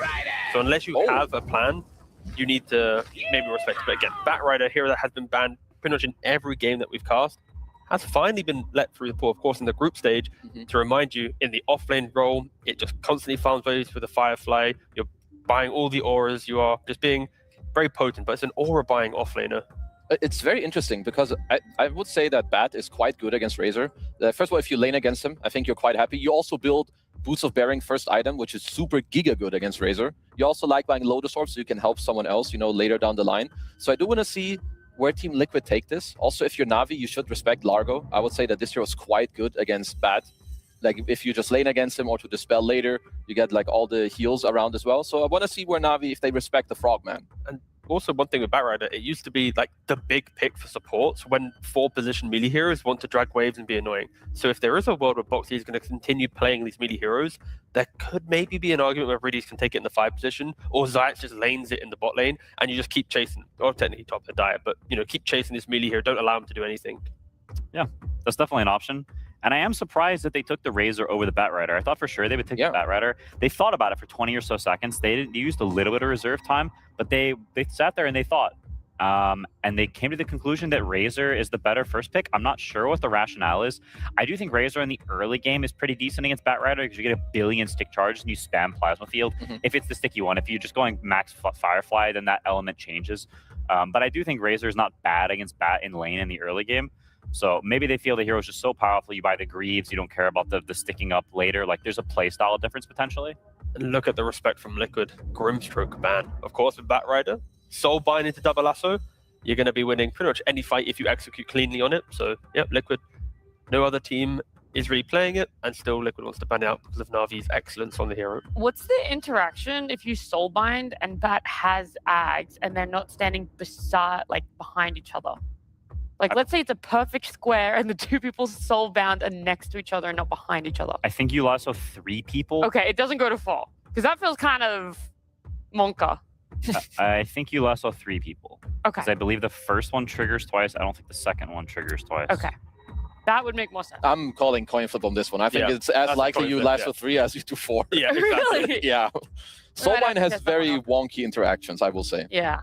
I mean, something else, like for both sides, I think, like carriers to think about for the next phase, I would say Weaver is quite strong against both the cores that are currently like presented to the other team. Like, it's good against Razor. If you're Liquid, that's a hero you can think about against Bat. Unless they're, of course, happy to play Razor into the Batrider, which I still would say is at least slightly Bat favored. So I would like look at other heroes. The positives for Navi at least is they are moving in a direction of, if Bat is their offlaner, the items that Kesvin mentioned, the auras as well, it's like you are ticking that box of an adjustment from game 1. And if they can continue picking like this, Niku will have last pick in the draft from mid lane, so he will get that counter pick, potentially the advantageous matchup against Nisha. So we are moving in kind of like the critiques we had from game 1 to game 2. I think Navi at least are kind of copying that. I really want them to not pick Disruptor this game on Navi. You already have tons and tons of catch. You've got all this magic damage. You need some physical damage. Have some good laning. No Disruptor, please. Well, it won't come out because Liquid banned it for you. Oh, I didn't even see that. Thank you. Thank you, Liquid. That was very nice of them. Goats. I mean, okay, they go with the very classic boxy clock. Also, you know, Warlock, just overall solid. I think you can obviously heal up your carry. You can push out the wave against the Bat. I would say, I mean, usually or in the last few days when I've seen some of these heroes, like Largo definitely jumps up in priority. It's kind of good against Warlock. It's pretty good against Bat. Obviously, I mean, Liquid could potentially still pick it on their offlane later if they want to. But yeah, Liquid just picked double supports that deal with the initiation tools of Navi, right? Yeah. Both Bat and Tiny, they have the same style of initiation. If you get hookshot or golemed, your initiation is over. You have to now take the fight in that position. There is no toss back. There is no, force stuff on the lasso. There's no boot of bearing to run away. Like, you have to just engage wherever you have kind of caught the guy. So I think Liquid have just answered what Navi have nicely at the moment, and now Navi needs to continue kind of adjusting. They cannot lean only on Bat and Tiny now. I think all 3 of these heroes also cover up their weaknesses. Razor, he lacks the catch, he has the damage. Clockwork provides the catch and wants the damage. And Warlock gives you team fight over top of all that while shoring up your lane. So I think these 3 heroes make a lot of sense together. There's a lot of synergy.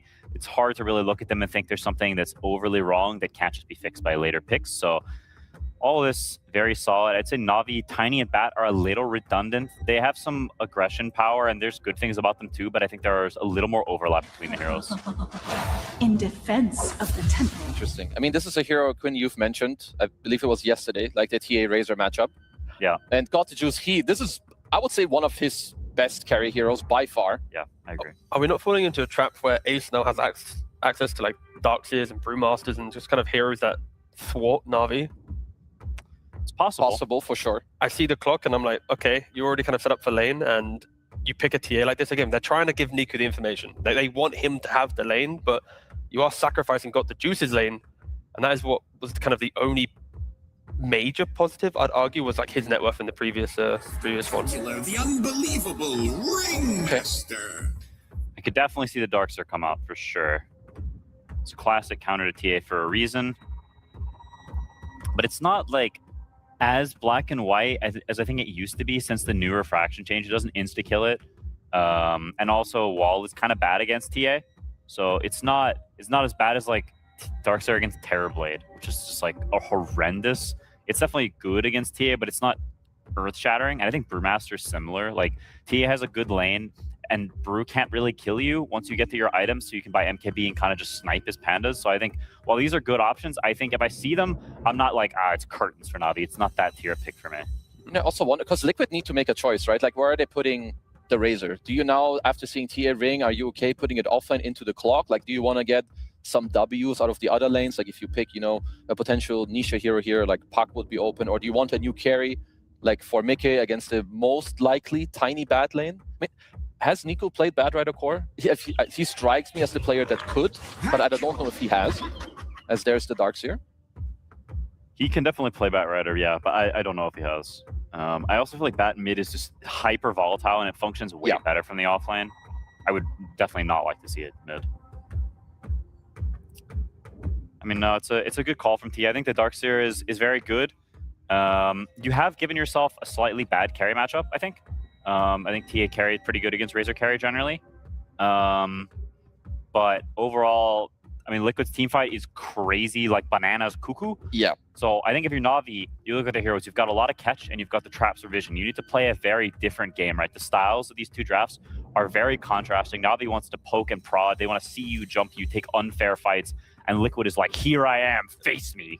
But Navi's lineup is very execution-based, right? Like, a bad initiation on Tiny TA or Bat, like you are a blink initiating hero, like where you go into the fight, and then all of Liquid invites that type of engagement, like I said before. So yeah, I think for Na'Vi, I'm just worried that a couple mistakes, not getting an Aegis on TA, and then this game can get really difficult. Again, I'm really looking at the last pick for Niku to just give some stability to them. Husker still in the pool. It's probably going to get banned here, though. Just voice spirit. Ooh, there it goes. I knew it. I knew Spearman was not getting through. There's no shot. Yeah. Sag. Wait, the other man was actually voice spirit. Yo, what the hater? Isn't Storm? That's so messed up. I mean, if they want a mid hero, isn't Storm like just super good, especially with all these heroes being banned out? Yeah, it's very solid. For Liquid? Yeah. Yeah, I'm looking at Lesh and then probably Storm. You will get Queen responded, and it's a pretty good Queen game. You can't really kill this guy for a long period of time, so you are walking into a pretty known counter pick that I think gives Nave a very decent, like, it's a very solid draft, very, very playable, and would be the first time that Nisha's played a bad matchup in quite some time. Because it must be that Razor's going safely, no? Like, if Razor were going mid, wouldn't that be like even more reason to ban out the quad? Oh, they take it themselves. Okay, fair play. Well, if that, if we're anticipating specific heroes for Liquid, why not take the counter? Holy, that was fast. He just locked it in straight away. Okay. I mean, I would say in general, Invoker is good against Quap. He has the Exort facet currently, which is the better one against Queen because you have the Force Spirits and you kind of just hit him. Oh, they're swapping. Oh shoot, it's Mickey Quap. I mean, it's always been a good laner against Bat. Obviously, no matter which lane you do end up in. I thought that maybe there's a higher chance that Nico will play Quaz Vex Invoker. I think it's been traditionally like a very good answer, like into Darkseer, because you can gank that lane, obviously like dispel the Iron Shells. And I think also if you're looking at Liquid, I think the Quap makes a lot of sense, whether it's safe lane or mid, because Darkseer, he wants to collapse on a TA, like later in the lane. So pick other heroes that can help him do it. So I wonder how Nico will skill, because I think Exort Invoker has a lot of volatility and is very slow. Yeah. And for Liquid, when you see the Queen of Pain carry, I think the Razor going to mid lane, he's already buying BKB, Manta, like the kind of the carry style items. So it's not as if you're looking at where's the carry on Liquid, like they have it through other tools. For Na'Vi, I'm just worried, like what happens if they don't have a net worth lead in this game? Like their positioning is 4 ranged heroes, the tiny. It's going to be quite difficult to always hold your ground. Sorry. I got CY next to me. I loved chatting with you yesterday, so I thought now that you're in the finals, why not the same? I do have to ask, you guys doing the first phase, Nature's Prophet, letting through that Razor, what's the logic behind having that trade-off? Well, I think from second pick, there's a lot of heroes you don't want to play against. It's like a bit classic thing at this point that you kind of end up trading if there's too many heroes, because if you don't do it, you'll just ban everything and you'll leave, for example, one hero. Now they get one super nice pick and you will not really get anything. So in that case, we just leave like a few, and they can get to choose. That's like their benefit, you know? Yeah. The panel was talking about how good of a Darkseer game this was for Ace. Obviously, you're very familiar with his hero pool and how he plays. Were you guys anticipating this? You feel like you have counters to it, and it's actually not as good on paper? I mean, I think these days, Darkseer against Templar Assassin can go a bit both ways. It used to be like a very strong hard counter when refraction would be instantly like removed from any tick of damage. Nowadays it can be a bit different. Lane can even be hard for Darkseer. But yeah, I do know these guys pretty well. I think not only like Ace and Tofu, but also like the rest of Liquid, because we played them so many times. So it's not too surprising, to be honest. But I think we also have some things to deal with Darkseer, so we'll just see how it plays out. Okay. And last question, it's a bit of a two-parter. We see this exchange of Queen of Pain and Invoker, so you're trying to give Niku the best matchup, but then Mikke ends up picking Queen of Pain. One, did you see that coming? And two, how does it feel having that last pick, trying to give Niku the advantage mid? We actually played this Bad Rider against Queen carry before. It's like some teams are doing it, like in scrims, for example. So we have experience with that, and Invoker is like good regardless if they put Razor or Queen mid. It should be good in my book. So we'll just see if we deliver as well. I like it. It always is a little bit of confidence here, and you talk about your draft there, which is rightfully so. Look, good luck in the grand finals in your game here as well. As the rest of us, we get to enjoy a sit back and see what is in store for game 2.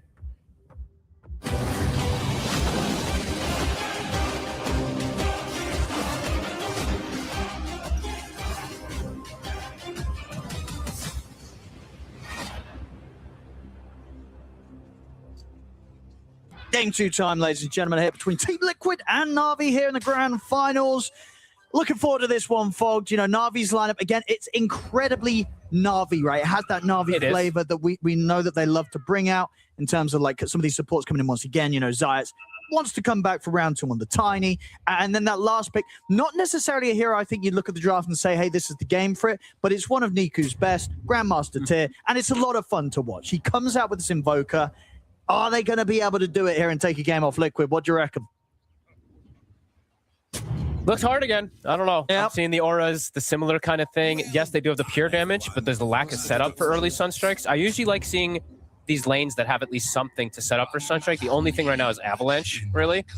I've seen like when, oh my God, I need to move away from Nico. He's doing the spam invoke thing. I can't even hear myself. Exort. Yeah, usually it's like when Tundra plays it, they have some Bane, stuns, something to be able to assist in terms of if the lane doesn't go perfect, you get that extra bit of gold. So let's see if it works. It's pretty risky, I will say. It's a pretty volatile overall draft from Na'Vi again, but I guess that's the approach they want to take. Maybe more volatility versus Liquid's kind of comfort kind of stuff to just cause some havoc. I mean, let's see if it works. It looks like it should be difficult, but let's see if Niku overall can do it with this Invoker. Tofu is going to be able to immediately get that D ward. See if they can pay. They can pay with his life. They will. Now, Tofu's going to be going down, so gets the D ward, but it's going to be first blood for Got the Juice. So is he done? Not the worst of trades there. Number 2 for 2 on the bounty runes. Plus 16 kills a cog as well. Dodges the other one. Nicely done from Juice. And let's see if they do better overall bottom too, because PMA. You know, we did talk about the Phoenix. He fell off pretty hard in that last game. I think Bat it's a bit similar. I think it's a little better in terms of what you can get in terms of if you don't like kind of snowball, but a similar kind of style. I feel like these two offlaners, these 3-position Bats and Phoenixes, it's about like winning the lane and then playing off of that. So Liquid very comfortable of just playing a very safe lane. This is probably one of the safest. You have a Queen of Pain with a potential blink and a heal behind him, so not going to be repositioned versus that Tiny, and we'll have a way to play around it. And do you like, again, the way that sort of Liquid finished the draft up, having that switch around, even though it's less of a switch around, of course, after we saw Nanisha playing the Razor in game 1, but still that, you know, pick the Razor first, wait until the last pick, and then decide, hey, is this Razor going mid? Is it going carry? They'll keep it mid. They get the mid-K Quap in last pick. It's really nice. It's something only Liquid would probably do, right? Because Mikke, he likes to play carry Quap as well, too, so it's just right up their alley. And Nisha's, yeah, like you said, he looked so comfortable on it, and it's another game where he can look extremely comfortable on it too, because the lane is going to be good for him versus that Invoker, and also, I mean, definitely another game where if he gets an early BKB, potentially can really start to command and dictate pace. Yeah, we'll see how the mid lane goes both down, range but, and I. yeah, as you say, in terms of the matchup, and especially because Nisha's warmed up after playing it in game 1, it could be quite a tough lane for Niku to keep up in farming. Yeah, like the Exort Invoker, yeah, you don't really like to play versus a hero that can clear your summon. It's usually when you play this Exort, you get advantage because you can double last hit with your Force Spirit versus the individual hits. Honestly, it's getting close to being able to dive Niku. Yeah, yeah. You've got to watch this mid lane, because a step in the wrong direction, and Niku's going to get caught by a dive, especially if any sort of early rotations coming from Liquid. Top lane, Boxy. He's going to chase him down here with the Iron Shell. Really should be fine as he gets back under the tier 2, but getting severely bullied back there by Boxy. And that's only going to get worse, obviously, as soon as he hits kind of level 2 as well. And the Iron Shells from Ace get leveled up. It's not a fun lane, really, for Riddies to try and trade damage against the two of Liquid. No, I mean, this lane setup right now for Liquid, it does look like they have 2 winning lanes and 1 lane that's going to get some trade farm. Sure, Got the Juice is going to free farm, but it's not they'll kill Ace. He should be completely free to get that extra farm. So 2 lanes that look really good. Niku is really pushing the limits.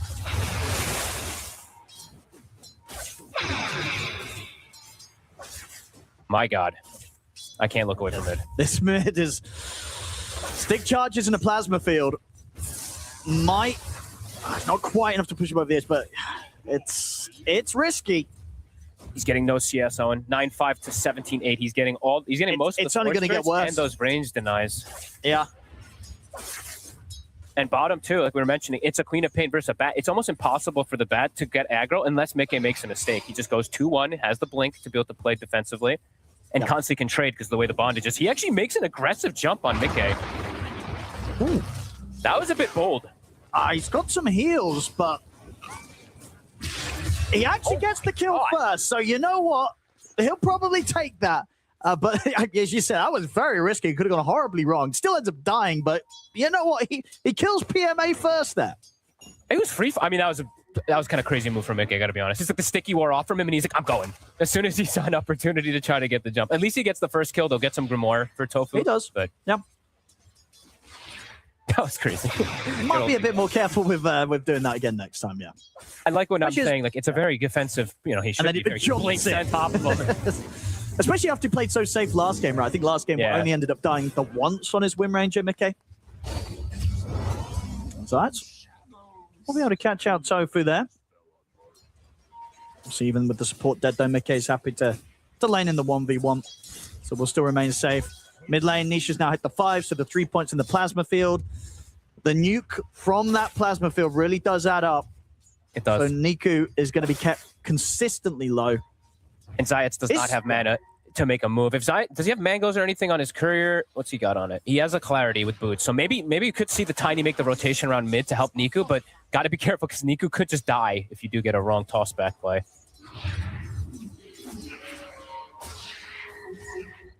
Niku, careful. Because he's trying to sort of bait. And whilst he has Zayats around to back him up.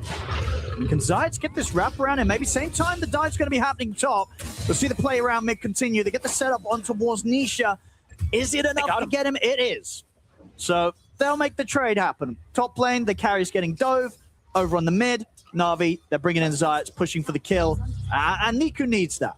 Sure, they lose their carry top, but at least being able to offset the situation a little bit in the mid lane. And all things said and done, even after the pressure in the first few waves, Niku, he's not too far behind on the CS. Considering the situation against this Razor, it's not too bad, Fog. No, definitely not. I mean, perfect timing for Zayats. Honestly, I was looking, I'm like, he has boots clarity, thank goodness, because I was like, if he doesn't get mana, this is going to be weird to approach, so has just enough for the both spells. Good math. I think the range, one of the creeps actually split the Sunstrike, so it's good that they got that second little hit and Blood Grenade to follow up, or maybe Nisha survives. Yeah, he had to kind of get in under the tower, get the last punch in Zayats. Yeah. It's going to do the same build that we've seen BZM do. I actually really like this Meteor Hammer build. It seems really strong. However, it does have its problems if you are not aware of what the clockwork is and you try to actually use it, of course. So, around mid again. Zayats. Nisha's ready to dive, of course. Now he's got the 6 eye of the Storm at the ready. He's healthy too. He's full health. He's ready to go in, and Boxy's coming in with the wraparound, but they've got a lot of burst here to try and kill him off. Doesn't matter, the Shadow Word Heals comes into play. Nisha being kept alive by Tofu. We'll get another plasma field out. Na'Vi will finally finish him off. Maybe PMA with his Firefly can also chase down Tofu, and he can indeed. So Na'Vi, they bring the numbers in. Sure, Niku dies, a lot of but numbers. They do make Liquid pay for it. They kill off Nisha, and they get a +1 on top of it. Are they going to get their wisdom, though? That's my worry about when you rotate like this. You bring 4, you're going to sack the wisdom, and that is exactly what's going to happen, actually. That's very true. That's very true. And now, obviously, at that point, sure, Liquid, they lost 2, they got 1, but they get 2 Shrine of Wisdoms. They don't mind at all about that trade. No. No. And this this type of play before. It worked on Nisha because they had been poking him, right? The Nico had been whittling him for quite some time. This was Nisha with full HP. So the Avatos combo Sunstrike, it's not quite there enough. And then the Shadow Word ticks in. So they have to bring the 4th hero to at least defend that. But yeah, you sacrifice quite a bit. And now Tofu, he is... Yeah, he's level 6 as soon as he eats that tome after 1 or 2 more creeps. Actually short 1 experience if he eats the tome. He's going to be at 679. Dire's middle tower is under attack. That's going to make these aggressive moves from Liquid that much more successful. There we go. Now he'll have the 6. They kill the range creep, so if he pops it, they'll have the golem. They might dive mid. This tower is very low. They can definitely go mid again here, Liquid, if they want. Yeah, Niku's got to be super careful. He's got to be ready to kind of call in the backup. TPs are available on both supports.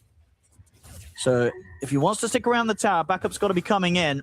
Radiant's top tower is under See how safe he plays it. Yeah, he's probably not going to be able to do anything to push them off it. They have to let this tower go. If the Sunstrike come in, they'll be able to burst Ace on the other side of the map. And I'll tell you what, he gets the denying as well. Nicely done there by Niku against the 3 of them. So, kill up top, tower denied. They're making the best of a bad situation there, Na'Vi. Yep, they're playing to their strengths right now. They do have 7 kills, so Zayats, he's been very successful with almost all of his rotations, as we see here on this Tiny. Much better than last time, at least for his moves. However, we are seeing Nico is still struggling, though, right? He's still bottom of the cores. He's going to have to hit some creeps in the jungle, but he does have the opportunity to get those Sunstrike kills around the map with the Tiny rotations. This Avalanche is actually just a guaranteed setup nowadays. Nisha. Arcane Rune's going to be very nice here to just pop the Eye of the Storm, look to steal some of the stacks. I think it's pretty much a triple stack that Na'Vi did have here, so some good farm stolen by Nisha. Yeah, Arcane Rune, Eye of the Storm overall, one of the best farming tools in this early game. Also looking for an aggressive play around bottom. As Queen of Pain's hitting the tower, double range creep. I don't even know who's going to defend this. No, they've got to let this one go, surely. No. I feel like the only way they set up for defense is if Zayats is there. If Zayats isn't there for a defense, I feel like there's no way they go for it. And Zayats actually gets cogged. We'll just be boxing, pushing him off the tower. TP's not coming in yet to back him up off that. Ace sticking to the jungle. He's got his first time done. The Vanguard's online. So a little harder to burst now. See mid. Overall, the playmaking, I would say, from Na'Vi, it's honestly all around Zayats. Until they have the level 6s come on for the Bat Rider and for Riddies, it's really just, Zayats, where do you want to make it go, and can we actually get the skill set up? They want to go mid. Mid? They get the setup, the full combo. Golem's going to be dropped down. Nishu's going to be able to pop the 1 charge. His Shadow Word heal coming in. Won't save him. He'll go down. But a lot of damage is being done, especially with his Fatal Bonds on the 3 of them. That's Riddies dead. Zayas to fall as well. Niku, he'll be able to scramble away, but PMA is trying to enter into the front of the fight, and Boxy's caught him in the gods. Tofu ends up getting a triple there.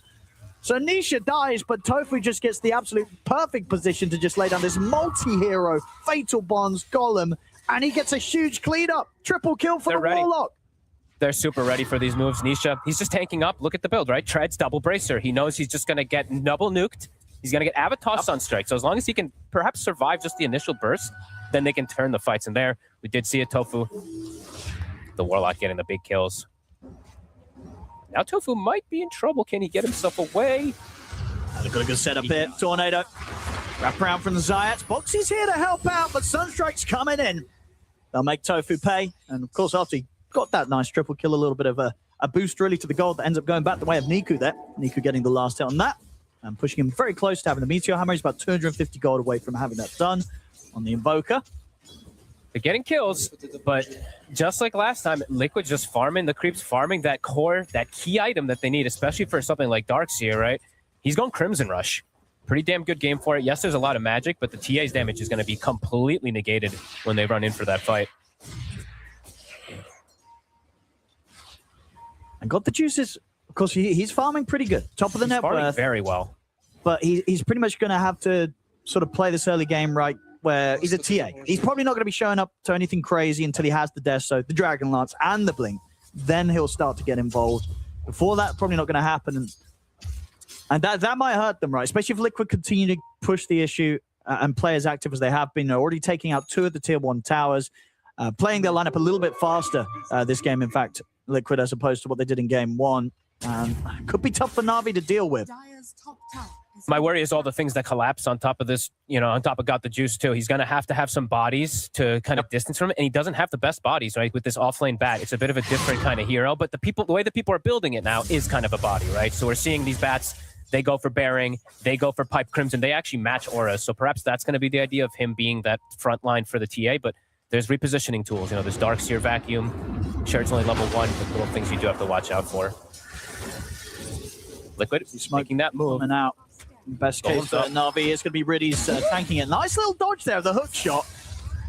And jump away. I tell you what, he's going to be able to play his way out of there. Very nicely done by Riddy's. A little too slippery for Liquid to catch. That was sexy. Just the little dodge there with the quote-unquote Manta. Love it. Now we're going to see that nice little move again there from Riddy's. Bam, out comes the illusion. Hook shot goes straight through during that very tiny little bit of invulnerability period where you're kind of off the map with the illusion coming out. Love it. I love Ringmaster. Has so many potential for outplays that he can do. Do love to see that. Zayats and Riddy's paired up. Level 6 is hit, of course, for Riddy's. They're bringing Juice, so they're bringing the Deso. They want to try to find a catch here. Get those charges going for him. Yeah, not always the easiest move to make, indeed, getting your TA involved, especially when he's been farming so well, right? If this goes bad, it's going to hurt the farming. But they get the setup onto Mickey. To the wheel. Is it enough to kill him off? It is. The wheel explodes. They take him down. See if they can get out now, though. The Golem's going to be dropped straight in on towards PMA. PMA trying to Firefly away, but Ace and Boxy are chasing him down. He's pretty tanky, of course. They're burning. On the bat, and I tell you what, he's only just been able to bring Boxy down. He's got the lasso as well on towards him. He gets a double kill. I mean, honestly, he'll take that PMA. Sure, he dies at the end of it, but he's able to get a double kill on the way out, and one of them being a big kill, taking out Ace. Tankier than I think they expected. That Firefly really started that up, and they don't have a pipe. They do have the Crimson this time, so it's not going to block any of that magic damage. Look how much he did. 4,000 from the bat. Just got ignored. The Golem also kind of missing. Hit on top of the box. Didn't hit anybody else, so didn't actually catch a real stun on the Batrider when he was out and about. And Niku, during all this, he's doing the Ice Wall plus Meteor Hammer farm, pulling 2 camps together, trying to maximize as much as possible. So they're keeping that farm consistent. And a good catch. They will find Mickey. They've already killed him twice, more than last game.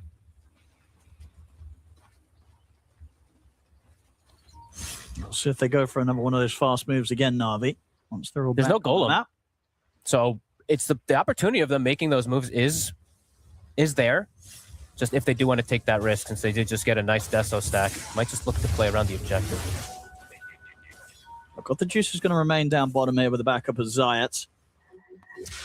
Just have to be cautious how much he steps down the lane. Boxy around and ready with the hook shot. Mickey returned back to the safe lane to continue to keep up there on the farm. I feel like more than half this game I'm just watching what Zayats is going to do, because I feel like literally all that playmaking has to be from his avalanches. PMA has Boots of Bearing, but there's a Surge. They'll drop the wall down in an effort to try and kill him off. Now, and a turn. Actually, get the lasso. They've got the wheel as well. Nisha's going to get punished.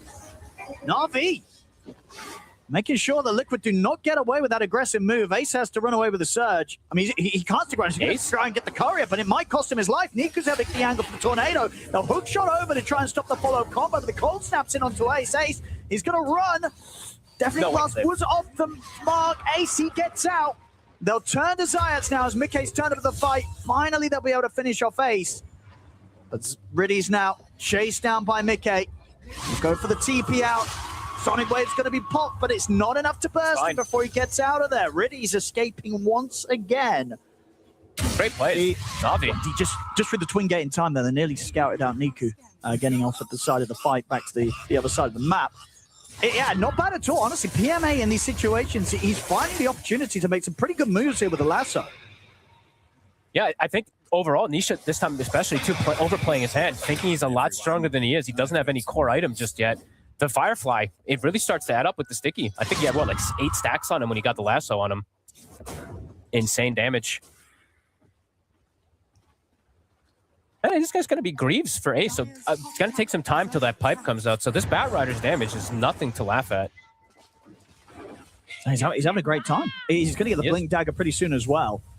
Much better than the impact is, yeah, it absolutely is. And it's, again, on another hero that this back could have fallen off pretty hard in the early game, but it hasn't. And even in sort of a lane situation where it wasn't easy to sort of dominate the lane because you're playing against the safe lane Quap, now PMA still having some good impact. Niku, he's caught in the river here. Boxy gets the catch on him. We'll see Riddy's try and help out. The golem's going to be dropped down. The box is there, though, and it's enough to bail him out. Niku, he's going to be able to get away from this attempt from Liquid, dropping the golem. And now Tofu, he's going to lose his golem. Easy goal for Got the Juice. I mean, the save from Riddy's coming in with that box. Yeah, that's a big timing to be able to survive through. You survive for each of these golems, you're able to try and hit back immediately. And Liquid, they're missing a big part of their team fight. Yeah, Liquid can't fight without those. They're just going to have to watch this tower die now. Great save. I thought Niku was in trouble because he was in the river too, but yeah, just a beautiful save from Riddy's. Oh, Got the Juice. Boxy. It's enough. He's gone. I mean, these sort of TA plays as well, super nice from Got the Juice, right? He is perfectly identifying how he can get involved, how he can look to even make these jump forwards, go for kind of support kills. Even when there's heroes around now, he knows his strength. They can look towards Roshan as a team. They've of course, we've seen this many times before from Na'Vi, something they're very good at, just playing around the timings of a TA carry. And we're seeing it here in this game against Liquid. Now, Got the Juice, he's really starting to get very far ahead. 3K ahead of the cause of Liquid in this moment. And this is one of the things, right, especially with some of the heroes like the carry Quap, it's going to be very tough to keep up in farm, especially when you're looking at a TA. They'll get the catch on another here. Tofu caught out. PMA picks up another kill. This TA could barrel out of control. It's starting to really feel like that as well. Yeah. Queen of Pain, Mike, two of his Sonic Waves did not net him a kill. He died twice. If you're not getting kills as a Quap, you're definitely going to fall behind the TA. Niku, though, does get caught alone. Very alone, actually. I mean, Na'Vi's heading up here, though, so Liquid have to get out of it pretty quickly, and they will. Nisha immediately into the trees, TP's out, knows not to stick around. Sees the Darkseer, can't quite get the catch, doesn't have a friend near him. They have multiple ways now to start the fights on the side of Na'Vi. Ways to bypass the front line, too. Boxy, he is still caught, and Juice has found him. Another kill for him. Very impressive stuff there from Got the Juice on the TA. It's looking very, very good so far. The fact that he's getting these Deso stacks, too. Yeah. It's going to be a big deal with how much damage he deals, because actually looking at Liquid's draft, they're not the tankiest overall, right? The Darkseer, yes. Razor, in a way, can be, but Queen of Pain can be lackluster in terms of armor early. Might take some time for Mickey to be able to withstand. Like a double meld might just kill Mickey pretty easily if he's not careful. Great positioning so far from Na'Vi. As you said, they have their double blinks. Liquid gathering up. They've got Mech. They've got Crimson. They've got ults ready. Yeah, Golem up in a couple of seconds. Take the team fights. Na'Vi seem aware that they smoke up themselves. They've got the high ground position. Nisha's going to try charging in, but they have the avalanche into the wheel. They've got the control. PMA with the lockdown of the lasso. Nisha gets the heals coming in towards him, but it's not enough to save him again. Nisha dies at the start of the fight, and now Liquid, they got to run. PMA's going to have Blink up in a second. See if they can chase further kills. They can. They get the jump forward. Avalanche toss back. They're going to kill off 4 heroes of Liquid. Mickey, the only one to live as he gets the Blink off at the end of it. But Na'Vi outplaying Liquid in these team fight situations, though. Situations where Liquid have been pretty perfect. You know, through the last few series, right? They're beating Liquid at their own game right now, Fogs. The sort of 5v5s. Liquid they're not used to losing these over the last few days. But here in this game too, they're losing these trades. Na'Vi's outplaying them. Especially with like a full team fight draft, right? That's what I'm mentioning for Liquid. It's a very team fight centric draft, and they walk up into high ground. Na'Vi was perfectly prepared for that. Great avalanche. They understand who to go for. Don't let Nisha get a link off. Just full burst him down. PMA now, that's what, 4 lassos, I believe, that has been thrown onto Nisha. Just completely shut him down. And they've got Ags now on Niku, so they've got the Cataclysm also. Pretty much anyone who gets caught in either avalanche or the lasso is going to die. So for Liquid, what's the way to bail them out? BKBs are definitely going to be needed because they've been broken in these last pretty much three situations when they went for the fights themselves.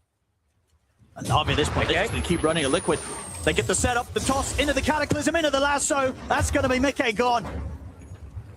Na'Vi, rolling now. Yeah, they're feeling the sort of the momentum they have right now. They are not going to be slowing down anytime soon here. Now, we've seen Liquid run away with some games. Here now in game 2, Na'Vi, they're ready to run away with this one. They might even poke high ground here, right? They have a base ward, I believe, that Zayats is placing. Okay, Tofu sees it, so it's going to get dewarded, but they have great ways to catch. They can force issue pretty hard in this game because of their way of double catching and repositioning heroes on top of this TA. This bot tower, Liquid, see if they want to try to hold it. Golem's going to be back up in 40, but Navi is very ready for this fight. He's just going to show. So Navi, obviously, they're going to be much more careful about how they go for fights around the tier 2, especially as we did see what in the game 1. Obviously, it was a little different of a situation because they weren't this far ahead, but it was still an area of the map where a risk was taken and it didn't pay off. Things started to go downhill from there. So you can only imagine Navi's going to be a bit more cautious, at least about taking this lead to the next step. They'll move to the top side of the map, avoid Liquid and just focus the objectives, look to get this tier 2 tower potentially.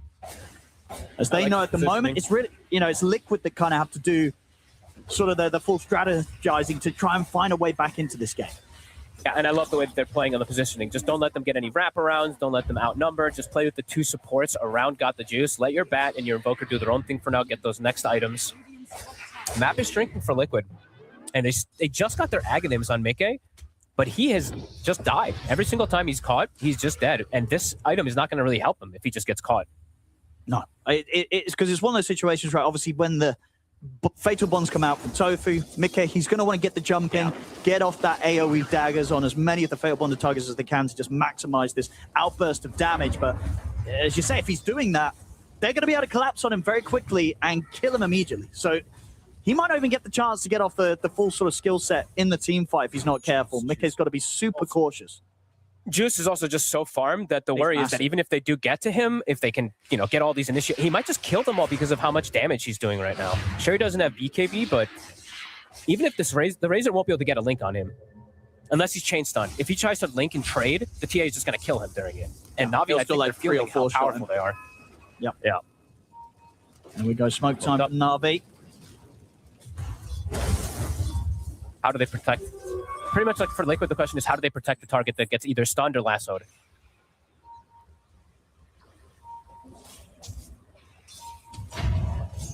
Eyes on Ace. Oh. Off the mark. Tofu. Sash is going to catch him. Gets the toss back. Got the Juice able to finish him off. They will manage to get him up on the cliff. But he's got the Hurricane Pipe ready to come down. Lasso's going to be the answer Ace. They'll drop the Golem here and attempt to fight back. But that's Ace gone. Sonic Wave pushes them back. Got the Juice able to slide away with the Hurricane Pike. He's super low here, but the Refraction comes back up. Doesn't matter. Liquid. They fight through it. Take the Refraction off. Get the big kills. Only PMA to survive. Liquid able to push back against Navi. Kill off the 4 of them. Hitting massive AoE damage that time around in the team fight. Too much for Navi to survive through. Honestly, Tofu's buyback, insanely clutch. The fact that he had the gold for it. Kind of, I don't know if he put himself in a bait position, but honestly, he buys back and gets a pretty godly Golem and bonds afterwards for the follow-up. It was instant honestly, buyback. Yeah, it might have been part of the plan there. It gets a bit awkward at the start. He's able to blink off the cliff, but at this point, they're super grouped up. Golems drop down. The bonds are out. Sonic Wave flying through the 2 of them, the big targets as well. Both Got the Juice and PMA getting clipped by that. And at that point, they couldn't get out. Liquid showing they can punch back despite being about 10k behind going into that team fight and into a team fight where there's an incredibly stacked TA. Regardless of the farm he's got, it is sort of just the Hurricane Pike and Blink to protect him. Full out damage with the Daedalus and Desolator. He can die. I think it's like if they don't get hit by 4-man bonds there, I think they can probably turn on Navi. But the fact that they get hit by 4-man bonds, Sonic Wave, that's where the damage really starts to kick in versus TA. And it's pretty much, honestly, when I saw them 4-man clump, I was worried too. It was good that he got the lasso on the Darkseer initially because I thought Ace was going to get a 4-man vacuum combo. But anyway, it didn't matter because the Golem came out and caught the 4 main targets afterwards on the retreat. So Navi, bit of a shakeup there for them. Not one of those mistakes that you really want to make versus a team like Liquid. Very good at capitalizing and catching back up with things. We see them get some good aggressive vision. Their ults as well are going to start to come back on cooldown. They've got BKB for the co-op. Liquid started to get some better tools to be able to fight easier. And Got the Juice just has to be a little careful because there's no defensive positioning for him. Golem, Navi going to second cooldown. They're going to come running straight back at Liquid. Hook shot. Just the catch on a PMA. PMA will be able to force away, but it's going to get dragged back straight into Liquid. That's PMA dead. Oh, no fight to be had now for Na'Vi. They've got to run. Mickey in with the BKB, dagger out onto Riddies. Riddies also in a whole lot of trouble. He'll try and get away with the box, but he's been surrounded by Liquid. Juice. As they get the 2 kills, Cataclysm and Avalanche come into play. They'll strike back and kill off Mickey. But still, even without the quad, Liquid can continue to push back the rest of Na'Vi. Niku's looking at maybe getting involved from the sidelines. I mean, can they do anything 3 versus 4? It's still kind of tough. Dangerous. Golem's back up. They were trying to take advantage of these cooldowns being used. Looks like Juice does want to continue. They want to try. Boxy. He's ghost walked. They've got eyes on Boxy. No way. Huh? He was immediate with that blink, and I tell you what, they're not going to catch him. He's away. Ain't no way. Okay, so PMA, I think he actually needs... I saw that he went Pike. This is a bit greedy on the Batrider this game. I feel like he does need the BKB. Even though you're playing into Clockwork, Hookshot, Golem, etc., if you get caught in cogs on this Batrider, it can break a lot of your games. And if they lose a fight around this Roche, this is going to be brutal for Na'Vi. Liquid's on the way over. Got the Juice is trying to desperately finish off the Roche. Can he get in time? He's going to get caught by the Bashy, so he's outside of the pit. He can't finish him off. Now Nisha's going to be able to get in there with the BKB. Got the Juice will jump back in. He'll get the kill, but Nisha picks up the Aegis. And now with the Aegis in hand, Nisha's ready to start charging at Na'Vi. Riddies will get back up to the high ground. Got the Juice trying to turn here. They'll jump in with the Avalanche onto the 2 of them, but Nisha, he's still ready to push on forward. Na'Vi, they have to back away from the Razor. Can they take at least him down the once? Nisha, they've got him the first time, but Mickey with an angle from the side blows them back with the Sonic Wave. That's going to be Riddies dead. The second life will come to the play. They look to Zayat. He'll try and TP out, but Mickey's got the damage to pick up the double. Na'Vi, they couldn't get the Roche quite in time there. Liquid make their way over. They get the Aegis pick up on Nisha, and that gives them the power they need to take another team fight in their favor here, Liquid. And you're denying the Aegis away from the TA too. That's the big thing, right? If this TA gets Aegis, that's a huge momentum for Na'Vi to be able to pressure here. This vacuum, watch Ace. First the Cog, I believe, pushes out this poor TA, and then watch this vacuum afterwards. Yeah, Ace. As you say, eyes on him. Bam, takes him away.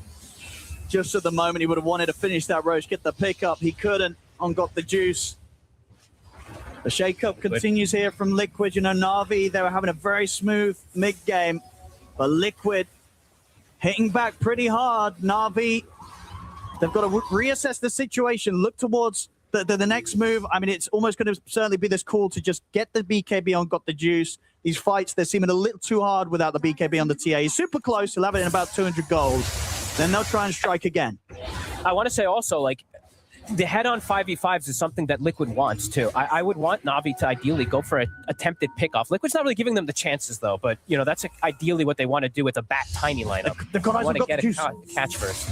He's got to be so careful. He hasn't got the BKB delivered yet. It's about to come out. There it is. Okay, BKB's on him now. He's got backup. Riddies is there. Force Glimmer. They've got a lot of defensive tools for him now. Liquid looking for the team fights. A full satanic finish for Nisha. He gets the hook shot angle onto Nico in the river. He's going to be able to push it back with the cogs into the Sonic Wave. That's the Invoker dead. Oh, and these are really greedy items. I got to be honest.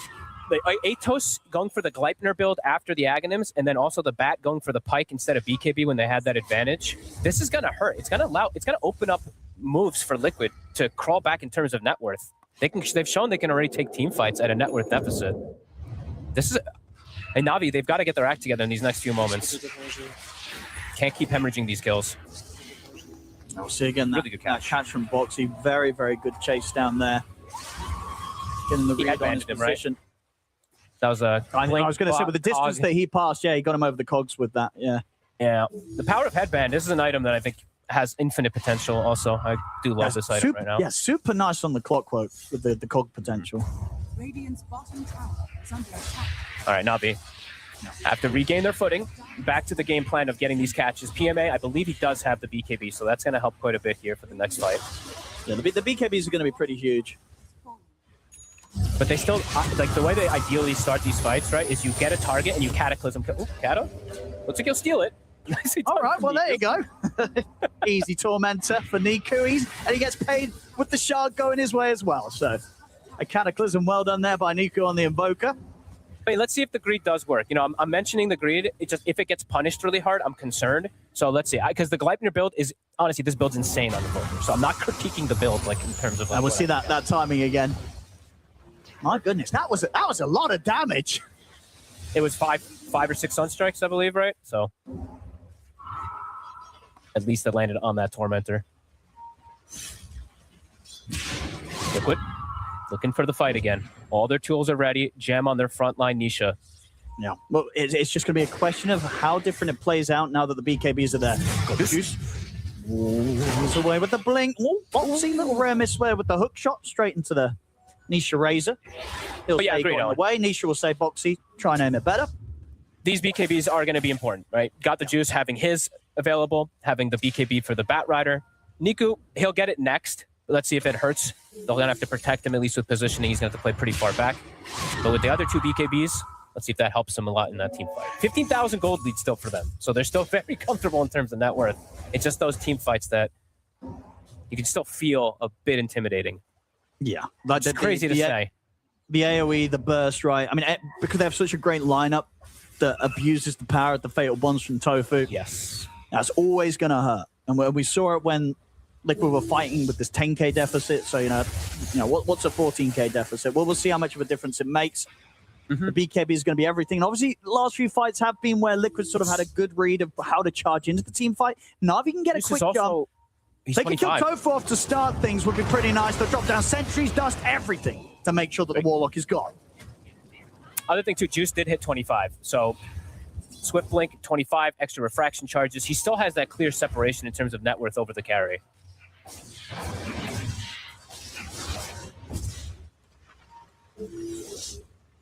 Quick TP's down towards the bottom as well from Na'Vi. They're looking for these catches. I like this. Trying to catch when Liquid is split up. They have great kill threat with this tiny bat +1. And because what are we looking at next from Liquid? Are Liquid, are they looking at fight right now? What do you think the call is going to be? Obviously, they know that they can win the 5v5s, but obviously they'll be aware that these BKBs are online. Does that mean they're sort of sitting back waiting for any sort of next round of items on any of their key heroes? I think they got their next round. The other one would be this, the AC for Nisha, which would be obviously extremely helpful versus the TA, but I think they have the next round that they want to look to fight around because they got the Shivas, which is the one I was looking at for Mickey. Because, yeah, it's very low armor. I think when Topo respawns and they're looking to play around the objective, that's when we'll probably see them look to fight. Navi's going to have an amp damage for that, though, potentially, so got the Juice. It's going to be the one to watch. I imagine they'll be pretty hungry for a team fight in Navi. If they got a smoke up between them. Niku is getting time also to just sit back and finish up that BKB that I wanted to see him get next to. I'm going to smoke them out. Riddies, okay, there we go. Riddies is going to get one sent out right now. They're very patient, waiting for the timings. They are the ones who know the Roche. They do have the TA, so they know, of course, the exact timers. Yeah, they'll be doing everything they can to make sure that a repeat of the last Roche isn't going to get the chance to go down. And something that, Quinn was mentioning on panel, too, is if there is going to be a situation where if they start getting vision inside the pit, perhaps they can smoke and look for the fight afterwards rather than just full finishing and committing. Game's slowing down a little bit here, both teams. The net worth has kind of stayed the same. It jumped up to that, it was at like 10, then jumped to 14 because of the Tormentor steal. Now it's been sitting consistent at 14-15. Avi. Looking to control vision. Good movements here with the gem. We've got to watch out for this as well in the team fights. Ace now having that blink dagger. We've already saw Liquid get chances to get these big kind of multi-hero fatal bonds and sonic waves. Now that there's the blink on the Darkseer, that setup's going to be even more potent with the vacuum positioning. Got the Juice. The amp damage is popped. Long Roche. 2 minutes.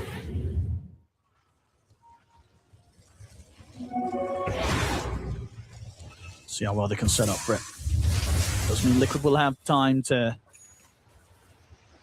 probably finish off the AC yet. Just a couple hundred gold and it's going to be there for Nisha. Niku that Roche fight is going to go down. Massive timing for Niku. He's going to have BKB. Yep. And he's got the 20 talent with the Gleipnir. So he did not really, honestly, he didn't get punished for the Gleipnir. So it ends up paying off for him. And now this combo is insane inside of team fights if he's there. It's very hard to dodge these meteors. They're massive with the Gleipnir and they do a ton of damage. So, and this is the thing, right? Sure, the team fight in terms of just overall spells from Liquid is super strong. But Na'Vi, they have got pretty beautiful ways of setting up heroes to just get completely destroyed right by this TA. Now, all four of their heroes, with the Gleipnir Invoker, with the Ags on the Batrider, and those the Tiny and the Ringmaster, they have great AoE kind of stuns, roots to ensure that these incredible angles can be found by Got the Juice. Initiation is going to be important. Boxy. Oh, they're going to find Got the Juice. They find him on the cliff. Sonic Wave's going to come in. The lasso will come out. Cataclysm's going to be there, but it's not enough burst to kill any of the cores. It'll just take down Boxy. Boxy buys back immediately. Nisha trying to chase PMA out of the fight. Got the Juice is going to look to try and turn over towards Nisha, but he has to blink away. Got the Juice out with the blink. He's still holding the BKB, so he still has the ability to press it if they want to get back in. Looks like they'll just respect the buyback from the clock, get out of there. Nobody else ends up going down, just the Boxy clock. That was, honestly, Got the Juice was super impressive with the just holding the BKB, holding his abilities. He got boxed by Riddies, and then he force staffs out, stuck inside the wall. It looks like it was dangerous again for a second. He comes in for a hit and then blinks out. So he's pushing the limits of this TA very nicely. Kind of chaotic fight. I think it was 3 heroes that got hit by double sunstrikes. I mean, they'll take that. You know, Na'Vi will absolutely look to go for the fight now because no golem. There's no golem. That's the big timing that's going to be missing between the two teams. Na'Vi, they'll look to hit back against Liquid. Can they get the catch? They've got the Ags lasso. They've got their eyes on Ace. Jump forward there, the Avalanche. Ags lasso to look down the other two cores. Ace going to try and run, but he's gone. Mikhail pushing back with the Sonic Wave. Liquid have to be careful now, though, without their Darkseer. Niku, look at the root control into the Meteors over towards Tofu. Doesn't quite have the range to catch on a Tofu. He'll get Boxy instead, though, and obviously that's a dieback effectively. Boxy out for 70 seconds. A good couple of kills around this Roshan respawn time should be enough for Na'Vi to get in there, and this time around, get the Roshan without any interruption from Liquid. Very good shot calling this time around. They're immediately looking for the fight. They know the golem's down. Love how they've reset this fight. Like this is not an easy call to make, too. This fight where they land a triple Cataclysm and you make the executive call, guys, let's reset and re-go after. Very, very heads-up shot calling here from Na'Vi. 20k lead now. Things, you know, were a little bit shaky for a moment, but they never lost their lead. They've managed to really regain control of this game. They've got the Juice, continues to be in an absolute insane position with his farm. And obviously the big difference this time round, the other two cores, they're absolutely keeping up, right? PMA and Niku, they had a bit of a rough game 1, but here in this game 2, they're in perfect positions with how much farm they've got and how much impact and control they can have in these team fights. PMA, it's actually Ace. He's going to find him. See if they can actually finish off the job. It's going to be hard. They'll be able to force out the Eon Disc at least on Mickey.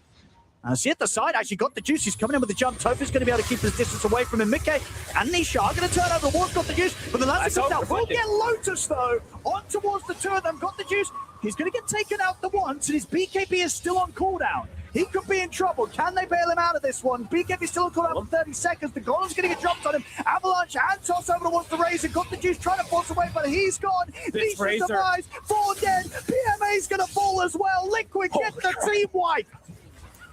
Juice, too aggressive.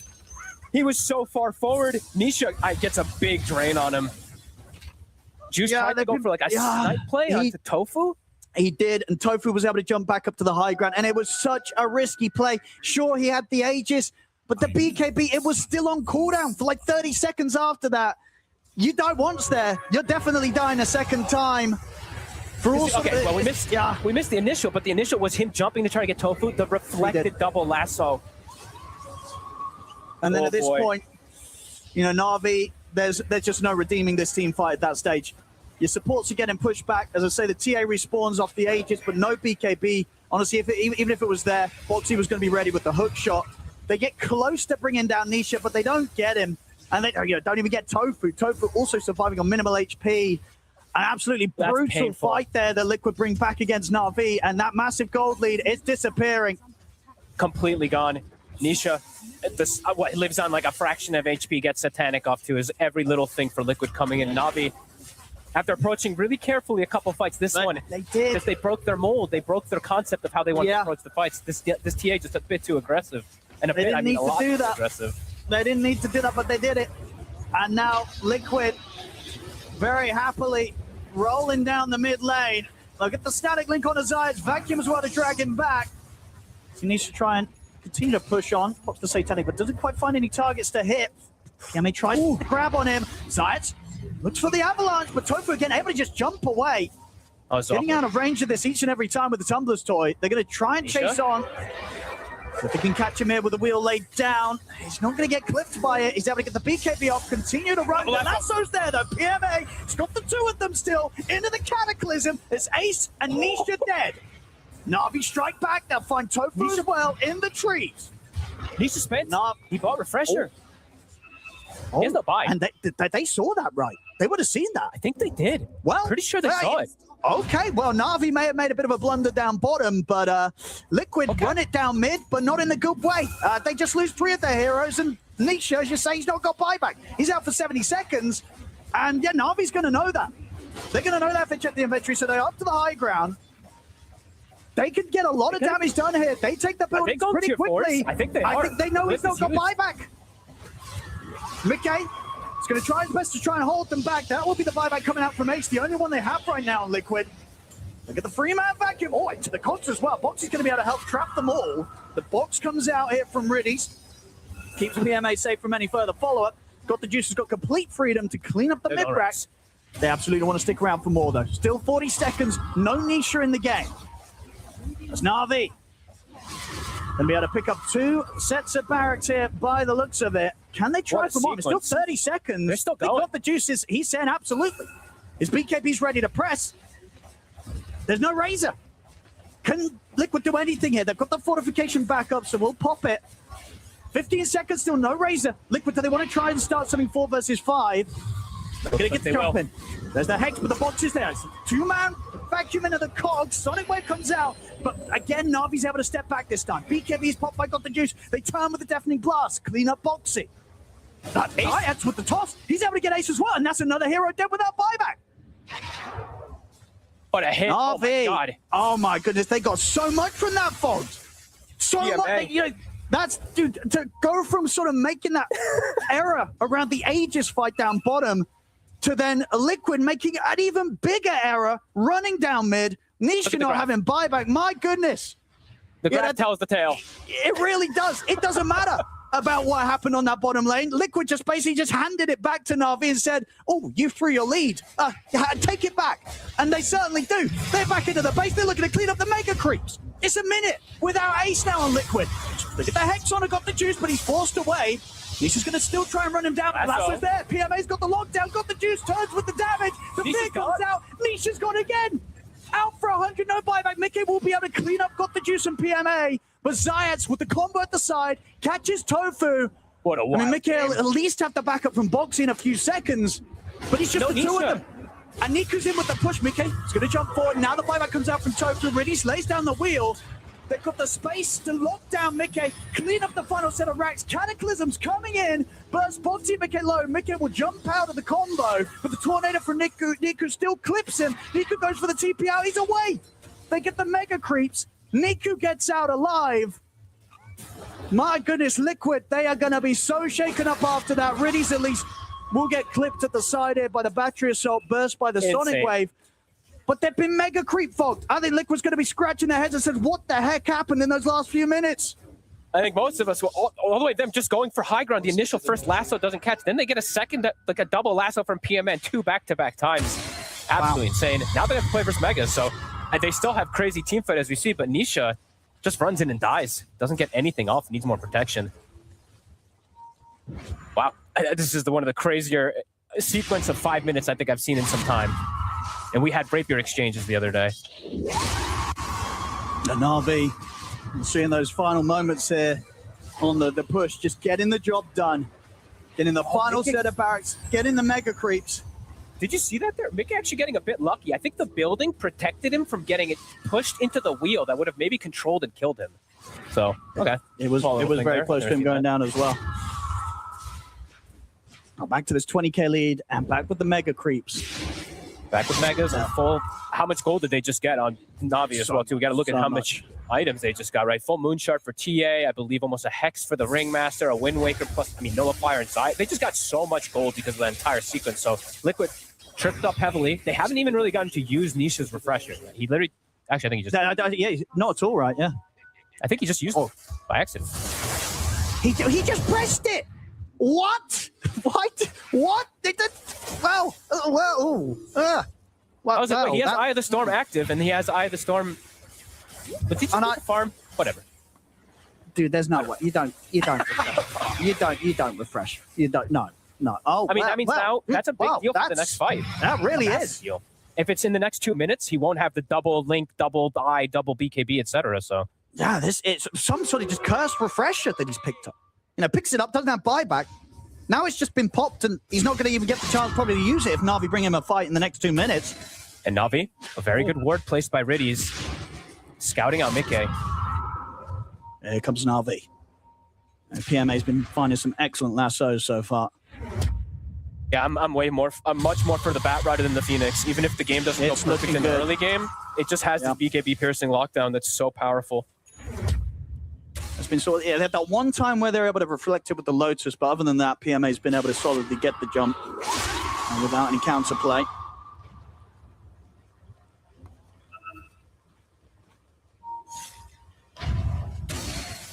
Liquid they just have to be clustered around now. They can't really split up, can't let Na'Vi get these opportunities. But it's dangerous also to just be too clumped up because you can get double lassoed every time. See how they approach the next fights. Blink Dagger on Tofu too, so he really wants to get that position. He's also hit 20. The very strong golems with the Aghanims. We did see them come into play a bit there. Waiting for the Roche. Constant pressure on the lane from these megas. I mean, how good's Liquid's lineup at dealing with the mega creeps? I would say actually not one of the better ones. Not the best. No. Darkseer does not really. I guess it's like Quap and Razor are okay. The supports don't really either. So I wouldn't say it's one of the best by any means. Roche is up. They know. Do they go for the steal, Liquid? They might have to at this point. Zayat's he is ready here. Okay. He's going to make the jump in. They get the Hex opening onto got the juice. They'll try and burst him. There's the wolf follow up towards the three of them, but they're able to get out of there with the BKBs. PMA getting taken down there for the final right click of Mickey. The 2 kills. They'll turn to Zayat. Make that 3. If they get 3 kills, Base is indeed in trouble. So they'll have to quickly back up with the TPs to try and deal with that. Still back over at the Roche pit. Foxy and Nisha, they've sort of been left on their own here. Nisha, he's on got the juice. They've got the juice. Tried to go all in for that play. He just jumps in and dies, Fox. What? Juice, that was so risky. I was like, oh, does he have a cheat? Wait, he doesn't have anything. No, he didn't. No, he just felt that he could maybe kill Nisha in that sort of 1v1, but no. Well, that's a big blunder. They just lost 4 heroes. I mean, this game is insane. What is it? This game is getting pretty crazy. No, but we're all for it. We're all for it here. Entertainment value going through the roof here. We love it. Hey, now, they have 70 seconds. They can. Yeah. Roche is going to shift. It is. So they could look. They don't kill it as fast, obviously, as versus the TA. I mean, honestly, this setup from Liquid, indeed, that was. The fact that Na'Vi didn't lose kind of like 3 or 4 heroes, sure they lose the 2 there, but got the juice actually gets the chance to get out. And just quick heads up, Liquid, they were prepared to get back and help with the defense on the Ancient and the tier 4s, right? They don't want to let those go down quite yet to the mega creeps. Oh, Niku. Oh, my God. Is what he is. Being risky. They're kind of living on the edge. Gone again. Even though they've got these mega creeps against Liquid, Liquid is still shaking them up. 25 seconds. I mean, even though they don't kill it the absolute fastest, I think they kill it in time. Yeah, they're getting it. All right, I don't think Na'Vi can make it over. I mean, he does have buyback, so he could go for the crazy play. They've got vision. It is pretty low. They'll drop down the wheel. Zayax is in, but it's already been done. Mickey's having to pick at the edges. Cataclysm comes in, bursts through Ace. At the side, though, the Hex captures the Tiny. Nisha's in trouble. He's out. And now they can try and turn towards Mickey. Mickey's surrounded, caught by the roots. They killed the Aegis out of him. See if they can set up for round 2 here. Ice Wall's down. Cold Snap as well. If they've got any further catches, he comes out of that. Neon Disc will buy him a chance to get the blink off up to the high ground. They'll chase on forward. Tofu here trying to back him up. He'll get the chance to turn with the Sonic Wave. That's going to be Niku in trouble. Mickey turns, cleans up the 2 of them, gets the double kill. Holy sh... Riddies is just able to TP out, but it's 3 down on Na'Vi. Of course, still, Liquid, they've got Ace desperately protecting the Ancient. Mickey, he's away again with the Blink. They couldn't quite find him. They got the Juice. Tofu bailing him out big time with the Glimmer. Damage has been done in the base. They've lost the tier 4s. But again, Liquid, they're fighting back. And in that situation as well, Mickey was getting chased down. The Eon Disc, letting him get that Blink up to the high ground, gives him the chance to turn.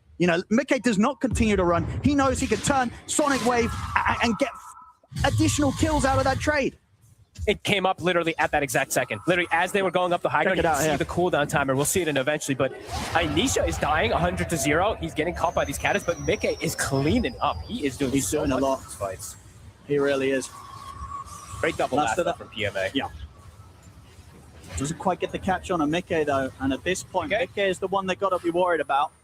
Back in the game, Juice. Yes, first the Mickey. BKB off.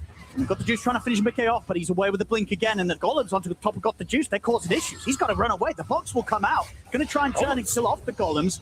We'll manage to clean up the 2 of them. But now Mickey, he's ready to come back in. Gets the Hex off. But a bit buyback into the TP is going to be there from Niku. Mickey bails out. Return with the Sonic Wave. Catch all the 3 of them. He kills, got the Juice off. Does die in return, though. But he has the luxury of buyback, Mickey. Niku, this is a dangerous buyback from Niku. Really feeling like he had to protect got the Juice. Now he's not going to have it potentially if they catch him. Oh boy. This game is nuts. This game is absolutely crazy. These team fights are so crazy with how much damage people are taking too, with the Lotus Reflects and everything too. Next time there won't be a double lasso unless PMA is able to finish up that refresher, since he did have it from earlier. It's pretty close. I mean, at this point though, are you spending up and risking the buyback? You probably kind of have to save for it, surely. Especially because your invoker doesn't have it. Yeah, I think for PMA you save it. I think Riddies can buy out though because it's a full Hex and it's just too impactful. So I think that's fine. And this game is truly delivering. This is absolutely insane. The graph is absolutely crazy with how back and forth it is. The team fights. Look at that. Never know who's really going to take the fight. I'm looking at Nisha. I actually was thinking maybe he also wants an Aeon Disc. This Aeon seems very valuable. I've seen Nick live like 5 times from it. It's done a lot for him. It really has. Just allowing him to reset, get that Blink off, always get kind of multiple Sonic Waves off in these team fights as well, Mickey. He's been doing incredible amounts of damage. Like, the damage number is going to be pretty crazy from this Quap. Quap and Warlock. You can't laugh at the Fatal Bond. The Fatal Bond is going to be potentially double Fatal Bond quad Golem coming up soon too. Yeah, these fights are going to be pretty wild to keep track of. Lots of saves, lots of little things too, like this Nullifier too. I've been trying to watch Zayats if you can get the Nullifier to dispel these Aeons, but it's just not been the case because of the BKB. So there's a lot of elements to these team fights.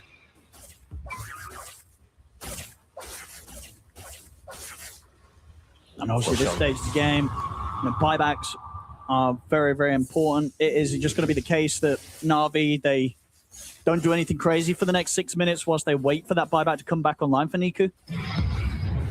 Might be the case. They are getting buybacks available on almost everybody else. So Riddies has bought the Hex and has buyback. They're gathering Lotuses as well, getting themselves prepared for that next potential play. That maybe just a wild fight. Maybe not even a round of Roche. It feels like it could just be some crazy fights. Because with the mega creep situation still, are Liquid likely able to get out on the map and try and find Niku before he has buyback again? Possible. It's still difficult, but possible, because Nisha has boots of travel too. So he can do the, he deals with the waves and then joins in. Avi. Smoked up. It's risky. It's risky. They don't have the buyback on Niku. On Niku, yeah. It's eyes on Niku. He's got to survive as long as possible. He does have a lot of defensive tools with Wind Waker and BKB. Yeah, worth knowing as well that both supports also are a little short on the gold. Riddies and Zayats. Riddies has it now. There's a refresher on Tofu. Double Fatal Bonds, double Golem ready to come. Hard to deal with. Gonna be... Yeah, that's a lot. You want to see this Warlock, but it's very difficult to get to the back line without Tofu's playing with a Blink as well, so it's almost impossible to get to him. Yeah, so that mid-game portion where they were able to find him a few times, but kind of since that, Tofu's been pretty hot with his position, and even if they do catch him, just 100 gold away from the buyback, so we'll be able to make that buyback play happen, get back in, drop these golems down, and of course, yeah, 25. It's going to be so many golems. The golems from the cast, the chaotic offering, the golems from the 25. And he's going to have 2 sets of that. So got to watch out for Tofu. I feel like they've just got to wait for these buybacks. I don't think they can go for the high ground push. It's dangerous. It truly is. It's just so much wombo combo that Liquid does have. So if you just make one wrong step, get 4-man vacuum double comboed, you probably all just dead. So see how Na'Vi wants to approach it. Like you said, just waiting for buybacks. PMA commits for refresher. Yep. He's 800 gold away. They're keeping Liquid contained. That's always the power of Megas, right? Is you play the containment game, you farm the map, you're going to be getting a good amount more gold than the opposing team. And those neutrals, 3 minutes.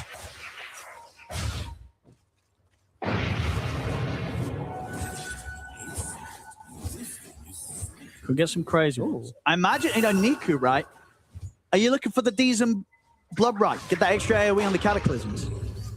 Of course. Yeah. That would be pretty crazy, right? That with the AoE from the Gleipnir, it's like, you're probably getting hit by quite a few of those. There's just nothing. I mean, it's that or you just take some like Book of the Deads, because like the possibility of them just doing this kind of like rat play with Book of the Dead Forge Spirits is there too. But yeah, I think the Zune always feels incredible on all these spellcasters. So they're chilling, farming up, maximizing double ice wall, continue to do as much as possible to keep that gold growing and growing. So like big pickups. Mickey refresher's about to be done for him too. The burst combos are gonna be, I mean, this is gonna be so crazy. Na'Vi can't get caught. That's the big thing for Na'Vi is you can't get caught in like a 3-4-man kind of combo. They have to get the catches themselves, ideally. At least for team fights. Obviously, they still have disadvantage because of the map pressure constantly here, but scanning. Just calm before the storm here. Juice, I saw he is switching a little bit in terms of his build. He does have a Satanic, so potentially can live even after a BKB, and he is queuing up Rapier. Oh, I love it. We all do. We all love a bit of Divine Rapier in these kind of games. It's again, at this point, right, it's all about getting that jump burst kill. Obviously, it's not super clean cut because buybacks are there, right? So even if you do get in with this Rapier, it's not kind of like, we got the kill, we've won the game. It's not that clean cut. It can be counteracted, and it can absolutely be a risk. But we'll see if he gets it. Still a bit of time for him to assess if he wants to sell something, get that into his item build. Yeah, we'll have to see. Because honestly, I don't know if it's necessary. I don't know. What do you think? I want to see it because it's fun, but I don't know if he has to. Mid. Everything's execution based, it feels like on right now. Wind Waker off Zayats, but the Hex still comes in a follow-up. Into the box he goes. Riddy's trying to get him out of there. Mickey's going to make the jump forward. They'll throw everything onto the tiny kill up, but the Lancer comes in. Cataclysms are raining down upon them. The burst comes through. Nisha taken out. Liquid, they've got Tofu dropping the goalers, but Boxy and Ace are in so much trouble. Niku gets the triple kill. The lasso in on towards Mickey. He's able to get the refresher off to get the blink in play, but Niku finds him with the tornado. The knockback from the flame break. Triple kill from Niku. As the buybacks are coming out here. Got the juice. He's found Boxy at the side. As a dieback on Boxy, Nisha with the static link though will drain the damage and the life of Got the Juice. Ace, he's got the vacuum on towards PMA. Liquid, they've got to try and get as much as they can with these buybacks. They get PMA as well. Triple kill for Nisha. Niku might have come in with the explosive entrance to the team fight with that Cataclysm combo. But Liquid will manage to punch back. It cost them 4 buybacks. It's a very expensive punch back, but they're ready to charge down the lane now with the columns. The base, Niku. I mean, this is risky. Well, I don't know if he was going to finish the game there. I appreciate that he went for it, but he is very, very dead. Okay, he's got buyback in a few seconds. He does have it back up, so. He went for it. Didn't get it. In this game, it's going to continue. It's all the buybacks used. They landed the literal dream Cataclysm double meteor play, killing Nisha. He lived with a fraction of HP and actually died to the wheel afterwards, but great connection at the start of things. 5 buybacks. They tried to disengage. But Got the Juice actually did not, by the way. The way that he got caught, he was actually in really deep, I think, going for the throne. Gets caught, gives a full link, and that's where Nisha's able to kind of charge through after the buyback and get some cleanup kills. 60 minutes. For Na'Vi now, right, you just wait for the respawns, and you just run it back. You just go for round 2. And if you're able to execute round 2 as cleanly as you did round 1, you might be able to just close this one up. Zayats is going to get found. Trying to escape it with a Wind Waker. Goes for the TP. Won't make it out, though. Damage is done. Zayats will fall. Well, they're not going to be able to fight as the 10 versus 5. They're going to have to play versus an Aegis Cheese Refresher, too, so it's not going to be as straightforward with the buybacks either. They even use the banner for vision. Yeah, cool. It's still a very, very fragile position for Liquid to be in, though, right? For sure. Not having these 4 buybacks. One more solid fight, solid combo from Na'Vi, and Na'Vi will be able to close this game up. They can There's also no definitely glyph. see victory. Right? There's no that's glyph. true as Na'Vi well. could just end the game. They could. They might do so. I think they could just end the game. Or just smoke up and hit the Ancient. Honestly, ignore Ace. Okay, they don't want to ignore Ace. They will kill him off. And I'll tell you what, well, and again, his buyback's on cooldown, so Ace is going to be gone for good. He's out for 125 seconds. Hey, that's massive. I thought they were honestly. I think because he showed they went for it, but I think they were considering bypassing because they do kill this throne unbelievably fast with Batrider plus TA. Anisha finishes the Roshan, gets the Aegis, gets the pickups. Okay. What else? But you're right. They can't they just hit the throne? I don't know if Liquid can stop them all. They have Crimson Guard now. Topu bought one, so they have a way to protect it. So I would normally say yes, but this Crimson, I've seen too many games now that it blocks a good chunk of that damage. But they might think about it. I'm watching them. 90 seconds, no Ace. Nisha happy to show at the front now that he has that Aegis picked up. They still haven't picked up the neutrals. Oh, that's true. In 60 minutes, they're not even thinking about it. They're thinking about locked in. Oh, the jump's going to be there. They get the Hex and the hook shot on over towards PMA. Sonic Wave follows up onto the 2 of them. Got the juice. He's going to get the golems dropped down on top of him, but he's able to turn to heal. Nisha, he's draining a lot of damage here with the static link. Nisha's going to try to TP out, but the Avalanche will stop him, and indeed they're trying to close it up. Niku popping the BKB, trying to focus the Ancient, finish off the job, but the Crimson Guard's there, providing some safety for the Ancient. Is it enough? It is not. They'll close the game up. The Crimson Guard, not enough to stop Na'Vi there on that final push. As Na'Vi, 63 minutes in, take the game. And my goodness, what a game. What a game that one absolutely just stepped up to be. Incredible back and forth. Liquid climbing their way back in, holding on with the mega creeps, but Na'Vi, they found their way out of the game this time. And my goodness, the combos and the plays, and again, it's so entertaining, right? Because they're doing it in a fashion that we just don't see other games do it. You know, other teams do it. This kind of Batrider play from PMA, fantastic. 13, 10, and 24. Those lassos, a huge part, the biggest part really, is setting up for Niku to just absolutely destroy these fights with these cataclysms for.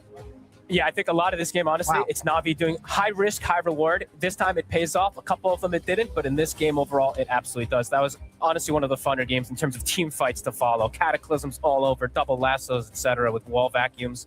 We're in for a treat, Owen. 1-1. We really are. We really are. You know, we were hoping this grand final was going to step up to give us some exciting moments, and we just got a hell of a lot of them in that game too. Na'Vi, they'll take game 2 here in this best of 5 against Team Liquid. Niku, well done on that victory. That was hard-fought, brings this series to 1-1. Were you nervous at any point, or was that all part of the plan? Not really, but overall, nice. Good stuff. Talk to me about Got the Juice, because he had a pretty good game. What's it like playing with him as a carry? Can you rely on him, or do you communicate a lot? What's the deal there? I mean, I was a bit passenger in last game, so just was using some strikes, and like I'm in game, but overall I'm passenger. So it's just a bit carry me. You did get an ultra kill, don't forget that.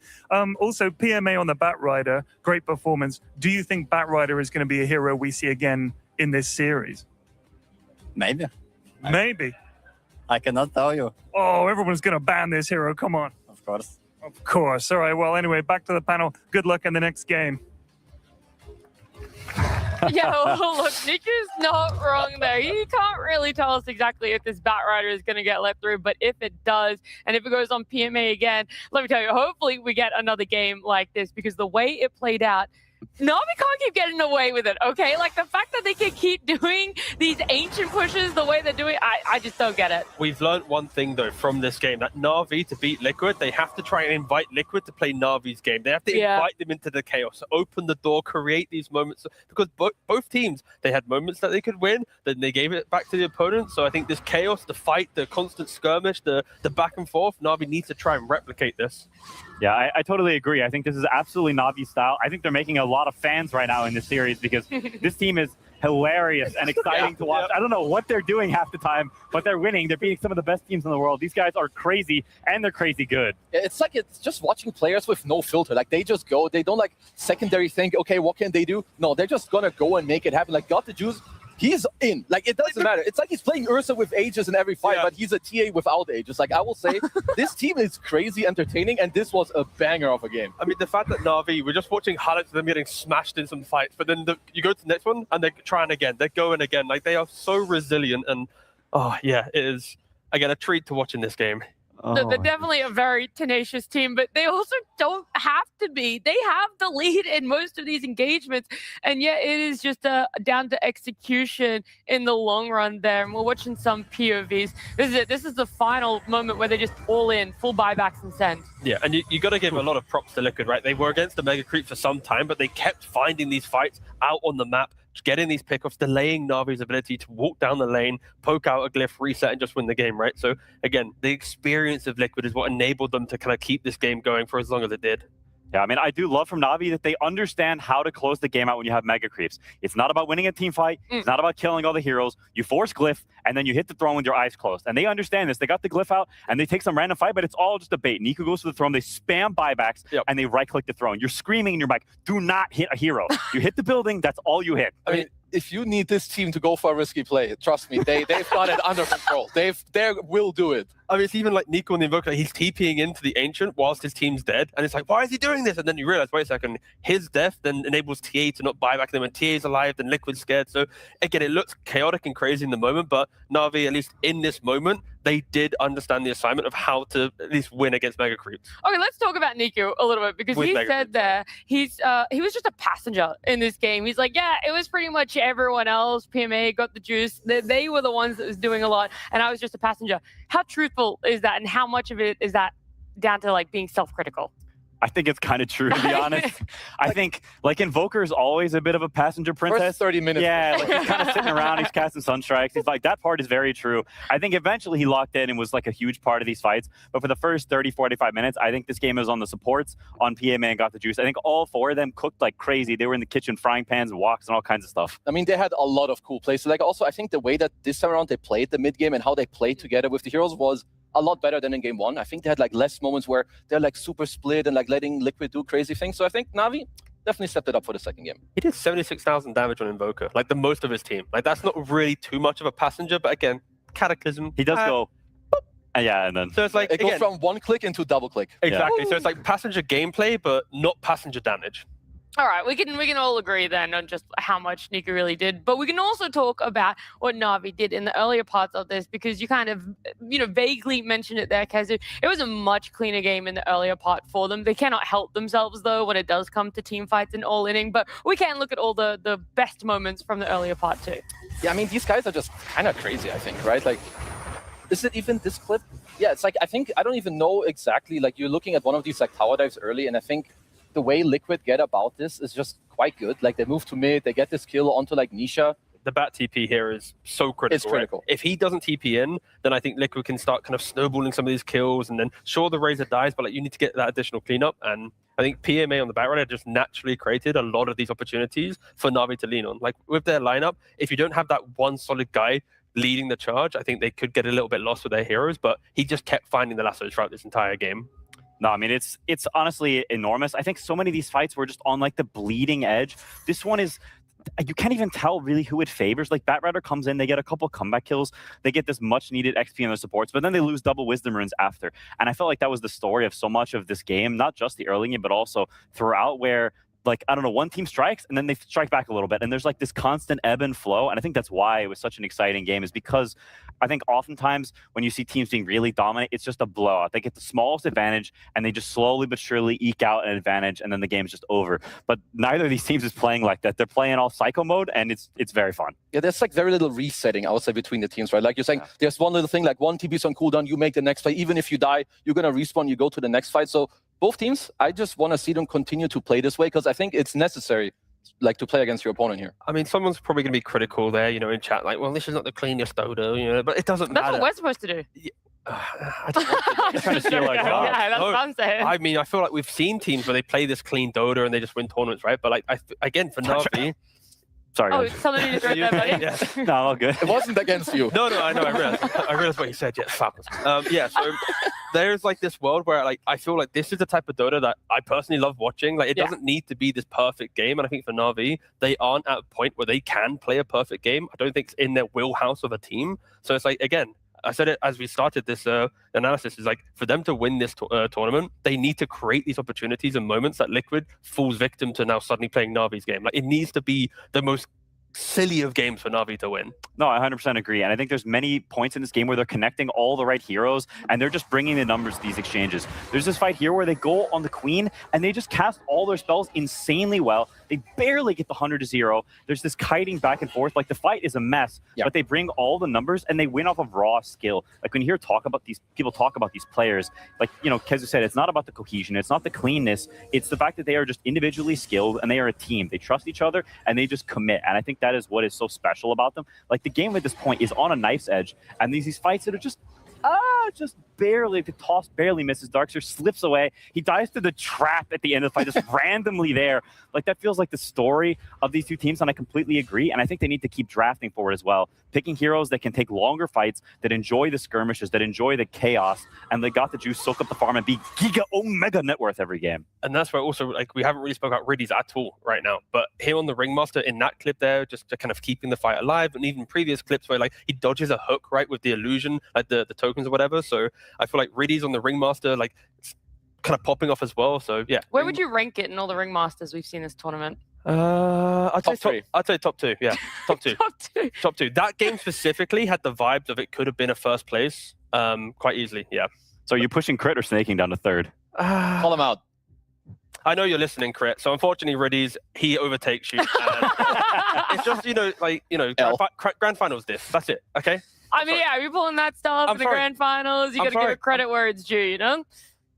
Yeah, but outside of that, Crit, obviously. Well, look, let's give some more credit where it's due, and that's Liquid. I'm going to spin this positively, being able to take advantage of Na'Vi not really having a discipline bone in their body this fight specifically. Yeah. Why does Na'Vi, when they hit like the 19 to 23 minute mark of the game, do they want to yeet themselves into this weird position? They happened in the last game at the Roshan. They had this 19-minute blunder. Here as well, they initiate the fight. They think they have a good opportunity, but then they just kind of keep going, right? Of course, we praise PMA on the Batrider for like the early game, even the late game, but I think unfortunately for Na'Vi, it's every game they play, it's one of those type of mistakes. And then because of that, it creates this like back and forth. Other teams probably wouldn't make those mistakes. They'll just be cleaner, and then we see out like a good game from them utilizing the TA. But again, it's just kind of in the Na'Vi DNA. They're going to have one of these moves per game. I fully agree. I will say, like, on the other hand, I think it's because it's like a mixture. I mean, Na'Vi, it's very evident. They throw quite a lot, and they will jump every opportunity that they get. But I think it's also like Liquid, they're in this position, like they're placing this high ground ward. They have the buyback available on Tofu. So it's like they're kind of like making it happen. So it's like it's Liquid creating the situation because Na'Vi, like, because they bite it. And I will say, this is one of the moves that, we've critiqued them before. I mean, Boxy has a crazy good, like, that he gets to run in and push out the TA with the headband, and then Ace has a super clutch vacuum here that they get to steal it. But my boys Na'Vi, like T is saying, when they've got the opportunity to throw, they kind of make it happen. Like here, again, you're hitting Roche, you got to be careful about how you let them engage. But my boys later on, they're learning from their mistakes within the game, and they make it happen. I do think Roche fights are maybe one of their biggest weaknesses when Liquid have toolkits to scat. It was that Wind Ranger power shot in game 1. It's the rocket flare from Clockwork in game 2. Yeah, they are allergic to the pit. It is a problem. Crazy. Yeah, no, I don't know how to really word it in that regard. So they're struggling. And I think it's not just the pit. I think it's also those hill spots. Like, I think that's the place where they threw in game 1, and also the place where they threw there in the game 2. I think when you, like, it's a classic that Spirit always does, where they ward up this hill, they drag you in really, really deep, and then they're allowed to use buybacks and use lots and lots of spells. And I think Liquid has been doing that very well, and I think Na'Vi is biting on it way too much. It's something you have to learn over time, that this spot is for potent. Like, you stay away from this area, and I think they still need to learn that lesson, that whenever they're baiting on this this hill area, holy moly, it's the death trap. Yeah, you got to be very careful. And there's also one thing I need to critique about Liquid afterwards, because when you look at itemization is very, very crucial. And T talked about, you know, the Darkseer pick in the draft because it was very important also like for Liquid to have it. I don't think that this is the correct choice. The way you need to think about items is not just are they good against my enemies. What matters more is how will they interact. TA is not a hero that shows up to early fights. You're going to be fighting against the Invoker, the Ringmaster, the Tiny, and the Batrider. So I think the first item Crimson Guard, absolutely, it needs to be a pipe. Because the TA, he's just farming. Like, TA isn't going to fight you until like minute 18, 19. She has the first ages. And also, your heroes were very good at dealing with the TA. So if you just pipe up your team, you know, your Razor can go on the TA and kind of take out the hero that way. So you definitely need to like understand why are you picking the hero and what's the best way of using it. Not just the hero itself, but the gold for the items. Yeah, the thing with that, though, it's like, if he buys the pipe, he probably win better fights. But then the clip that we saw that Na'Vi threw, because he had the Greaves and the Crimson, he survived long enough to actually then change it around because TA was in line at that point. But I do agree, it's like kind of you need to find the line in which pipe opens the early game, Crimson's your mid game. And again, it's easily a debate between the two items. For sure. And it's also a question of if you get that pipe instead of the Crimson, was the Darkseer doing well enough that he could buy these items sequentially without being stalled out? Or was his game kind of shut down from Na'Vi enough that he really did need to make a critical choice? I mean, if you look back, I think at like the mid game and the fights that happened, I think they lost to like the magic damage. The Batrider running them down, like we saw it So in... you think that change would have definitely actually motivated the Darkseer's game even more? I think that's why he's poor. There would be different fights for sure. I mean, they'd have been dragging himself into other engagements, right? So, yeah. All right. Cop Razor, they want a barrier. Well, good pick up there, Kazim. Great work. Thanks, That's guys. why we Keep keep that him up. around. That's why he's here in the grand finals. Our grand finals is going to be continuing as well. It's a best of 5, now tied up 1 apiece.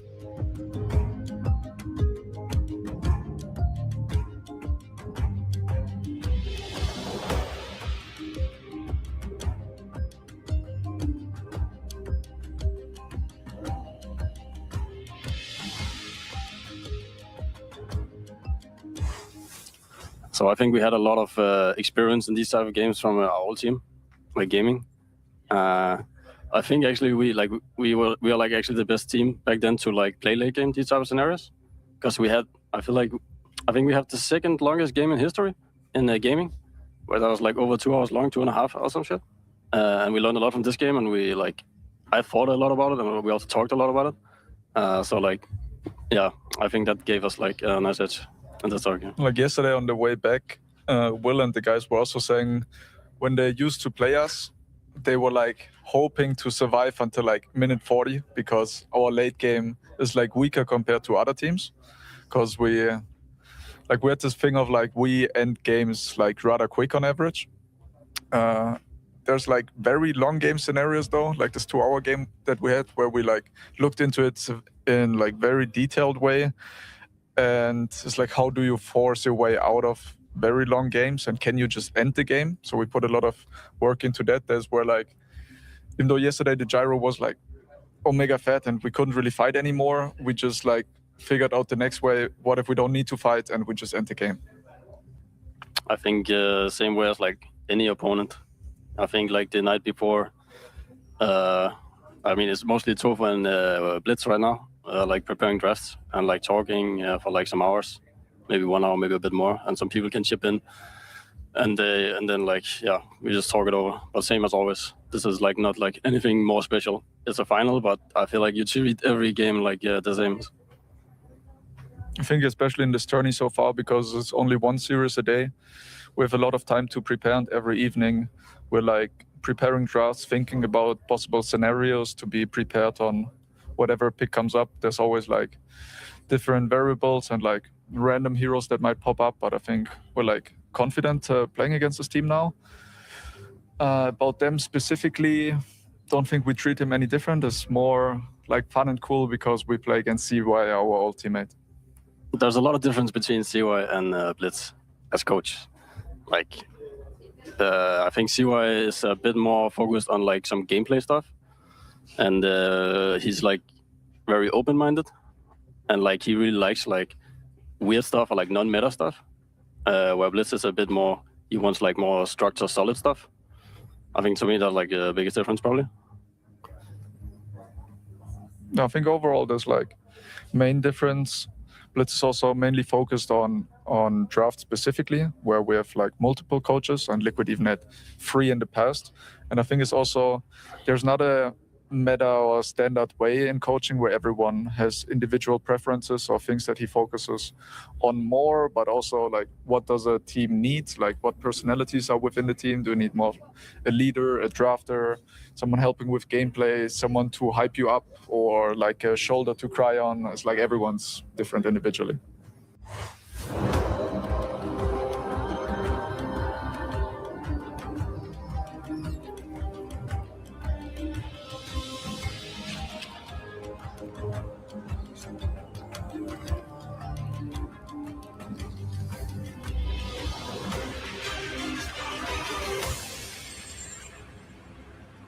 A bit of insight from Tofu and Ace, not just about the differences in CY and Blitz's coach, who they've worked both so closely with, but also how they prepare for drafts. And they said you think about every situation, the trades that you want to make. And in game number 2, they were more than eager to give the trade of Bat and Razor. It did not work out in their favor. And now with them being first pick, are they going to be able to create the same situation where we have a trade between a Bat and a Razor?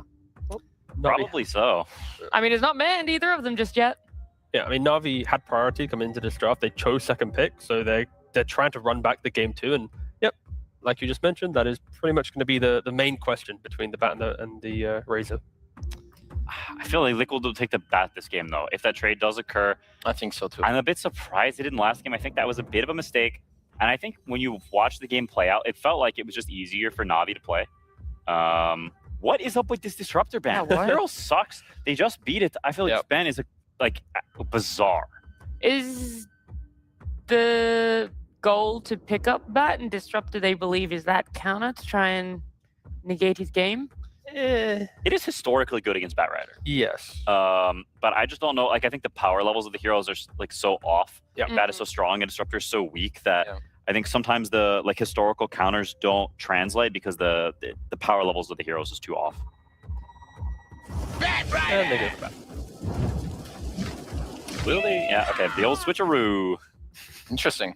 I bring the spark of death. I mean, I think Navi's probably fine with it. The Razor's a flex. You've got it on second pick, so you can flex it till the end. And that's it. That's the only silver lining you could find for them. I mean, it's like all the things we talked about the prior draft, right? Like there are intricacies between these heroes. I think it's not totally one-sided. I think you can kind of see that last game. I think overall Bat is better against Razor, but it's not black and white. I mean, now I guess the Disruptor. I mean, I'm also a bit torn between it. I mean, Na'Vi played very well. Maybe they didn't want to give them like the combo of, the Razor plus Disruptor or like Weaver plus Disruptor, like to lane into the Bat after. But yeah, I will say I would like slightly favor Liquid, at least like on this trade. But like Quinn was saying, you can build auras. I think Razor, if you play him from the offlane as well, he can like buy Lotus Orb, which that item nearly won the last game for Liquid on like a very clutch, like double lasso moment. So there are some positives, of course. I mean, for Na'Vi opening up the next phase, you could argue because of the Disruptor ban, for Radies at least, it's like you're looking towards Warlock. Other heroes that he's playing will just get eaten alive by an offlane Batrider. So you are kind of pushing them in a certain direction, like taking away some of their aggressive potential. But and I also wouldn't be opposed just to seeing the Warlock. Just chill, you farm. Got the juice now 2 games in a row, has just been top net worth. The Shadow Fiend game into the TA game. So like there is no argument on if the carry of Na'Vi is able to kind of get into the early game. Yeah, I mean, I think we definitely need a better answer for Batrider to this game. We saw the Quap last game, which, I mean, Mickey was absolutely owning. He was owning. He was. But I think whenever you pick magic damage only carry, it does weird things to your draft. And I think it's a playstyle that not a lot of teams are accustomed to. Now, we've seen Got the Juice play Quap carry before, so it's definitely not out of the question. But you don't want to feed him these comeback kills. I think that was the biggest thing that came back in the game, is they overdive sometimes. Bat TPs, he gets some comeback kills, because his lane was very bad. I mean, I still want to see like potential heroes, like the Largo and Weaver, I think are still like pretty good heroes for both sides. I mean, yesterday when we watched Na'Vi, they also did like the Hoodwink out of phase. I think Tia was you that mentioned that. I mean, Zayats, this is one of the few range heroes that he does play. So overall, I think just a good opener out of phase. It's going to be able to play into the map. It's going to be aggressive. It's going to have kind of the same storyline as the last game, right? The ability to kind of keep poking and kind of pushing your limits, but I'm not convinced as of yet. I think the next couple of picks need to kind of like lock in Navi's draft right now. Yeah, I mean, it's definitely like Hoodwink is not particularly good against Batrider. It just gives you like a skirmish sort of pairing with Razor. I mean, what I do like about it is that it can play in and out, and you can play longer fights. I really look for that from Navi's draft. I think you need lower cooldown spells, or just the ability to skirmish and fight, the ability to bring numbers. You're already playing as Warlock and Batrider, so you know the fighting is coming, the magic damage, the spells, and you need to be able to clash with that, because if you can't, then eventually you'll start getting picked off by Batrider. And I can tell you already that Ace is buying Pipe, and he's buying Crimson, and he's buying Boots of Bearing, and he's running around. But if you go all in on this Bat being an off laner and trying to, counteract in whatever way you can for a draft, there's still that potential Bat just goes as a support. Or do you think he's just not really going to fit into that role anymore? I mean, he can play support. I think in Boxy traditionally has been very good on the hero. I mean, obviously he can't really be a 5 because they have Warlock now. Yeah. But I think they would prefer Boxy, I guess. Well, this kind of answers that question then, yeah. on these type of heroes. I mean, Marcy Bat is a very strong lane. I think there's also a lot of, benefit to having the pick-me-up facet against both Razor and Hoodwink to, get them out of the bushwhack, get a guy away from the link. Yeah. Again, I feel like Liquid are just trying to hunt Riddies, pretty much. Like, they just want to make sure that whatever hero he picks, if you misposition once in the lane, you are just going to be food. I'm shocked that they actually entertain the idea of letting through the Ringmaster. Or if this is just like, we'll let it through and then every hero we pick will just be sitting on him. He was owning last game. I'll be completely honest. He was actually on fire, super high impact. But you do only have so many bans. The Shadow Demon one is a little surprising, but it's very, very good against Batrider compared to Ringmaster, which is very blasé against Batrider. Maybe it's fine-ish, but it's nothing special. I'm curious for Navi what safe lane to do end up picking, because Batrider Marcy is a very dangerous, very killer safe lane, so you need to be on your A game and you need to have very specific heroes so you can survive this and not feed to jump and toss back into Batrider. And that's where you could just lean towards the Tusk Gyrocopters. Whenever I think of really aggressive lanes, I think of just Wave Shove as the first option. Never allow them to have a creep wave. But they go for the Centaur, so they want to keep the Razor flexibility alive, and then the Grimstroke. My favorite hero. Yeah, I mean, they've played Razor Grim quite a few times together. It's obviously quite good. I think it's also nice for Centaur. I mean, PMA, I would say he's one of the better Centaurs that we've seen in the tournament. He's very good on this hero. You can also build the items you kind of want for the game, whether it's a Blade Mill or Pipe into Lotus Orb. So I do like that double pick here. But also just Soulbind into Marcy Batrider, right? When you have Marcy with Pick Me Up, her entire mechanic is about jumping on a hero and repositioning them. So now if you soulbind the guy that you're jumping, Marcy can't just jump on top of that. He's going to get double leashed up. It's going to be really obnoxious. Again, I think my concern though for Navi is, even though in the game I can see the fight potential, I'm worried in the lane. Grimstroke isn't the strongest laner. You need to have kill potential with your carry to be able to chase at them. And we've already mentioned how Bat and Marcy can just be an absolute disaster lane to play into. But in the game, I can see the kind of the motions that Navi will be playing towards. I mean, I definitely wonder, I think Grim can you need to be very careful with your positioning in this lane with Grimstroke. This hero is not the best laner unless you can play super aggressive. Sure, Razor Grim is a strong lane, but you have to respect the Marcy Batrider. And I will say for Liquid, I think this is a very strong Kez pick as well. We've seen this hero dominate for good reason. It at least does have a Wave Shove, right? If it is going to be Razor Grim, you can just stroke the lane, plasma the lane, you can do the kind of things that we mentioned. Of course, they will flex it to the very end. So for Navi, banning out the Nisha mid heroes. Puck is the first one to go. Oh, Huskar, Sag. What a shame. But Void Spirit's still in the pool. That's what also you could argue Grimstroke does kind of counter against the Spirit heroes as well, right? The Void Spirits, the Embers, when they're trying to be playmakers initiating, getting in and out of the fight. Again, not to overhype Soulbind, but it can complicate their mobility. Someone's got to do it, because no one else is picking Grimstroke. Yeah. Thank you. I will continue hyping Grimstroke to the end of time. This hero has been disrespected for too long. That's what I'm saying. There we go. I mean, so what can you do here as Liquid? Is there a way that you could run back a Queen of Pain? It's fine. Because the only thing I'm thinking for Navi, obviously they have choice. Your Razor can go mid, it can go carry. Yeah. I would say it's fine in either, but maybe because Liquid need to also respect this and find a way where if you just put a hero mid, that Razor will just dumpster, then Navi also get a new pick for the safe lane, so they kind of get a double win in terms of the last pick. What stops with the return of the Beastmaster mid? A hero that we saw a lot in the group stage, but it just fell off. it then gives you like Roshan potential and Liquid. Yeah, because that's like a through. 350 win rate. Navi, bandit, man. What the? It would have been good. Thanks. It would have been good. I think these drafts are relatively even right now. Yeah. I think they're different styles, but I think Navi having more scaling, more spell casting, and saying lanes, we'll figure it out. I think that's just better for their style. I think we'll figure it out. It's just the way they lane. And I don't know if that's going to change anytime soon. I agree that the Kez pick is good, but I also think Razor scales pretty well against Kez because you can't actually man-fight this guy. So I think while Kez is just a powerful hero and Kez Warlock is some psychotic lane that can not lose to anything, if Navi does get to that mid-game period, I think they have nice tools. They have natural Lotus Buyer. Razor has good carry-to-carry matchup. So I think Navi going into this, they're happy with it, and I think Liquid is also quite chilling. So I think it's one of those games where both teams got drafts they want, at least so far, and they're just sort of pitting them head-to-head against each other. I mean, like, Nisha has looked very good on a couple of heroes. Okay, he will go for one of his normal Void Spirits. Keep that up. No Huskar, no Ember, no Viper. I mean, again, Nisha is one of the few players that has a different build to others, right? He's going for the Vessel, going for Shard at 15, getting Kaya, like constantly farming, getting Shivas. Like, I feel like this style of Void Spirit will make the other damage of Liquid just feel even better. It isn't going to be, a slower game from him. That alone just makes his Void Spirit scary. Of course, at any point, he might entertain Aghanims, but I feel like the build he did earlier in the playoffs was so potent. Felt like every item just punched into the game. Topson would have something here. Oh, absolutely. Topson would have some sneaky thing you've never thought of or seen before. I feel like that's the kind of thing you want for Navi. You want some sort of like fat heroes are generally the stuff that's good versus Voidsphere because he's low damage. You want something oppressive and like I'm curious if Nico's got something hipster. This was my excitement in the grand finals, right? I wanted to see, this was the moment I was looking for. Like, Nico, you see your mid matchup. Like, what is like the creativity? How do you just throw that kind of niche pick that you've been using throughout your entire career? Okay. Well, I mean, it's a totally fine lane for Voidsphere. But it is, like, you have gone back to sort of the scaling department, right?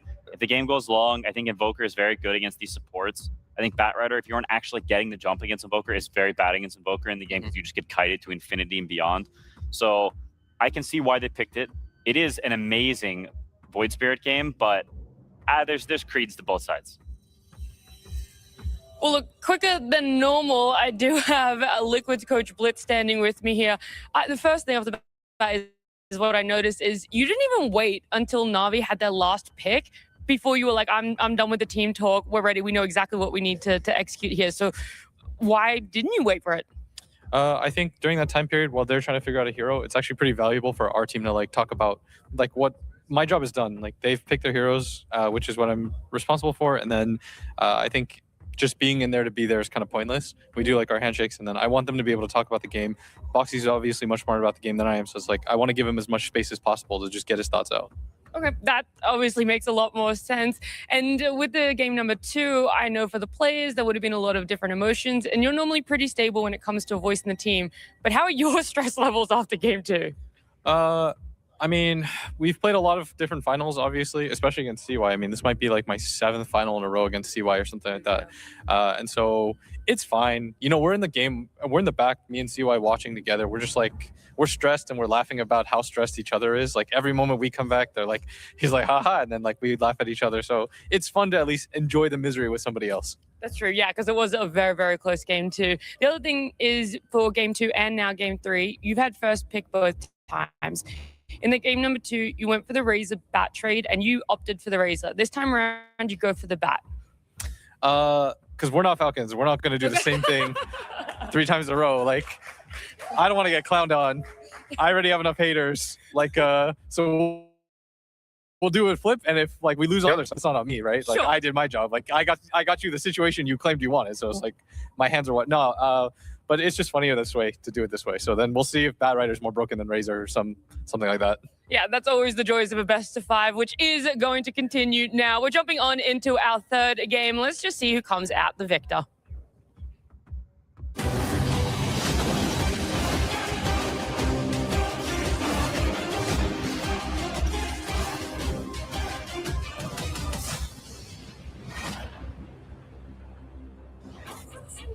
Time for game 3 here, ladies and gentlemen, between Na'Vi and Team Liquid here in the grand finals. fogged. We're getting a game from other teams. The Grimstroke, of course, coming out from Riddies. And then Liquid, indeed, as we heard, they're kind of getting the switch up this time. They want to be the ones to show off the strength at the bat. Ace taking it this time, which we certainly saw last game from PMA on the bat. Let's see if Ace can match that. Yeah, PMA was honestly, he might have been my MVP. I don't know. It was hard to say. Like, there's a lot of crazy stuff, but like the crucial lassos and everything that he did catch were pretty damn awesome. Sure, one got reflected, which was painful, but that happens. Yeah, this should be pretty exciting. A bit of a switch up, like you said, for Na'Vi, but not fully. Still looking to play a game that they can scale in pretty hard with this Invoker toward the later stages. Liquid, let's see if they look to speed the pace up of things. Especially with Nisha now playing a Void Spirit, a more active hero, rather than more of a sit back and hit those timings hero, like the Razor. Yes, and we saw how good of a game he can have on his Void Spirit. Looked incredible on some of the games the other day. And I think I can only imagine he's excited to play again because whilst the Razor's all cool and strong, you got to imagine Nisha has much more fun zipping around the team fights on something like one of the spirits as opposed to something that's got to be a bit more AFK and just hitting the creeps.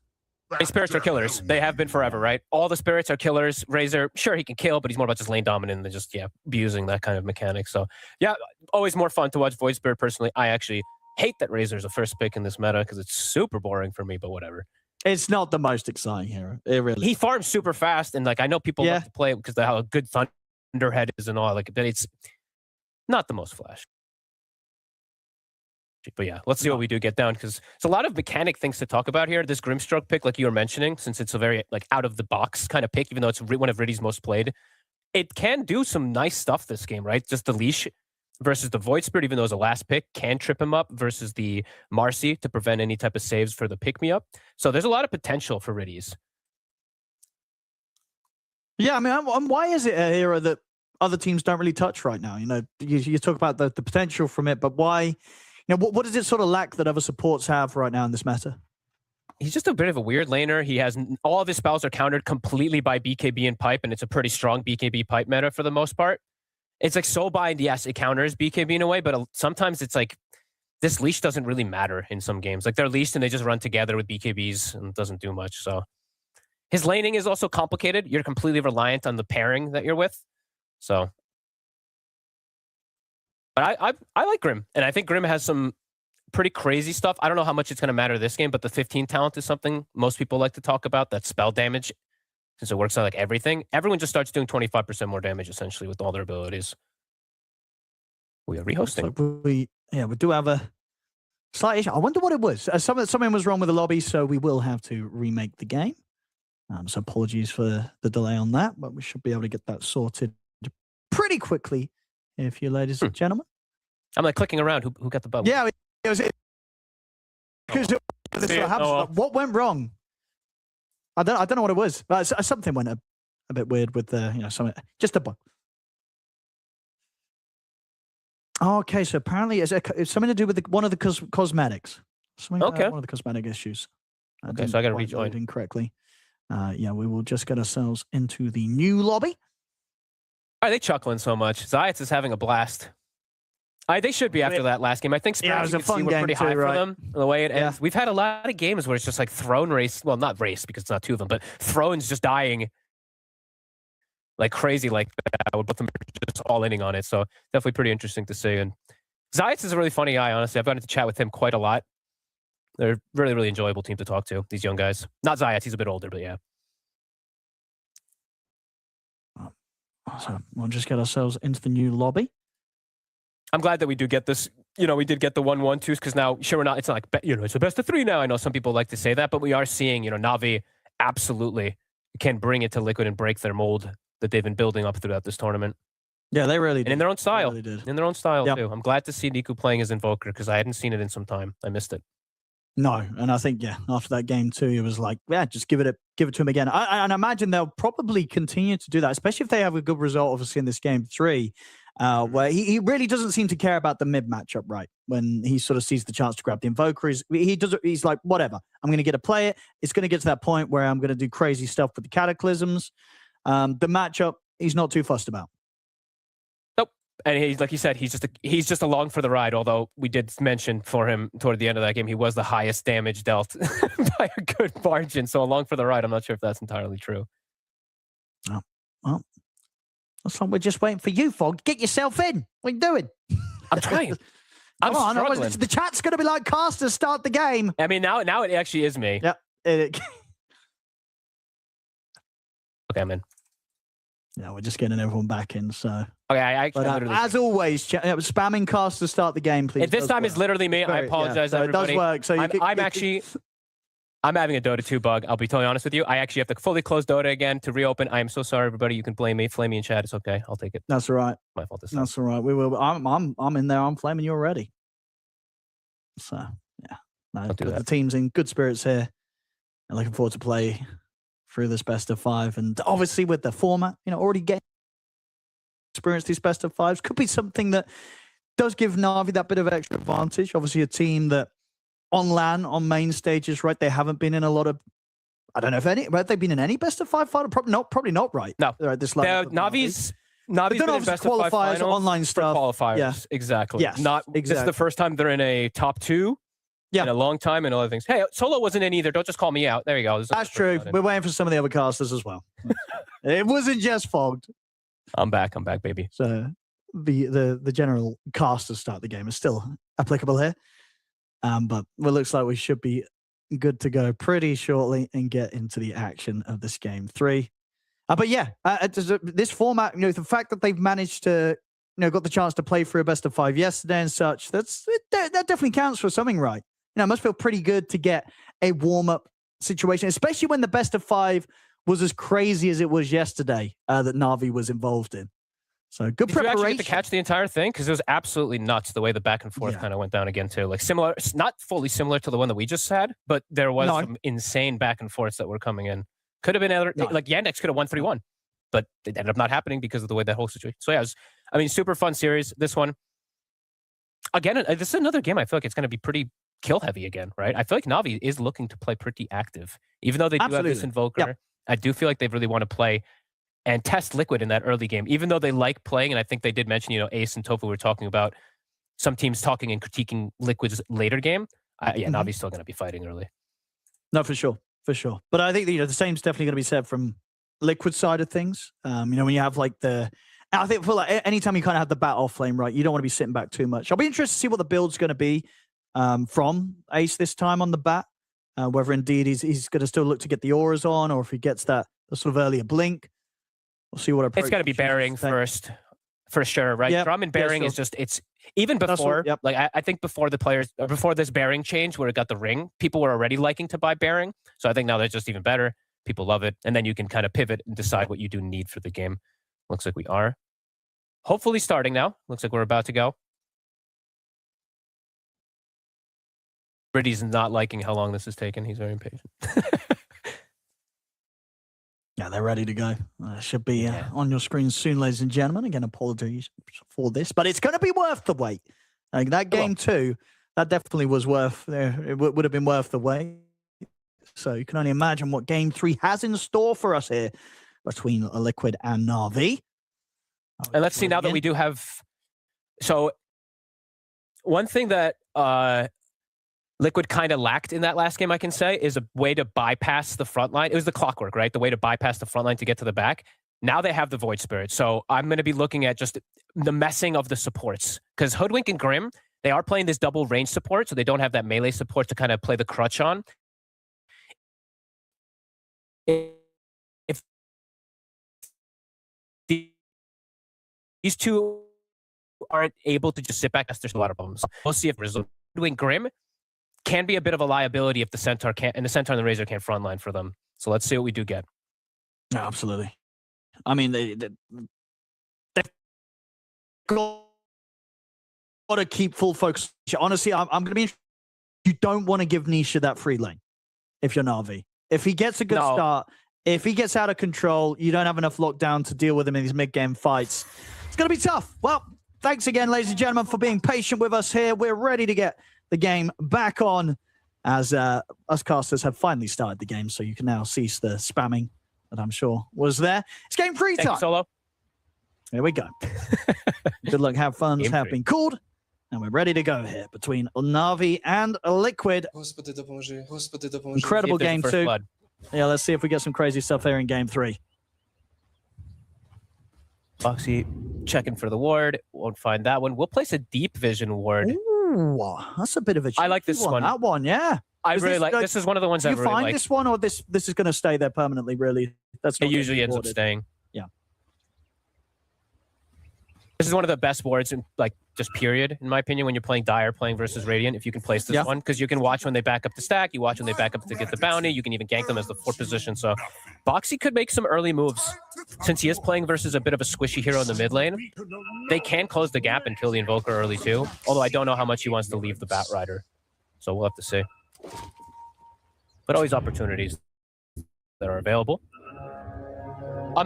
I do have to say too, Tofu, it says a lot when you want to play the same hero twice after like a 60-minute like Warlock game too. He's like, yo, give it to me again. I mean, he did have a pretty fun time. He got pretty good Fatal Bonds off. He got to get to the stage of the game where he gets like a refresher and stuff. They might just get first blood here. Zayat going to get brought down by Liquid. First blood for Boxy. Ooh.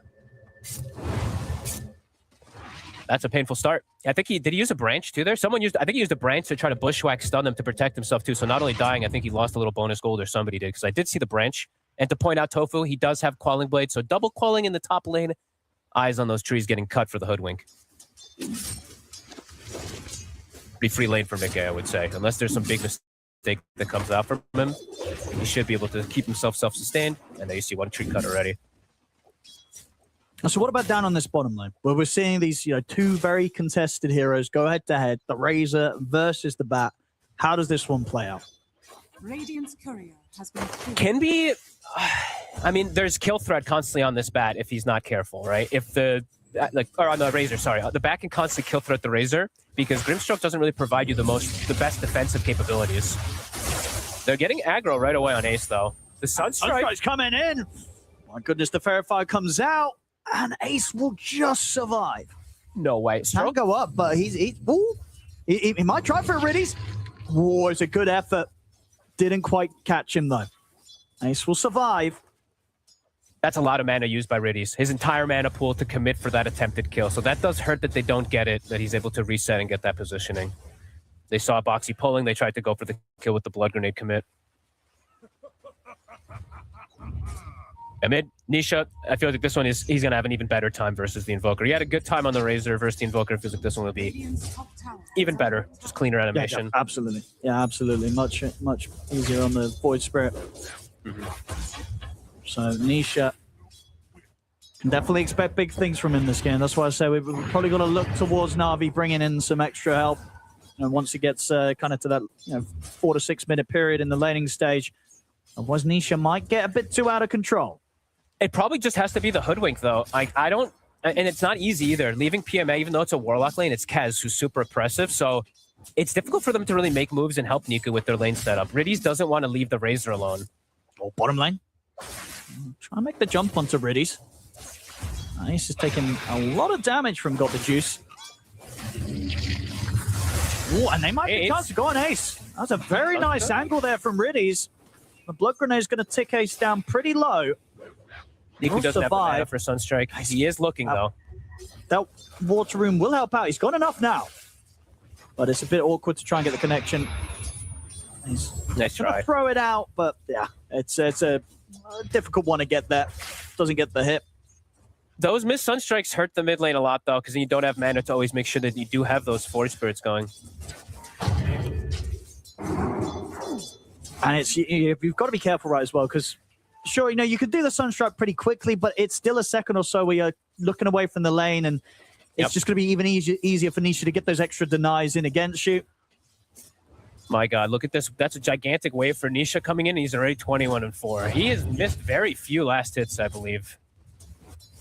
A commanding start for them in the mid and top. As we said, it's a Kez versus... I think every time I've seen this Kez versus either Centaur or Mars, he dumpsters the lane. It's very hard to actually play the matchup. Well, of course, helps that he has a Warlock, but... Yeah, it was interesting to note the builds on the Kez. Oh, we'll see bottom lane, actually. Sunstrike's going to be coming in. It's a hit this time. Nice Niku.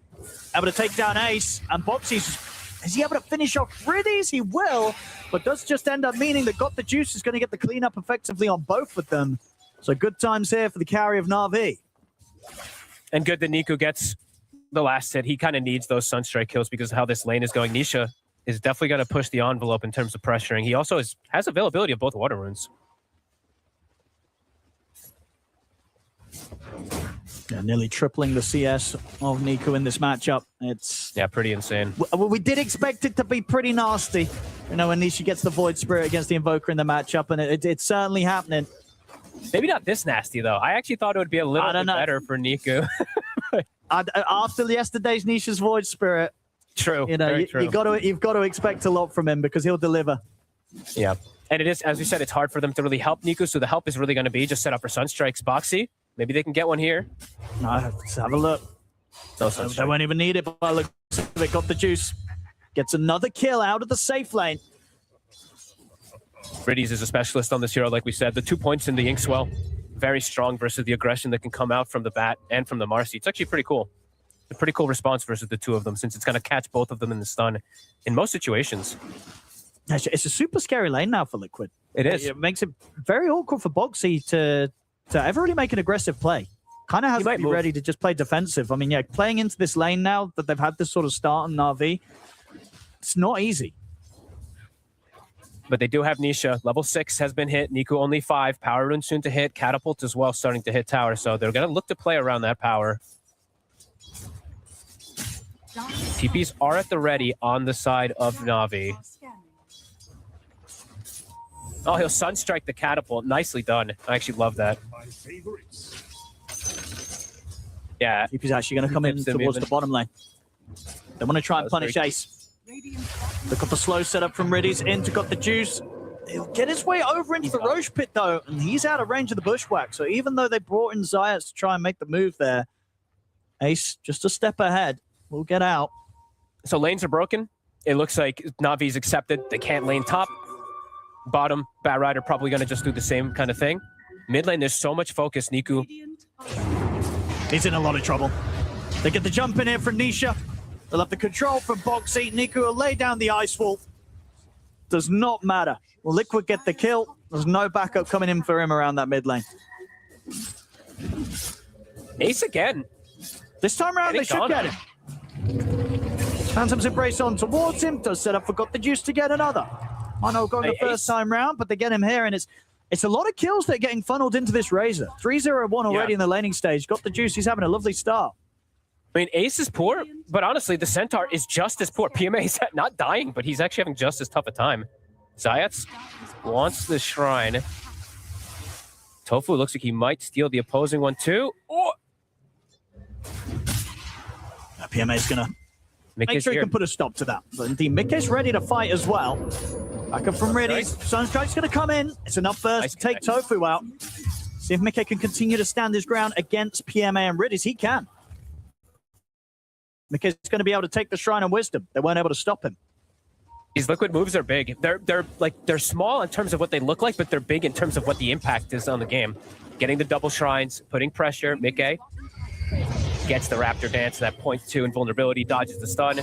And they're trying desperately to kill him here. They'll get the silence, but they won't be able to close in. Well, for a Sunstrike out, but that's Nisha getting the chance to kill off Niku in the mid lane. Uh-oh, and they're playing around Nisha. It really is falling apart a little bit. And Nisha, if he has this sort of start on the Void Spirit, we've seen so many times where the game usually goes. Yeah, and Boxy, he's kind of this offlaner himself, too. He's getting a lot of farm. He's actually same farm as the Invoker. Another one. With the ward. So it's in trouble. He will get the Bushwhack off. Cuts the tree. I mean, Boxy wants this kill. He's ready to try and die for that one, but it's beyond the tier 2, and the TP's coming in. Boxy will probably pay for this one. Cold Snap into Sunstrike. Boxy, I dived too far that time. They miscommunicated. They passed, I think, the Mango or the Lotus to him too late, so he didn't have mana, and then he wants to just awkward play. We'll get a kill. Niku needs that. Tofu is 6. Early Golem is at the ready. It's an early 3K lead, and they're putting so much pressure onto this mid, even taking out the wards. Radiant's top tower is under attack. The net worth distribution is pretty crazy in this game, how big the separation, the mid and the carry on Liquid have compared to almost everybody else. They're likely to get a lot done with that. And Nisha on the Void Spirit, just a few hundred gold away from having the Vessel online super early. Might be one of the earliest that we do see picked up, honestly. It's going to be insane because he's skipping the upgraded boots or anything. Top. PMA, see if he can get away from this one. And Mickey and Boxy are going to be chasing him down. He can't escape him. It's another kill here that Liquid's able to pick up, and that's going to help fuel this very, very solid-looking Battle Fury timing at this pace. Tier 1 tower picked up in the mid. And they can contest even, well, there's not really any stacks, but the Golem can come in and actually farm this. So Tofu can walk in. Another ward that they take away. So I think that's 3 or 4 Observer wards. They've got a lot of wards. Yeah, they have. I mean, Liquid, this early game is pretty ridiculous how much they're getting. The Razor's farming, but the other lanes are completely destroyed. They'll use the Stampede. They'll get the setup, but the rebounds there. Takes him out of the Sunstroke follow-up. They'll still get the stun follow-up on towards Mickey, but it's not enough to kill him. And now Mickey's considering running back in on them. He gets the ult off, gets that heal. He's going to be fine. Zayat's caught off to the side as he'll fall. PMA likely to die again after TPing in to try and make that attempt. They're going to lose Riddies on top of it as well. Boxy closes the gap with him and Mickey. 3 dead on Na'Vi. And another tier 1 to be taken here. This is also concerning too, because Juice is, the other 2 lanes are completely destroyed. Juice has to be the one to kind of break things and fix things. And his hero, he's going for a greedy build. He's going Maelstrom. He wants to farm, I guess. He'll just die. Well, this is scary. See there on the replay. I mean, it's going to be coming in every time from Boxy. If he sees the stun coming in on his course, he'll make sure the Sunstrike's never going to connect it. It's going to get to the point probably where if you're Niku, you're probably trying to outplay him by predicting where they're going to get brought over to if you're going to look for those Sunstrikes now if Boxy's around. They need, honestly, they just need Riddies level 6 if they want to go for any plays again. They need this like Soulbind leash to prevent the saves. That's 2 times or 3 times I've seen Boxy get away with murder in terms of just getting on top of targets or protecting targets. He is same net worth as the Centaur, almost same net worth as the Invoker with these moves. That's getting pretty crazy. It's getting Super pretty crazy, impressive. pretty early, and yeah, these timings. It's the Vessel is going to be one of the fastest timings we've seen on the Void Spirit, and yeah, this Battle Fury is going to be like a pre-12-minute Battle Fury on Mickey's Kez. Also going to be one of the fastest timings we've seen. Yeah, and like I'm just looking at PMA. This is my real big worry is who they're going to rally around. And I had concerns because of the quad melee or the quad range with only 1 melee hero to be that hero to rally around. Like their lineup can fall apart pretty hard when they don't have anyone to be that initial stunner.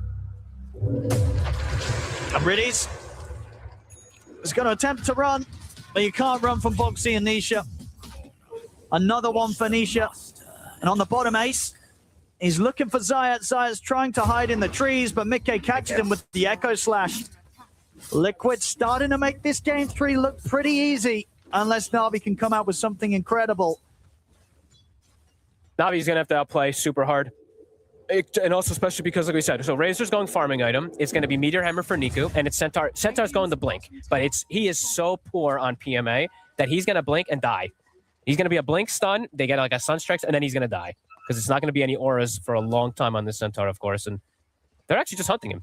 So poor PMA has no camps to farm because they're all blocked, and he's hunting. And he's going to have to use the Stampede to just escape, and it should be enough, unless they want to dive him. I mean, there's Astral step up in a second on Nisha.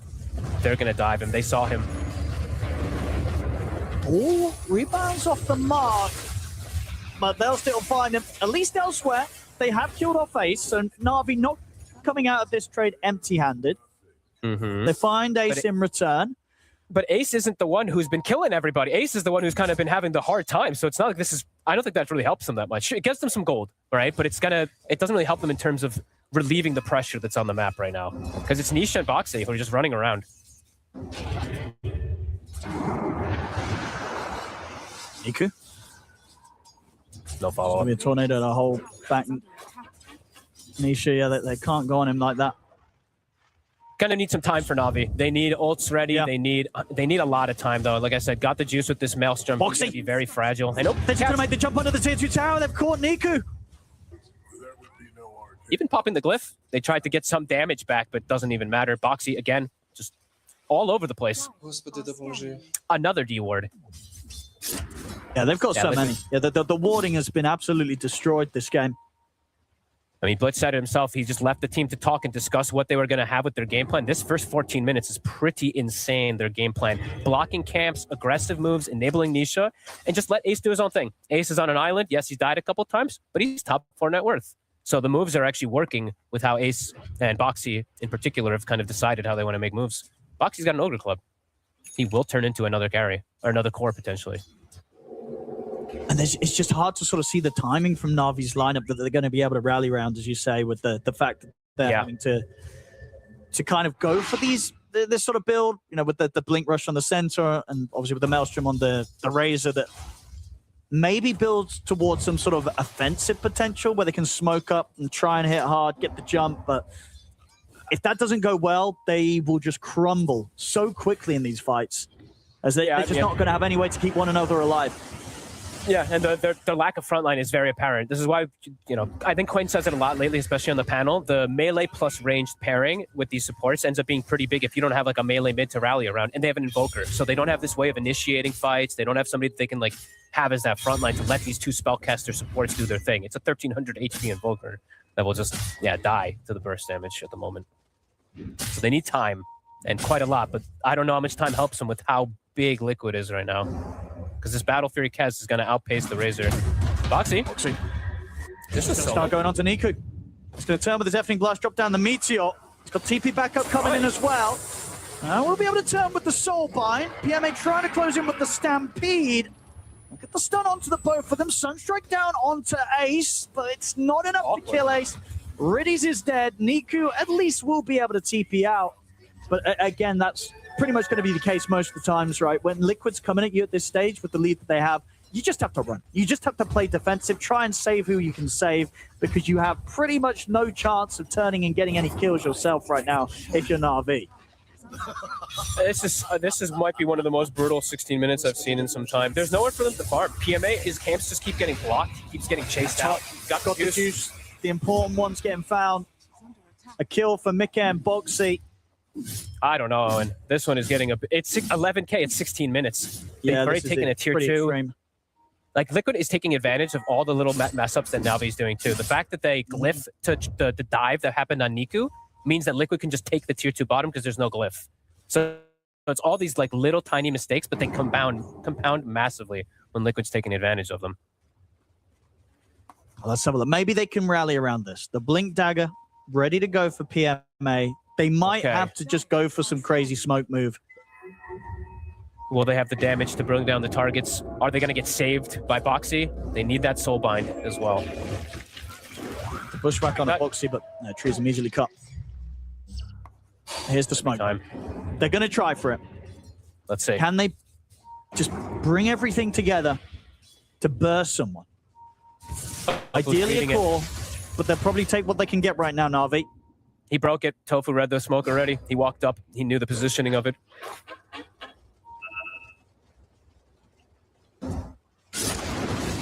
Wretched fools have no idea. Yeah, this is a brutal, I mean, perfect understanding, perfect movement. Liquid smoked up themselves now to counteract. They're anticipating, look at the line drawn, so they're anticipating that that's potentially where Na'Vi was going to look for the move. They'll walk right into Riddies. It's going to be a quick Grim kill. Wow. I mean, super crisp gameplay by Liquid in this game. The Na'Vi falling apart real fast. Got the juice running into Tofu. Yeah, but Tofu's, he's going to be fine. The Sunstrike's coming in, not going to connect. They're trying to chase him down, but God the Juice is already dead. Tofu's going to live. PMA tries to TP out, but Nisha's quickly in with the Remnant. They have the lasso as well. Oh, and they just can't catch a break here.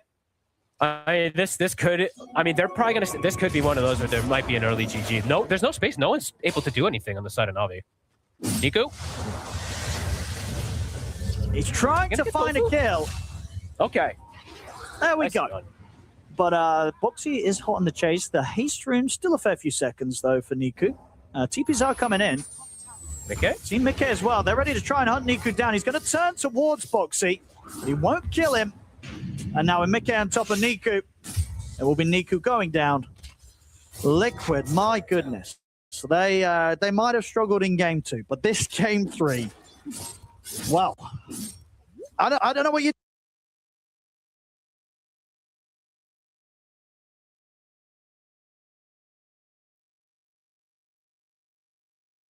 Na'Vi, I think it really might be, as you say, time to just think about Game 4. Because I this, mean, honestly, it's a complete liquid it's shot. horrible to say it, but yeah, it's honestly they have to they'll probably stick it out. Like I said, they'll probably stick it out, talk about things, wait for those next items, and hope that Liquid makes mistakes. But honestly, that's what it feels like. It has to be some unbelievable mistakes from Liquid in this game. 15k down right now. The farm, yeah, it's absolutely getting to the point where, you know, one good team fight and the supports of Liquid are going to be overtaking the cause of Na'Vi at this very early kind of 20-minute stage. Ace, honestly, this is a rider game for him. Of course, not the depths that he's had, but the chill in terms of just being able to sit back and be that passenger kind of in this game. Radiant's top tower is under attack. PMA has to sack his entire game and just be this movement, like third support in a way as the Centaur of this game. Because of how things have gone down. If he just sits back and farms, there's literally 0 plays that they can make.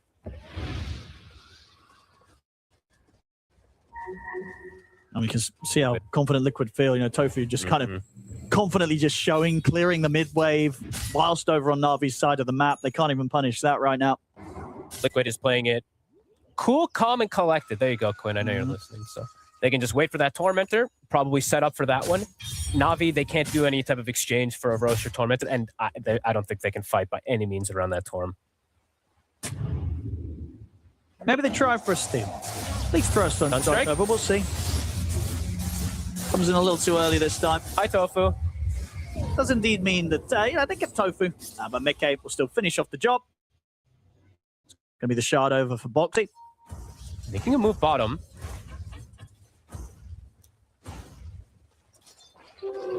Radiant are scanning. Boxy's ready to make a jump with Ace. Doesn't quite get the connection onto Zayat. He's into the freeze. Boxy will still find him. PMA's going to come in with the counter play. Sunstrike in on towards Ace. Ace will pop the BKB, but they've got him. Kill Ace off. Good little bait play from Zayat. Shows himself. They've got the wraparound coming in. Won't get Boxy, but they will get Ace. I mean, Ace is literally just a sacrifice in this game. It seems like 4th death for him. Around this timer, though. 21 minutes, both Wisdoms. Going to be going Liquid's way. Radiant's top tower. Navi's trying to do what they can with the little space that they have. They'll get a D-ward at least as well. How's Got the Juice doing on his BKB? Because that's probably the biggest thing they can rally around in terms of the next 5 to 10 minutes or so, maybe 5-6 minutes, you could say. If they can get the BKB on the Razor, of course, it's still unbelievable how much he has to do with it. And there is a Kaz that can rip him to shreds, but yeah, especially gotta do what they can to do. Mickey on the Kaz is pretty much an item ahead. He's also going to have that BKB done, but of course, he's on top of this Battle Fury and full Yashikaya. Zayat, he's found. They found him. It's going to be another one here for Mickey and Ace.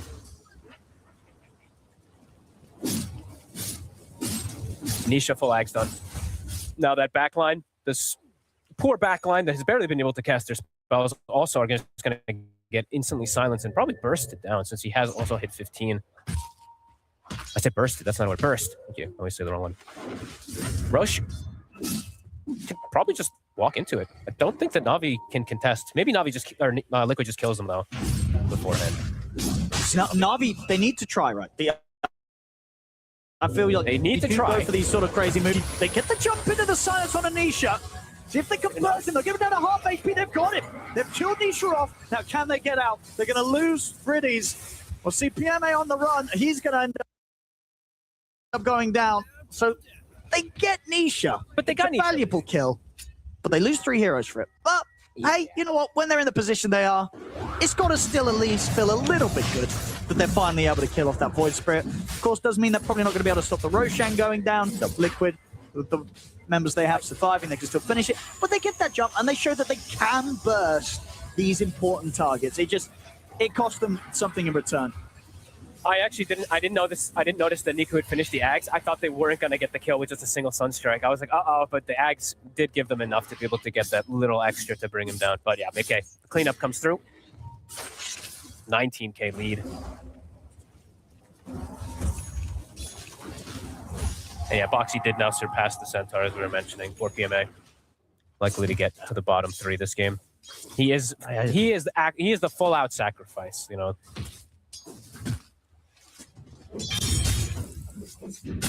Niku and Zayas were seeing if they could maybe find a chance to set up onto Ace. BKB is still on cooldown for 20 seconds, but looks like they're not going to stick around anymore up here.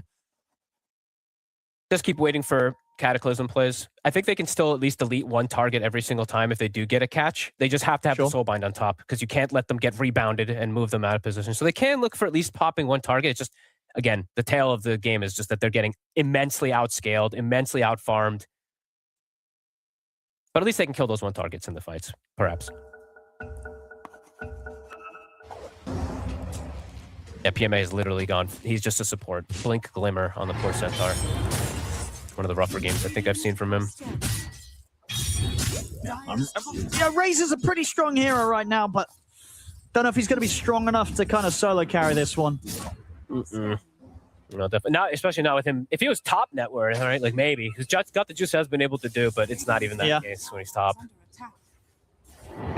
Riddies. They're going to be able to dive the tower. Look to punish the Grim. Nobody's going to be coming to help him. Such a hard game to play these supports on Na'Vi, just for the same reasons I keep playing, right? Like just not having that body to play behind to throw your spells. And just overall also Liquid just having 4 heroes that can jump, right? 4 bypassing heroes to get to the back line. Level 20 for Kez. Greaves finished for Tofu. Liquid not letting go of this lead whatsoever. That's tough, yeah. With that Greaves on top of the Glimmer, there's a chance now that they don't necessarily get that core kill if they throw everything onto them, if Tofu's ready with the saves. Yeah, Greaves, Glimmer, and can't forget about even Ash Legion shield. It is something, right? All these little extra barriers, they do protect. Tier 2 starting to fall. Liquid still got plenty of time to get aggressive with the Aegis on Mickey. Level 20. 18k net worth here on the Kez. Having a phenomenal time. And he's got his eyes on Zayat. He knows. Oh, Zayat saw it bounce up. He's like, wait a minute, what the hell was that? Well, that saved his life. See if he's got any way out of this. He's got Bushwhack back up in a second, Zayat. So we'll have a little bit of control. And he does indeed. So Zayat might be fine. If anything, Boxy might need to be a bit careful because they could maybe turn and try and take him down. They've got the static link going. Boxy will pop the BKB. But with the static link for Got the Juice, they'll be able to catch and kill Boxy off. Now, the problem is that they're coming in with backup. Can Na'Vi get out of this? Got the Juice tries to stand his ground, but the lasso's going to be there for Mace, locking him down. Nisha and Mickey bring in the damage. That's Got the Juice gone. Zayat will try and hide in the trees, but they've got the vision upon him. They get Boxy, but again, it's costing them each and every time. Liquid, they keep winning these trades. Like, to be honest, it's even better for Boxy than he could have imagined. If it's the initial start and he just kills Zayat by himself, right? That's cool. But now they actually kill the Razor instead and sacrifice Boxy, so it ends up even better for Liquid. Very quick to react. And they know the desperation that Na'Vi's playing in, farming the outskirts of the map, looking for any small gains that they can get. Liquid are just on the hunt. Mickey's still ready to... Look at this ward. The base ward. Sees Niku, sees Riddies. They'll blink down. They still see them with that ward. Oh my god, they're going to jump with it? They're going to get jumped. The vision was there, the information comes into play. The message from PMA. Mickey's getting burst pretty low, but he still has that Aegis. It's going to be Riddies and PMA going down. Got the Juice, get the static link off Tanisha. He's got to simulate in a few seconds, but that might be a few seconds too long. Yeah, they can kill him off. They get him. Tornado now, over towards Mickey. That's the Aegis out. Have they got any chance of looking for a second attempt on his life?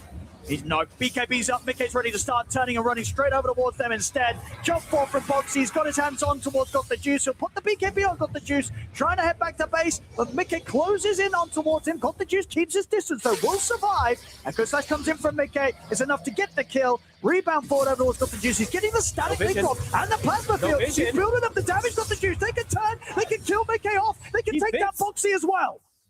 No vision. I think Boxy was running to the fountain to buy a dust to try to detect, but the Glimmer saves Got the Juice. Ooh, that was... I mean, they had to use some buybacks, but you know what? They keep the game alive, Na'Vi, and Got the Juice.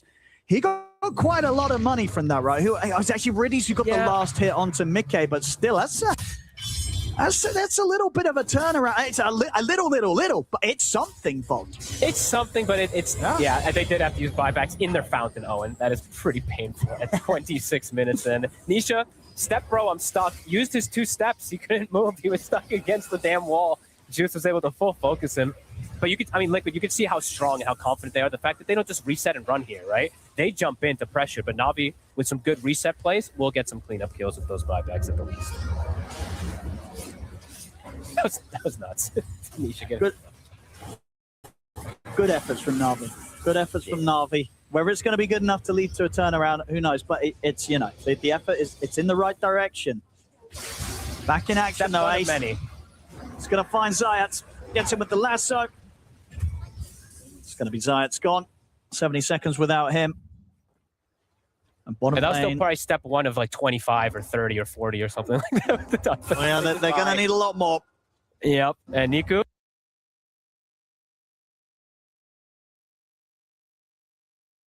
Being soft. Oh, but PMA.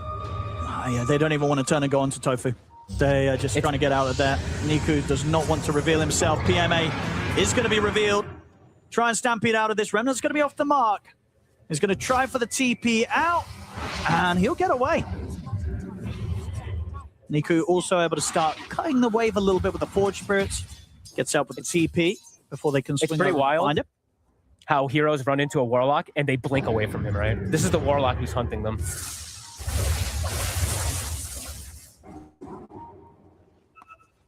Na'Vi might look to try and set something up here. You gotta just try to be reckless. Try to catch Liquid when they're not set up. Honestly, that's probably their best opportunities. Vincere has hit 20. BKB Manta Mjolnir. He does have some decent damage if he's able to survive the fights and get these big links, but it really is him versus the world. Because he got a fair bit from that fountain diving that went a bit wrong for Liquid. And it did Was it at the fountain, though?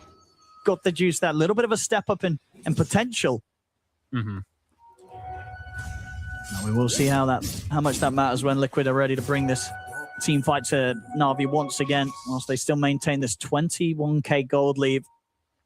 This is pretty cool from Riddies that I'm seeing. He did get the greedy enchantment. He's going for a Hex. Even though he's quite poor on the Grimstroke, he's not that far from it. He's 2,400 gold away, so this could be a pretty interesting tool to just catch Liquid completely off guard. That instant disable that they're lacking on Na'Vi, if he can actually get away with getting it, could be pretty cool. Let's see if they're prepared for this, though. Smoke time's coming in from Liquid. I think Liquid's expecting a movement up here, looking for a fight, because they're the Tormentors back up, right? So looks like they want to just check the area and then probably back away. Okay, they're going to take it as 3 and hunt with the other 2. Sharp for Tofu. See if Nisha can get a quick catch here. Leading the way. Followed relatively close by Ace. They're trying to sort of wrap around him from both angles. So who gets the jump first? Ace will have to blink away. Nisha's going to look to try and go for the backlines. Gets him with the burst onto Zayat. With the second Astral Step, it's enough to pop him, but the Stampede comes out. They're going to go straight over towards Nisha. Soul might actually catch up to the 2. They got the juice. He's building up again another massive static link. He's taken Nisha down. He's going to try and stand his ground against Ace. It's enough to bring down Ace. They'll look to Mickey, but Mickey turns, takes out, got the juice. Now looks to move over towards Niku. The Golem's going to get dropped down onto the Invoker. Niku will fall 4 dead on Na'Vi. They try their best to make these moves, and you know what? They're bringing down 2 cores, but it still isn't enough to slow down this lead of Liquid, and not enough to tackle Mickey this time round. Level 24, nearly level 25 here on the Kez. It's feeling like that 1 core versus 4 almost, because even Boxy is kind of this core. Got the Juice has to get so much done. He did get that full link, which was pretty beautiful, but right afterwards, Mickey turns up to that high ground. Let's see how much damage Mickey's going to be able to do here before the respawns come in. The tier 3 at least. I mean, coming in from the side, PMA's got eyes on them. I mean, they're going to try and make the jump. They get the chance to get the wraparound, open up with the Who Stomp into the bushwhack. Force the side, dodges the sharpshooter, but Mickey is super low. Gets the ult, there's the heal. Oh. Mickey able to stand his ground, gets the wrap to dance off, and now he's ready to potentially pick up more. PMA has to run. Niku will turn with the Deafening Blast, double kill for Mickey as PMA ticks out to the damage from him. Busters upon Niku and Boxy. He's in with the gap closed, jumps in. They get their hands on the Invoker. Triple kill for Mickey. It was a good effort there. They nearly burst him, but they couldn't quite. Raptor Dance comes off. Massive heals for him. He's back on with the push. Now backed up by the rest of Liquid, coming in with the respawns. The mid-rack's gone. Top They rack almost control lost as him. well. It was what, 1% HP, and he killed the Almost. bug. He got that Raptor dance off, got the immunity. Mickey, just too damn strong. Nisha may be sacrificing himself a couple times there, but Mickey, he's showing why he's the true carry on this Kaz. Let's see if Na'Vi can go for that one final attempt to the hold. Final chance. The base in a lot of trouble. Coming in with the smoke, but still 10 seconds without Niku. And PMA dead for 30. Can they do something crazy here with the three of them? They're going to try. There's the Soulbind. BKB forgot the juice. He's trying to close in. He's going to get caught by the stun. The bash is coming into play. He just can't do anything here. They have the full control on him. He's dead. And this game, it's over. GG's called. Liquid looking terrifying here in this game 3. Na'Vi, they tried their best, but they were 20k down, 30k down towards those last moments. They couldn't do anything to slow them down there, folks, at the end of the day. Liquid, they had this one in the bag from pretty early stages of this game. Yeah, honestly, this one felt like a bit of a draft issue. Wow. Not just because of like these plays, but they didn't really have anything. Once the lanes went bad, they had nothing to really rally around, right? These double supports, they wanted to play with their offlaner, but their offlaner is like 3k net worth, and the Invoker's having a tough time. So it's really just the Razor who's having a good game, and they don't have anyone that can just like initiate fights or break this movement that's happening from Liquid. While Liquid is free farming on, free farming in 2 cores. Ace was just kind of chilling on his side, but Boxy was just running rampant over the map. So Na'Vi probably having to fix a few things here in this upcoming next one. Yeah, Boxy, honestly, the Tusks, the Clockworks, and the Marseilles, he just absolutely destroys the game. He just completely breaks the game. Completely took over, yeah. Like, he is everywhere, and it just makes so much space for Mickey to pop off as he does. You know, we saw it before when Mickey gets this crazy Battle Fury timing. He just gets insanely farmed. Nobody can keep up with him. Well, what a game 3 there from Liquid. The series now standing 2-1 with Liquid in the lead. Yes, indeed. Liquid in the lead now 2-1 and pulling back after that Game 2 loss. Game 2 obviously didn't go to plan. What did you guys say in the break to come back and win in such a dominant fashion? I think we strayed off a little from our initial draft plan, and then also the game got like very chaotic. I think there was like, some misdecision, chaos, and team fights a bit. We threw the game later when we attempted their high ground and were like, not. Really? I'm not a fan. Uh-oh. Uh-oh, you can't just say uh-oh and leave it at that. I mean, it's Ursa against Shadow Demon, pretty bad. It's Ursa against Batrider, pretty bad. And I also think Ursa is pretty bad against Dragon Knight carry in a lot of the game. Eventually, I think it'd be fine. But I think there's big chunks where it's bad, and it's also bad against Ember. So I am not 100% sure why they picked it. Maybe they felt like they had no better options. But this is worrisome for me. To me, it feels like Na'Vi, they're really happy with their team fight, and they felt like they were missing out on like the Tormentors, the Roshans. There's ways to kind of control that 20-minute mark of the game, which is so crucial. But that's kind of about it for me. Like, of course, you get Battle Fury, Blink, and then Abyssal, and then you're always hunting. But yeah, it feels volatile. Sure, you can combo break a little bit, but yeah, with the SD pickup, with the fact that DK versus Ursa, as you go later into the game, DK doesn't really care as much. He can buy Satanic and kind of shrug off whatever Ursa does to him. To me, it just feels like Na'Vi is just looking at that kind of 20-minute mark of the game. And also, your carry player, the big shot caller, the voice of your team, he's asked for it. So you just have to trust him, I feel like, in this moment. Because for the draft, it doesn't feel like the best carry pick. But if he's confident on it, then we have to see what he can do. Yeah, it gives you the follow-up damage into Puck and Mars, but I'm not a fan of this pick. I don't think it's good. So I will absolutely agree. I think it comes back to like the comfort and what they were kind of looking for. I think they ran out of options. I would say Liquid should be quite happy seeing the Bear come out as the last pick, because they have a lot of good answers, and I think with how they have played, they should have the upper hand in this game. But Na'Vi, I'm just looking for them to show me what they got. You know, have Nico put on a performance here on his puck. He's done it many times before, because I feel like they need to show some good individual performance. No, I totally agree. I think this is a game where they need to stand out, focus on yourselves. Don't worry about the draft. Don't think about, do we scale better? Any of these worries, these inhibitions, put it all aside. Play an individual excellent game and let the Dota do the talking. Well, look, Boxy Earth Spirit hasn't lost yet, T. Is that enough for you to be convinced on the Liquid drop? I mean, Liquid are playing so well, and they've got so much comfort, right, on their heroes. And to be fair, Earth Spirit in the 4 position, Boxy's like the only guy doing it, so that alone is a treat to watch. But forgot the juice. The Ursa, second highest win rate hero for him. So if you are asking for a player to be comfortable on a hero, then it is that. But yeah, we'll have to see if the comfort can shine. Oh, for sure. Both sides really getting comfort, I would say. And before today, it had been a whole week since we had seen Batrider. He was definitely in the high priority list of being banned out. Now he's won the past 2 games that we've seen him in. Will he be the hero that enables Liquid to win Blast Slam 6?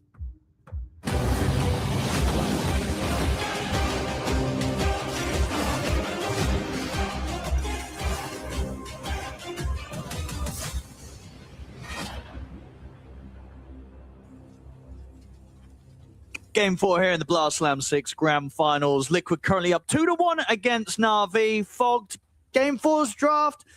It's an interesting one, right? You know, Liquid, they're getting quite a lot of the strong stuff. Na'Vi, they decide to end the lineup here with an Ursa.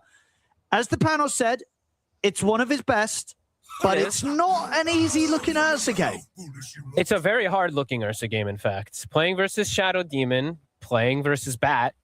These are 2 of the harder heroes to play around. And an Earth Spirit, we have to actually count this one in. It's a hero that can allow people to get kited. You have a built-in silence. I don't know. This looks very difficult for Na'Vi. I think maybe what they were doing is they were kind of running low on options. And I think it's maybe just like, let's just pick Juice, a hero that he's very comfortable on. Yeah. And then let's just hope that Niku goes rampant. Because the puck, I think that's the one that I'm looking at. Even though it's not an easy puck game, then maybe he can do some kind of crazy stuff. But oh, and this feels very difficult for Na'Vi. I hope they got some interesting stuff planned out for this game. Yeah, it was a tough game 3. It was a tough game 3. This game 4, let's see if Na'Vi can step it up and push it to the game 5. Yeah, my worry really is that but yeah, it's double melee, right? Playing versus the Shadow Demon DK, so it's going to be free for them. Shadow Demon can prevent pulls very easily with Dust of Disruption or with Boots, which he has. It does feel like they've got all the boxes ticked for them. So for Na'Vi, let's see what they approach. PMA is in trouble. They've got the disruption. He is in trouble. Ready to set up the body blocking. It's going to try and run down the river, but the blood grenade will be there. They close in on him, and it's going to be first blood for Mickey. Well, that's the dream for Mickey. A lane that's already completely free for him, and now he's going to have whatever he wants to bring to start with, either boots, gloves, etc., whatever it is. Or bracer, we'll see. Yeah, that's crazy. See how they deal with the lane. Let's see how Zayat's... They pretty much said, like, Zayat is our playmaker, right? They first picked the Tiny, so they're putting a lot of confidence in him. Let's see if he can make some magic happen as well.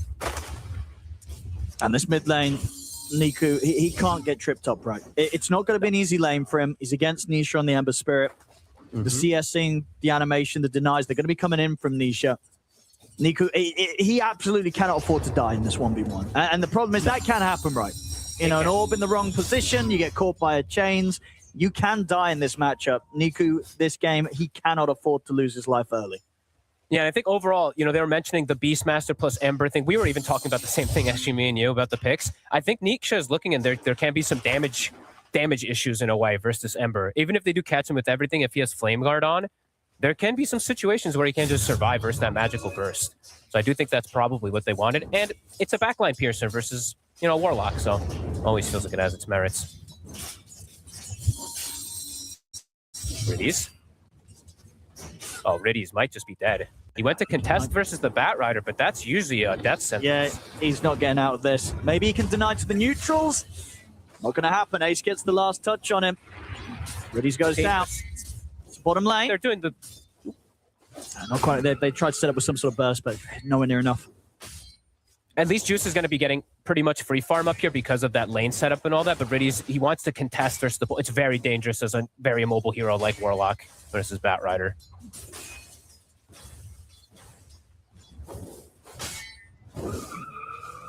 It does give some space, yeah, to got the juice, though.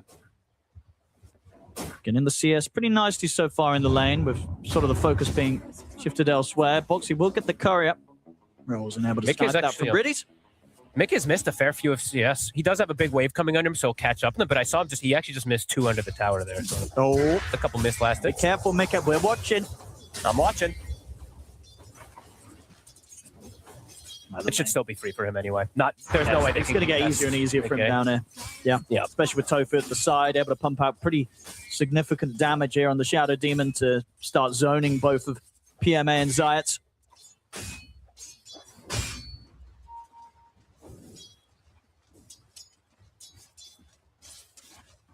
Mid lane, though, so far so good from Niku. Keeping up with the CS of Nisha on the Ember Spirit. He's the one to watch start. for me. Yeah, Truly. not a bad start at all.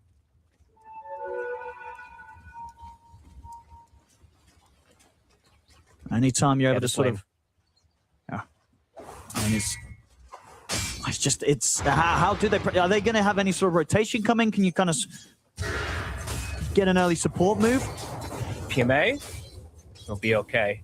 I don't know if Na'Vi really wants to break their lanes. I think they're probably just going to keep them like this. The Bat Rider is not really pressuring the Ursa, which I would say Navi's happy about that.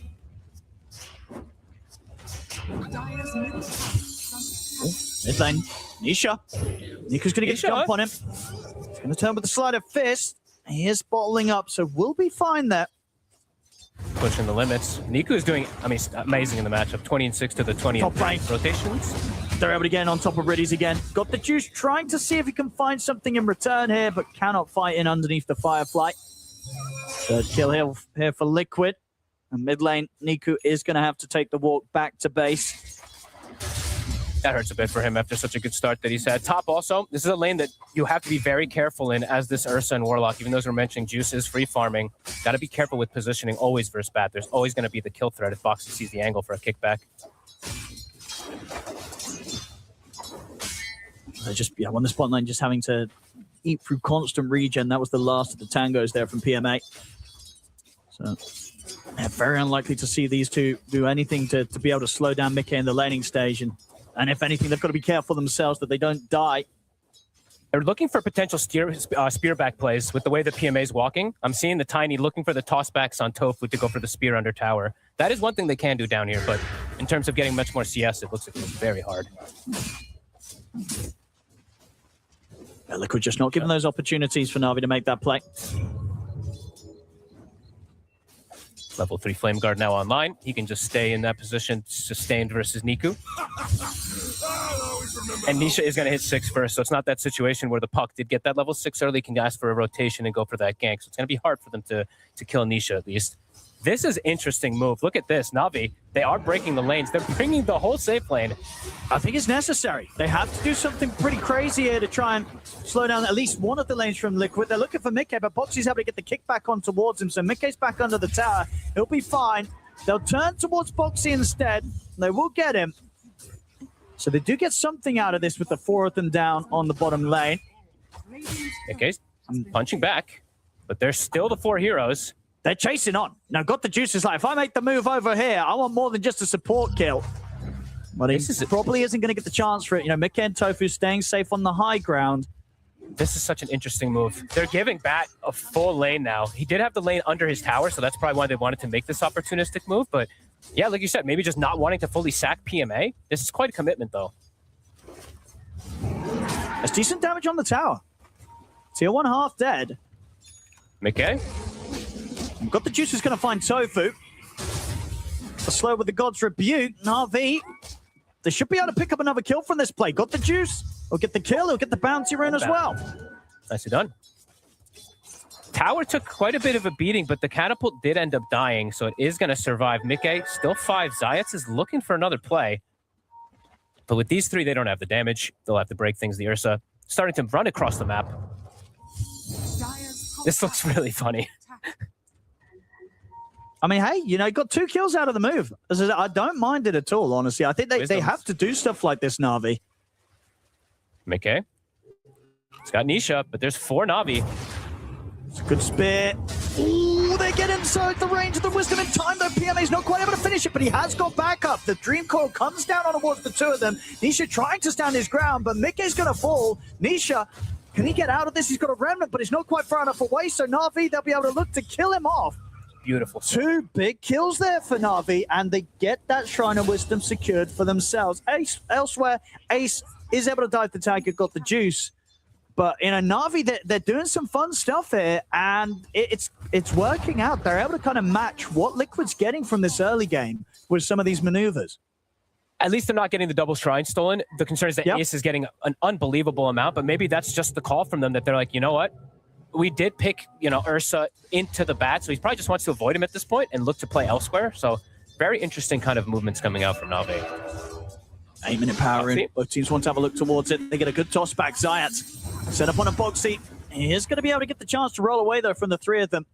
Didn't have anything else to quite lock him down. Zayat was a little short on the avalanche to follow things up. So Boxy gets out. Playing to their strength, playing around Niku. Ursa now got the juice, as we said. It's time to hit the jungle. Doesn't want to play near that Bat Rider. And let's see what unfolds now that these lanes, they've kind of broken. Navi did do some kind of cool movement to kind of fix the lanes and all that here, but we do see that Liquid are coming out ahead in terms of gold. And they did get the first tower themselves, even though it was a 4-man committal from Navi to take 1 tower. Yeah. I think pretty much the big thing that achieved for Navi, right, was just ensuring that PMA didn't get completely left behind in farm in this early game. He's in an okay spot now on the Mars. If that sort of focus didn't come in and that sort of play down bottom didn't happen, he might have continued to get just completely bullied out of the lane and be in a really rough spot. Yeah, and now they do at least have like the ulti combos with the Puck and the Mars, but they won't have the support levels just yet. Does have 4. Okay, he's just shy, so 50 XP until he does have the 6 on the Warlock. They're about to have all the ultis at the ready. They're going to want to use them. They'll be strong around those tower fights. To sort of sit and AFK whilst they have these cooldowns. They have vision of Mickey as well. Radiant are scanning. If they can get a kill and a tower with all these ults, that would be pretty massive. It's been hit by the scan. Boxy. But know that something's coming here. Boxy. Ace is coming. Get caught first. Further backups on the way. The golem's going to get dropped down on towards Boxy. Boxy's surviving, though. Finally falls here as they come in with the Dream Coil. They have the arena out as well, but Ace turns with the lasso onto PMA. The Firefly's down. PMA needs to tick down very low. Niku has to get out of the fight now. So they do get a kill. They lose 2 heroes for it. The Golem's going to get farmed here as well as Mickey and Nisha chase it down. Plus 100 here for Mickey off the back of that one. You can see what they want to do there, right? They want to bring everything together, as you say, as soon as they get this ultimates, but it doesn't quite go as cleanly as they would hope for. And Liquid, they're ready to respond. And now, Niku. I think he's got him. Yeah, he has. Sleight of fist in the urn of shadows will get him the kill. Oh, that's a concern. 2K lead now starting to build up. Yeah. Navi had everything available. They catch the Boxy, but Boxy's only level 5. It's not really that big of a grab to even kill the Earth Spirit. Ace just gets free reign inside the fight as the Bat Rider comes in towards the end. I mean, pretty huge if they can find Ace. Pretty chaotic, yeah. I mean, they might be able to steal the stack. It's very low. It's pretty low. If Sarge uses the sort of combo, I think they clear it, don't they? It's under attack. Looking for a kill first, maybe. Okay. All right, I guess they felt that they wouldn't be able to do it. Maybe it wouldn't have been enough damage. Maybe. They really want this kill on Ace because he was low, maybe? That's the case. They're really trying for it, but they just can't. Now they lost their mid tower. Yeah. It's a shame they couldn't do something about that stack. That was pretty much 3 or 4 ancient stack. That I guess, they felt that they just wouldn't have had the damage, really. I mean, probably wouldn't have been able to cleanly do it. Would have been a bit messy for sure. Get the toss back on a Boxy. He's able to roll away. The Avalanche not putting a stop to that one. Boxy gets out of there, and he's got backup. Ace cleans up Zayats. Continues. It's just a lot easier for Liquid to make the moves, it looks like. Just they can pair up as 2 heroes. They have so much overwhelming damage. Navi, they need a core and perhaps both supports to look for any of these type of moves. It's difficult to see how Navi pairs up at the moment after losing so much control of the game. At 30 seconds, they'll have the Golem. So I can almost certainly imagine that will be when we see Navi try and respond. Nisha has Vessel done. He's got backup. Boxy has a point in silence. Oh, and they've got the setup. Chains come out. Nika's going to try and jump away. Look at the Dream Call off onto the 2 of them, and the backup's here with the arena. They can burst through Boxy. Look towards Nisha, but he's got the Remnant prepared safely. Back in the river. Will manage to jump out, but Navi react. They keep Niku safe, and they kill Boxy off. Great positioning from PMA. I think that's probably how he has to play with the Tiny. Just look to play and catch whenever Liquid does make those aggressive moves. But it is difficult because you don't want to get too far behind on this Mars at all either. Got the Juices getting some space to finish up that Battle Fury. His timing is actually not that bad comparison to PMA, all things considered. Now, if they can continue to make space for him, he should be able to kind of keep on track with the farm that Mickey's getting on the other side of the map on the DK. Let's see if they can slow pace down a little bit more here too, because they do have Golem, but they want to ideally kind of combo Golem with one of the two ultimates. Liquid looks like they're pretty content with sitting back and hitting to get that next timing of items, as you said, that quad ancient stack. I think now it's a 5x. So much, yeah. Yeah, this is going to really fuel that sort of pipe timing. And this was one of the things, right, you're a bit concerned of with Navi's lineup. Sure, they had these big ultimates, but in terms of the damage from them, it's a lot of control. But I was going to see actually quite a few of the creeps, though, sniped there by Niku. Yeah, he got a fair few of those there with that orb. So yeah, like 3 or 4, actually. Not bad. Yeah, I think, yeah, the majority of it, I think, honestly, on this last hit. So a good bit of gold there sniped by Niku. Yeah, this pipe timing could be pretty massive, though, if Ace doesn't want to fully commit for it, which it does look like he does. Versus that heavy team fight we've seen multiple times. One player gets BKB, the other one gets pipe, and you can counteract it. Na'Vi, they do not have the heroes that can go pipe, of course, with the Mars. And Liquid want to try and go for the 14-minute Wisdom Seal. Nisha and Boxy heading over. No Vessel charge on Nisha. And PMA is going to be careful up on the high ground. And it looks like he knows he can't contest it. So it's going to be Liquid getting both of the Wisdoms. Liquid controlling that early game again. 14 minutes, gold lead, experience lead.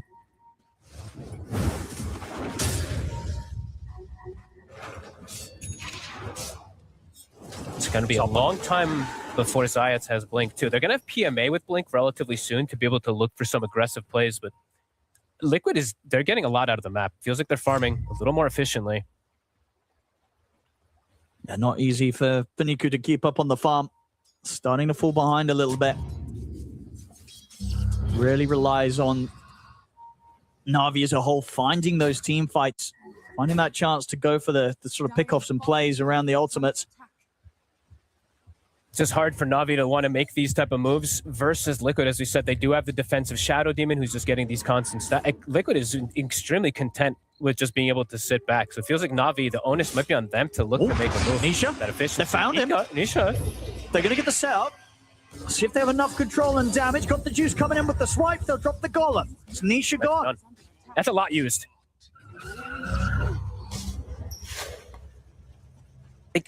They get the kill, but what can they turn it into? Can they look to push a tower with this? Because that's a coil and a golem used. Ideally, you want to try to at least hit a tower a bit here. Nisha's respawning soon, though.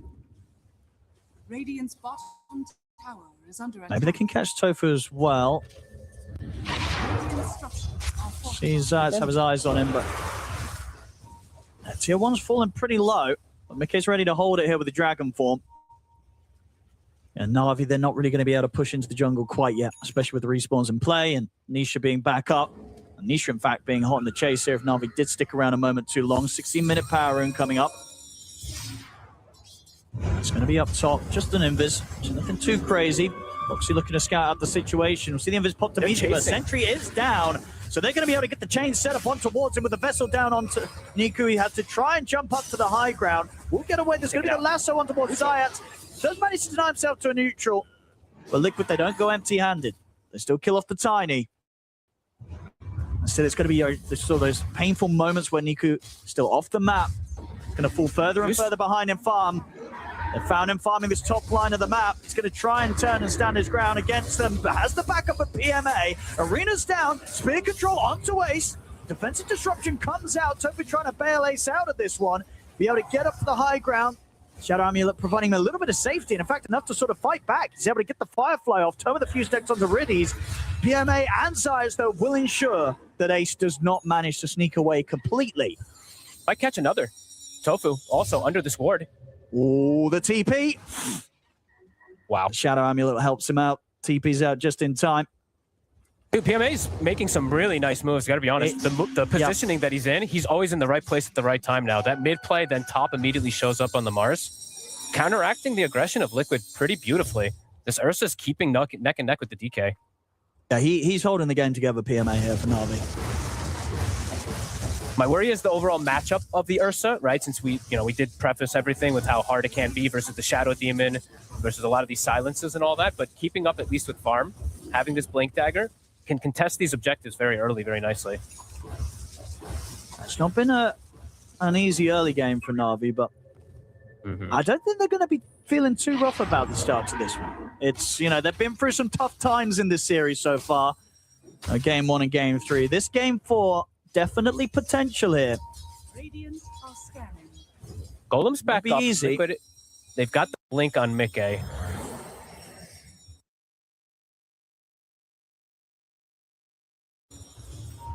They've got to be in the right... I mean, PMA, it's a lot of pressure on him, but he's got to be in the right place a lot of times to read the moves, because Niku can just get caught very easy. Ooh. A waning rift coming in just in time. We'll get the Dream Coil off onto Mickey. We'll still get clipped here by the Dragon Tail stun. He'll jump out to the side, but the Magnetize is going to bring him down low. Boxy closes in. Another attempt to jump away, but another stone's at the ready. The Magnetize continues. Niku's game continues to slow down even more. Oxy's really hunting him. This the Earth Spirit in general, we don't see almost anybody playing it, but just the silence. Honestly, these little silences, the gap close, problematic for the puck. Oh, and taking a Roshan away from the Ursa lineup. Oh, Liquid's going to try for it. They've got Shadow Demon. They go. You always can do it with Shadow Demon. The menace is building up, 37%. I mean, it's been hit by a scan, but can Na'Vi actually get anyone over here to interrupt this? Doesn't look like it. Yeah, they're on the complete... Maybe they could just go for a kill instead. Can they try and at least punish Nisha being alone? Not going to be the case. Oh, he's not alone for long. Yeah, Shadow Remnant's still up on the top side of the map, so quickly swings over back into towards the area of the rest of his teammates. Roshan gone. Aegis now on Mickey. Heads up play from Liquid, getting that kill, immediately turning into a Roshan. Yeah, like you said, denying it away from the Ursa is always going to be a big deal. Dragon Form still up for half duration.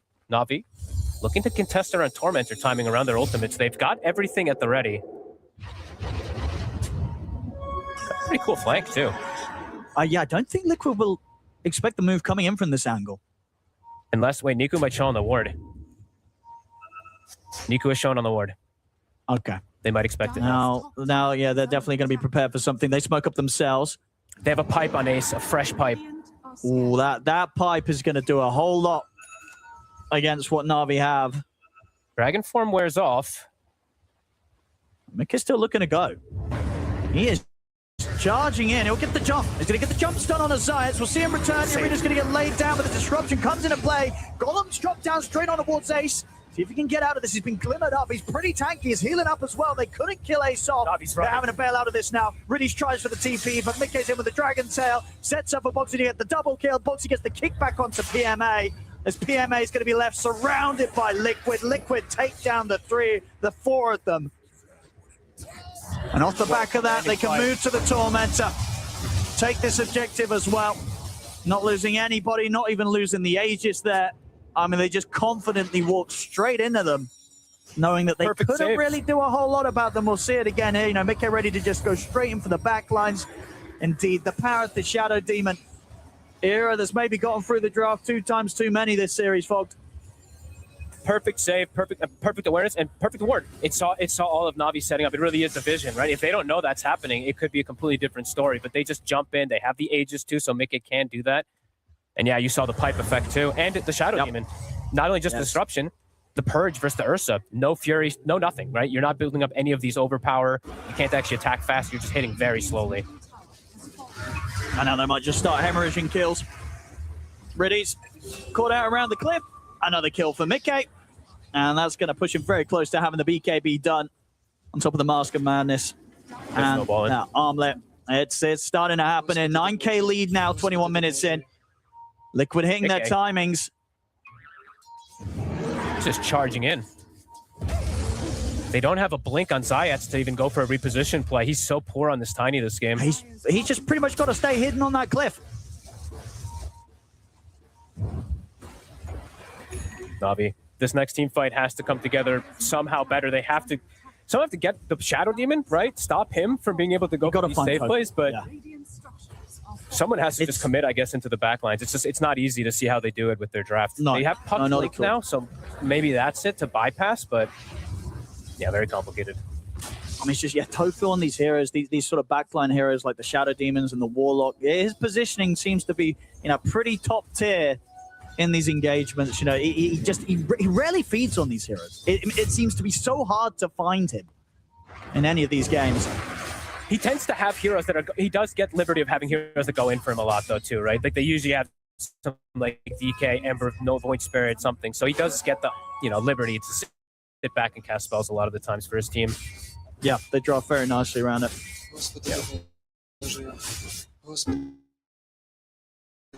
That's like playing saves. Like if I Tusk Shadow Demon Freeze in Liquid, besides it's aggressive the defense. Top. The tier 2 is going to be taken, and at the same time as taking the tier 2 mid, they're also looking for kills up top. Riddies, they'll try for the TP, but the sleight of fist into the change from Nisha catches him. It's going to be Riddies gone. Map feels so small. 2 heroes around on their side too, on top of the triangle box he's TPing over. PMA has BKB. They have Blink on Tiny now. But Liquid's just running at them. Yeah, they're ready to just keep charging in. They get the jump stun on towards the park. They've caught Niku. They'll get the chance to live a little longer. Lasso's going to be on his side, so they catch him to the side. He has to use the Dream Core to try and hold them back. They'll get the toss follow-up, but there's no further damage to threaten Mickey. Niku still dies on the tower, and they're ready to roll up towards the base. Clean Zayats up, bring this top wave in, and look to take what will be this third tier 2 tower still at this early time at 24 minutes in. Insane. Like Boxy's getting too much done on a 4 Earth Spirit. It looks like a mid Earth Spirit almost. He's got Yules on his way toward BKB, but yeah, he's just committing forward and getting on the puck. I mean, Navi's sort of posturing outside of the base, but it's just the 3 of them. They've got to be careful. Boxy, not going to be able to gap close yet. Navi will manage to retreat back up to the high ground. Super oppressive gameplay. All 3 tier 2s have been taken. Both of, I mean, yeah, the Roche plus the Tormentor, everything for Liquid in these last 10 minutes. Navi, how can they work things together? Will they be able to rally around this BKB? It looks like the Ursa does at least have that done. I think you got to try again. He still can get Demonic Purged, but a step toward another right direction if they can get the back line. There we go. They've got to find success with this Navi. Otherwise, this game is going to fall into a pretty dire position. They have quad blink daggers, so you better find that back line. You better have a detection for him too. They might be able to all in on Mickey. Oh, Mickey just in time. They're moving away from this camp. They might still find the chance. They get the vision down. Mickey's playing safe though. He's backing away. It's a little too hard now for them to get the grab on him. Mickey a step ahead. That was insane. Was it Vac? Call it. That was insane. How do you know? I mean, the game sense, I guess they're all off the map. Mickey not taking any chances and avoiding what could have been a big hit there from Navi, a hit they really need. That was crazy. He didn't even finish the... Yeah, that was some awareness. Maybe just the experience. He got less XP from the creepers. Oh, no, that was crazy awareness. Navi tried to find a catch there with that BKB timing. Not going to find it. Have to back up and reset. Liquid, reposturing, regathering. Feels like it's probably about base defense at this point, at least for me, for Navi, right? They've got tossbacks, they've got spear plays. They do have some cute stuff they can do on the high ground. Yeah. But there's also... Liquid also does have like the saves, right? The problems of being able to bail people on. PMA just has to BKB and run. Defensive. Riddies could just steps outside. Controlling the map. Nisha's heading up towards the top. There's no space for them. He's gonna get his hands on Riddies. He's gonna drop the golem. But Riddies will fall and got the juice. He'll try and jump in, but Randus is still there. Did you have the dream call on Anisha? But he's able to just BKB and walk it off. And now Navi, they've got to run. Niku Zayats got the juice on the retreat. Boxy closes in. He's got the Yule set up. They'll turn with the avalanche and toss onto Nisha. Got the juice, bringing in the damage. Can they kill him? Get the swipe stacked up. They've got him. They do manage to kill off Nisha, but it's not without the loss of their own carry here. Got the juice, still falls. Mickey cleans up the double, getting the 2 big kills. Both Niku and Got the Juice gone. It's just not enough, Fog. They're trying. They're trying. Sometimes kill Nisha. I mean, it's kind of the same in one of the other games, right? They could kill Nisha, but each and every time it cost them so much. Yeah, Liquid just kind of forcing the issue, right? They're just chasing anybody who shows outside the map. And yes, maybe you can get 1 return kill, but the rest of Liquid all arrives and they just in turn. But at what cost, as we used to say? You know, you do kill Nisha, but you end up drastically losing so much more control. But like you said, it feels like almost desperate. They kind of have to do these type of moves because they've lost complete control of the game. No way to step outside out of the map, too, with all the vision coverage that we see Liquid do. Aghanim's pretty much done for Boxy, so they can actually also kick people out of the base.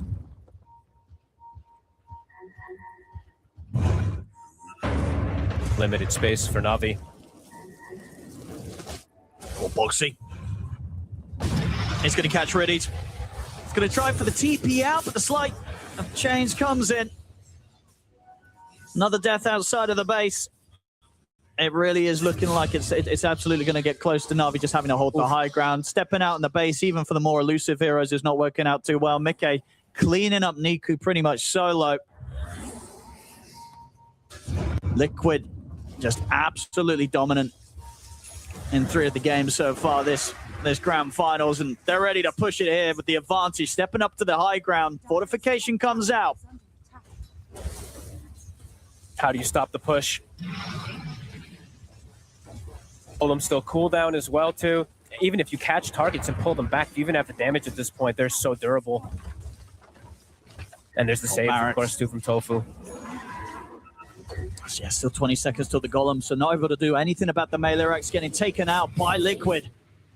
And they can back up reset. Liquid playing very safe. Can go for the Roche. Na'Vi, do you want to take the risky play? Do you want to smoke and go contest it? I think they might just do so. I think you do, but whether or not you're going to get there in time, that's another question. Roshan's going to go down pretty quickly here to the damage of Mickey. Na'Vi, can they make the move quick enough? Let's see. Can PMA get a double spear of truth or something? I don't know. It's going to have to be something unbelievable from them. Liquid's being careful as well.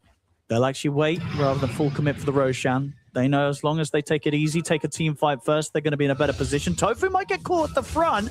Got the juice. He's in with the jump. They're going to try and get rid of the Shadow Demon. Golem dropped out, but he's already out to the side. The quick save's there for Fox. He takes Tofu completely out of the fight, and Niku's dead. They've got the lasso on and got the juice. He'll try and turn towards Ace, but Ace able to get over the high ground, get over the cliff, turn and get the kill here. Triple for Nisha. My goodness, Boxy just immediately bails Tofu out, and it ends in Na'Vi getting team wiped and Liquid losing nobody. It's a desperate move, but I cannot believe they can't even kill the Shadow Demon. I mean, Boxy just kicks him completely away. Drags him out, kicks him out of there. What a... Yeah, sometimes the hero doing the saving needs to be saved, and yeah, Boxy bailing. So we'll see it again here. They go in on towards the Shadow Demon, got the juice, desperately killing it, trying to kill him. And then Boxy with the grab and the kick. Tofu's out of there. Nobody dies here on Liquid. You heard it from Boxy the other day. You know, he was like, I felt like I was just dying all over the place. I'm the saving hero, and I was just feeding. This game, he's definitely getting a whole lot done. Aggressive and defensive posture. Perfectly played there for Tofu. Another base. It's only going to be a mid-racks cleaned up in its entirety. The top racks as well now gone. 2 full sets here for Liquid, up 27k, just 31 minutes into this match. Making very little mistakes too. They're making this one painful. Niku, bottom 3 of the entire game, not even just of the cores. And Liquid now. They had his number. The safety. They really did. Get back into the Roshan, get this Aegis.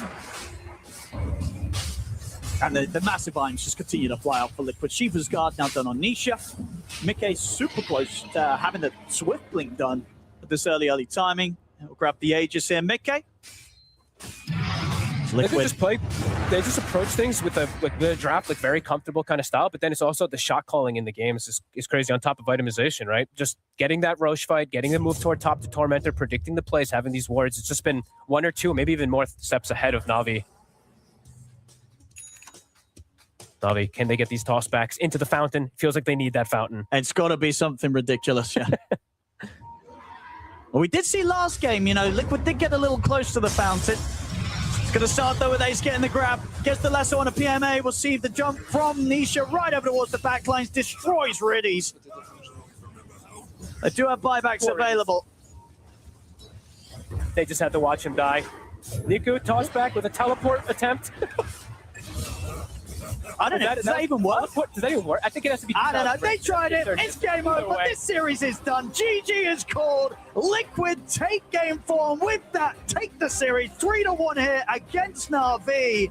Taking the championship title here at Blast Slam 6. And my goodness, folks, we might have had one of the games was close, but the other 3 Liquid just continuing to show the dominance that we've been able to enjoy from them in their run here, especially in the playoff stage in these best of fives. This team, they're really gelling right now, coming together in a way that they weren't kind of a month or so ago, right? This was a team that was losing qualifiers. There's some events coming up they didn't even qualify for, but here at Blast Slam 6, the work has paid off, and the wins they're getting are phenomenal. The whole team is leveled up. You know, I know a lot of people are always just going to be like, it's the Nisha show, right? Things like that, because Nisha has had a pretty explosive tournament here, but I have to credit everybody. I think Tofu had some pretty standout games when he played not even some of the heroes that are as expected. You know, he had a Wyvern game, which the Nope's playing. Played super good on it. I do have to give Liquid a lot of credit. And the Rubik game huge shout out. the other day, Yeah, exactly. Yeah. But I do have to give tons of credit to Navi. You know, they made it to this grand finals in a pretty hard tournament, especially with all the teams that were here. They're still, I mean, I want to call them a young squad in terms of because of their ages, of course, but a super fun team to watch. When they have their explosive games, they are very, very good at their team fighting control, but they're pretty unpredictable, which I think is one of the more interesting things for them. Absolutely. I mean, you can see even with the tough results, some smiles still there for Navi. They'll be back in the future. We'll see what they can bring. But for now, ladies and gentlemen, give it up for Team Liquid, the champions of Blast Slam 6.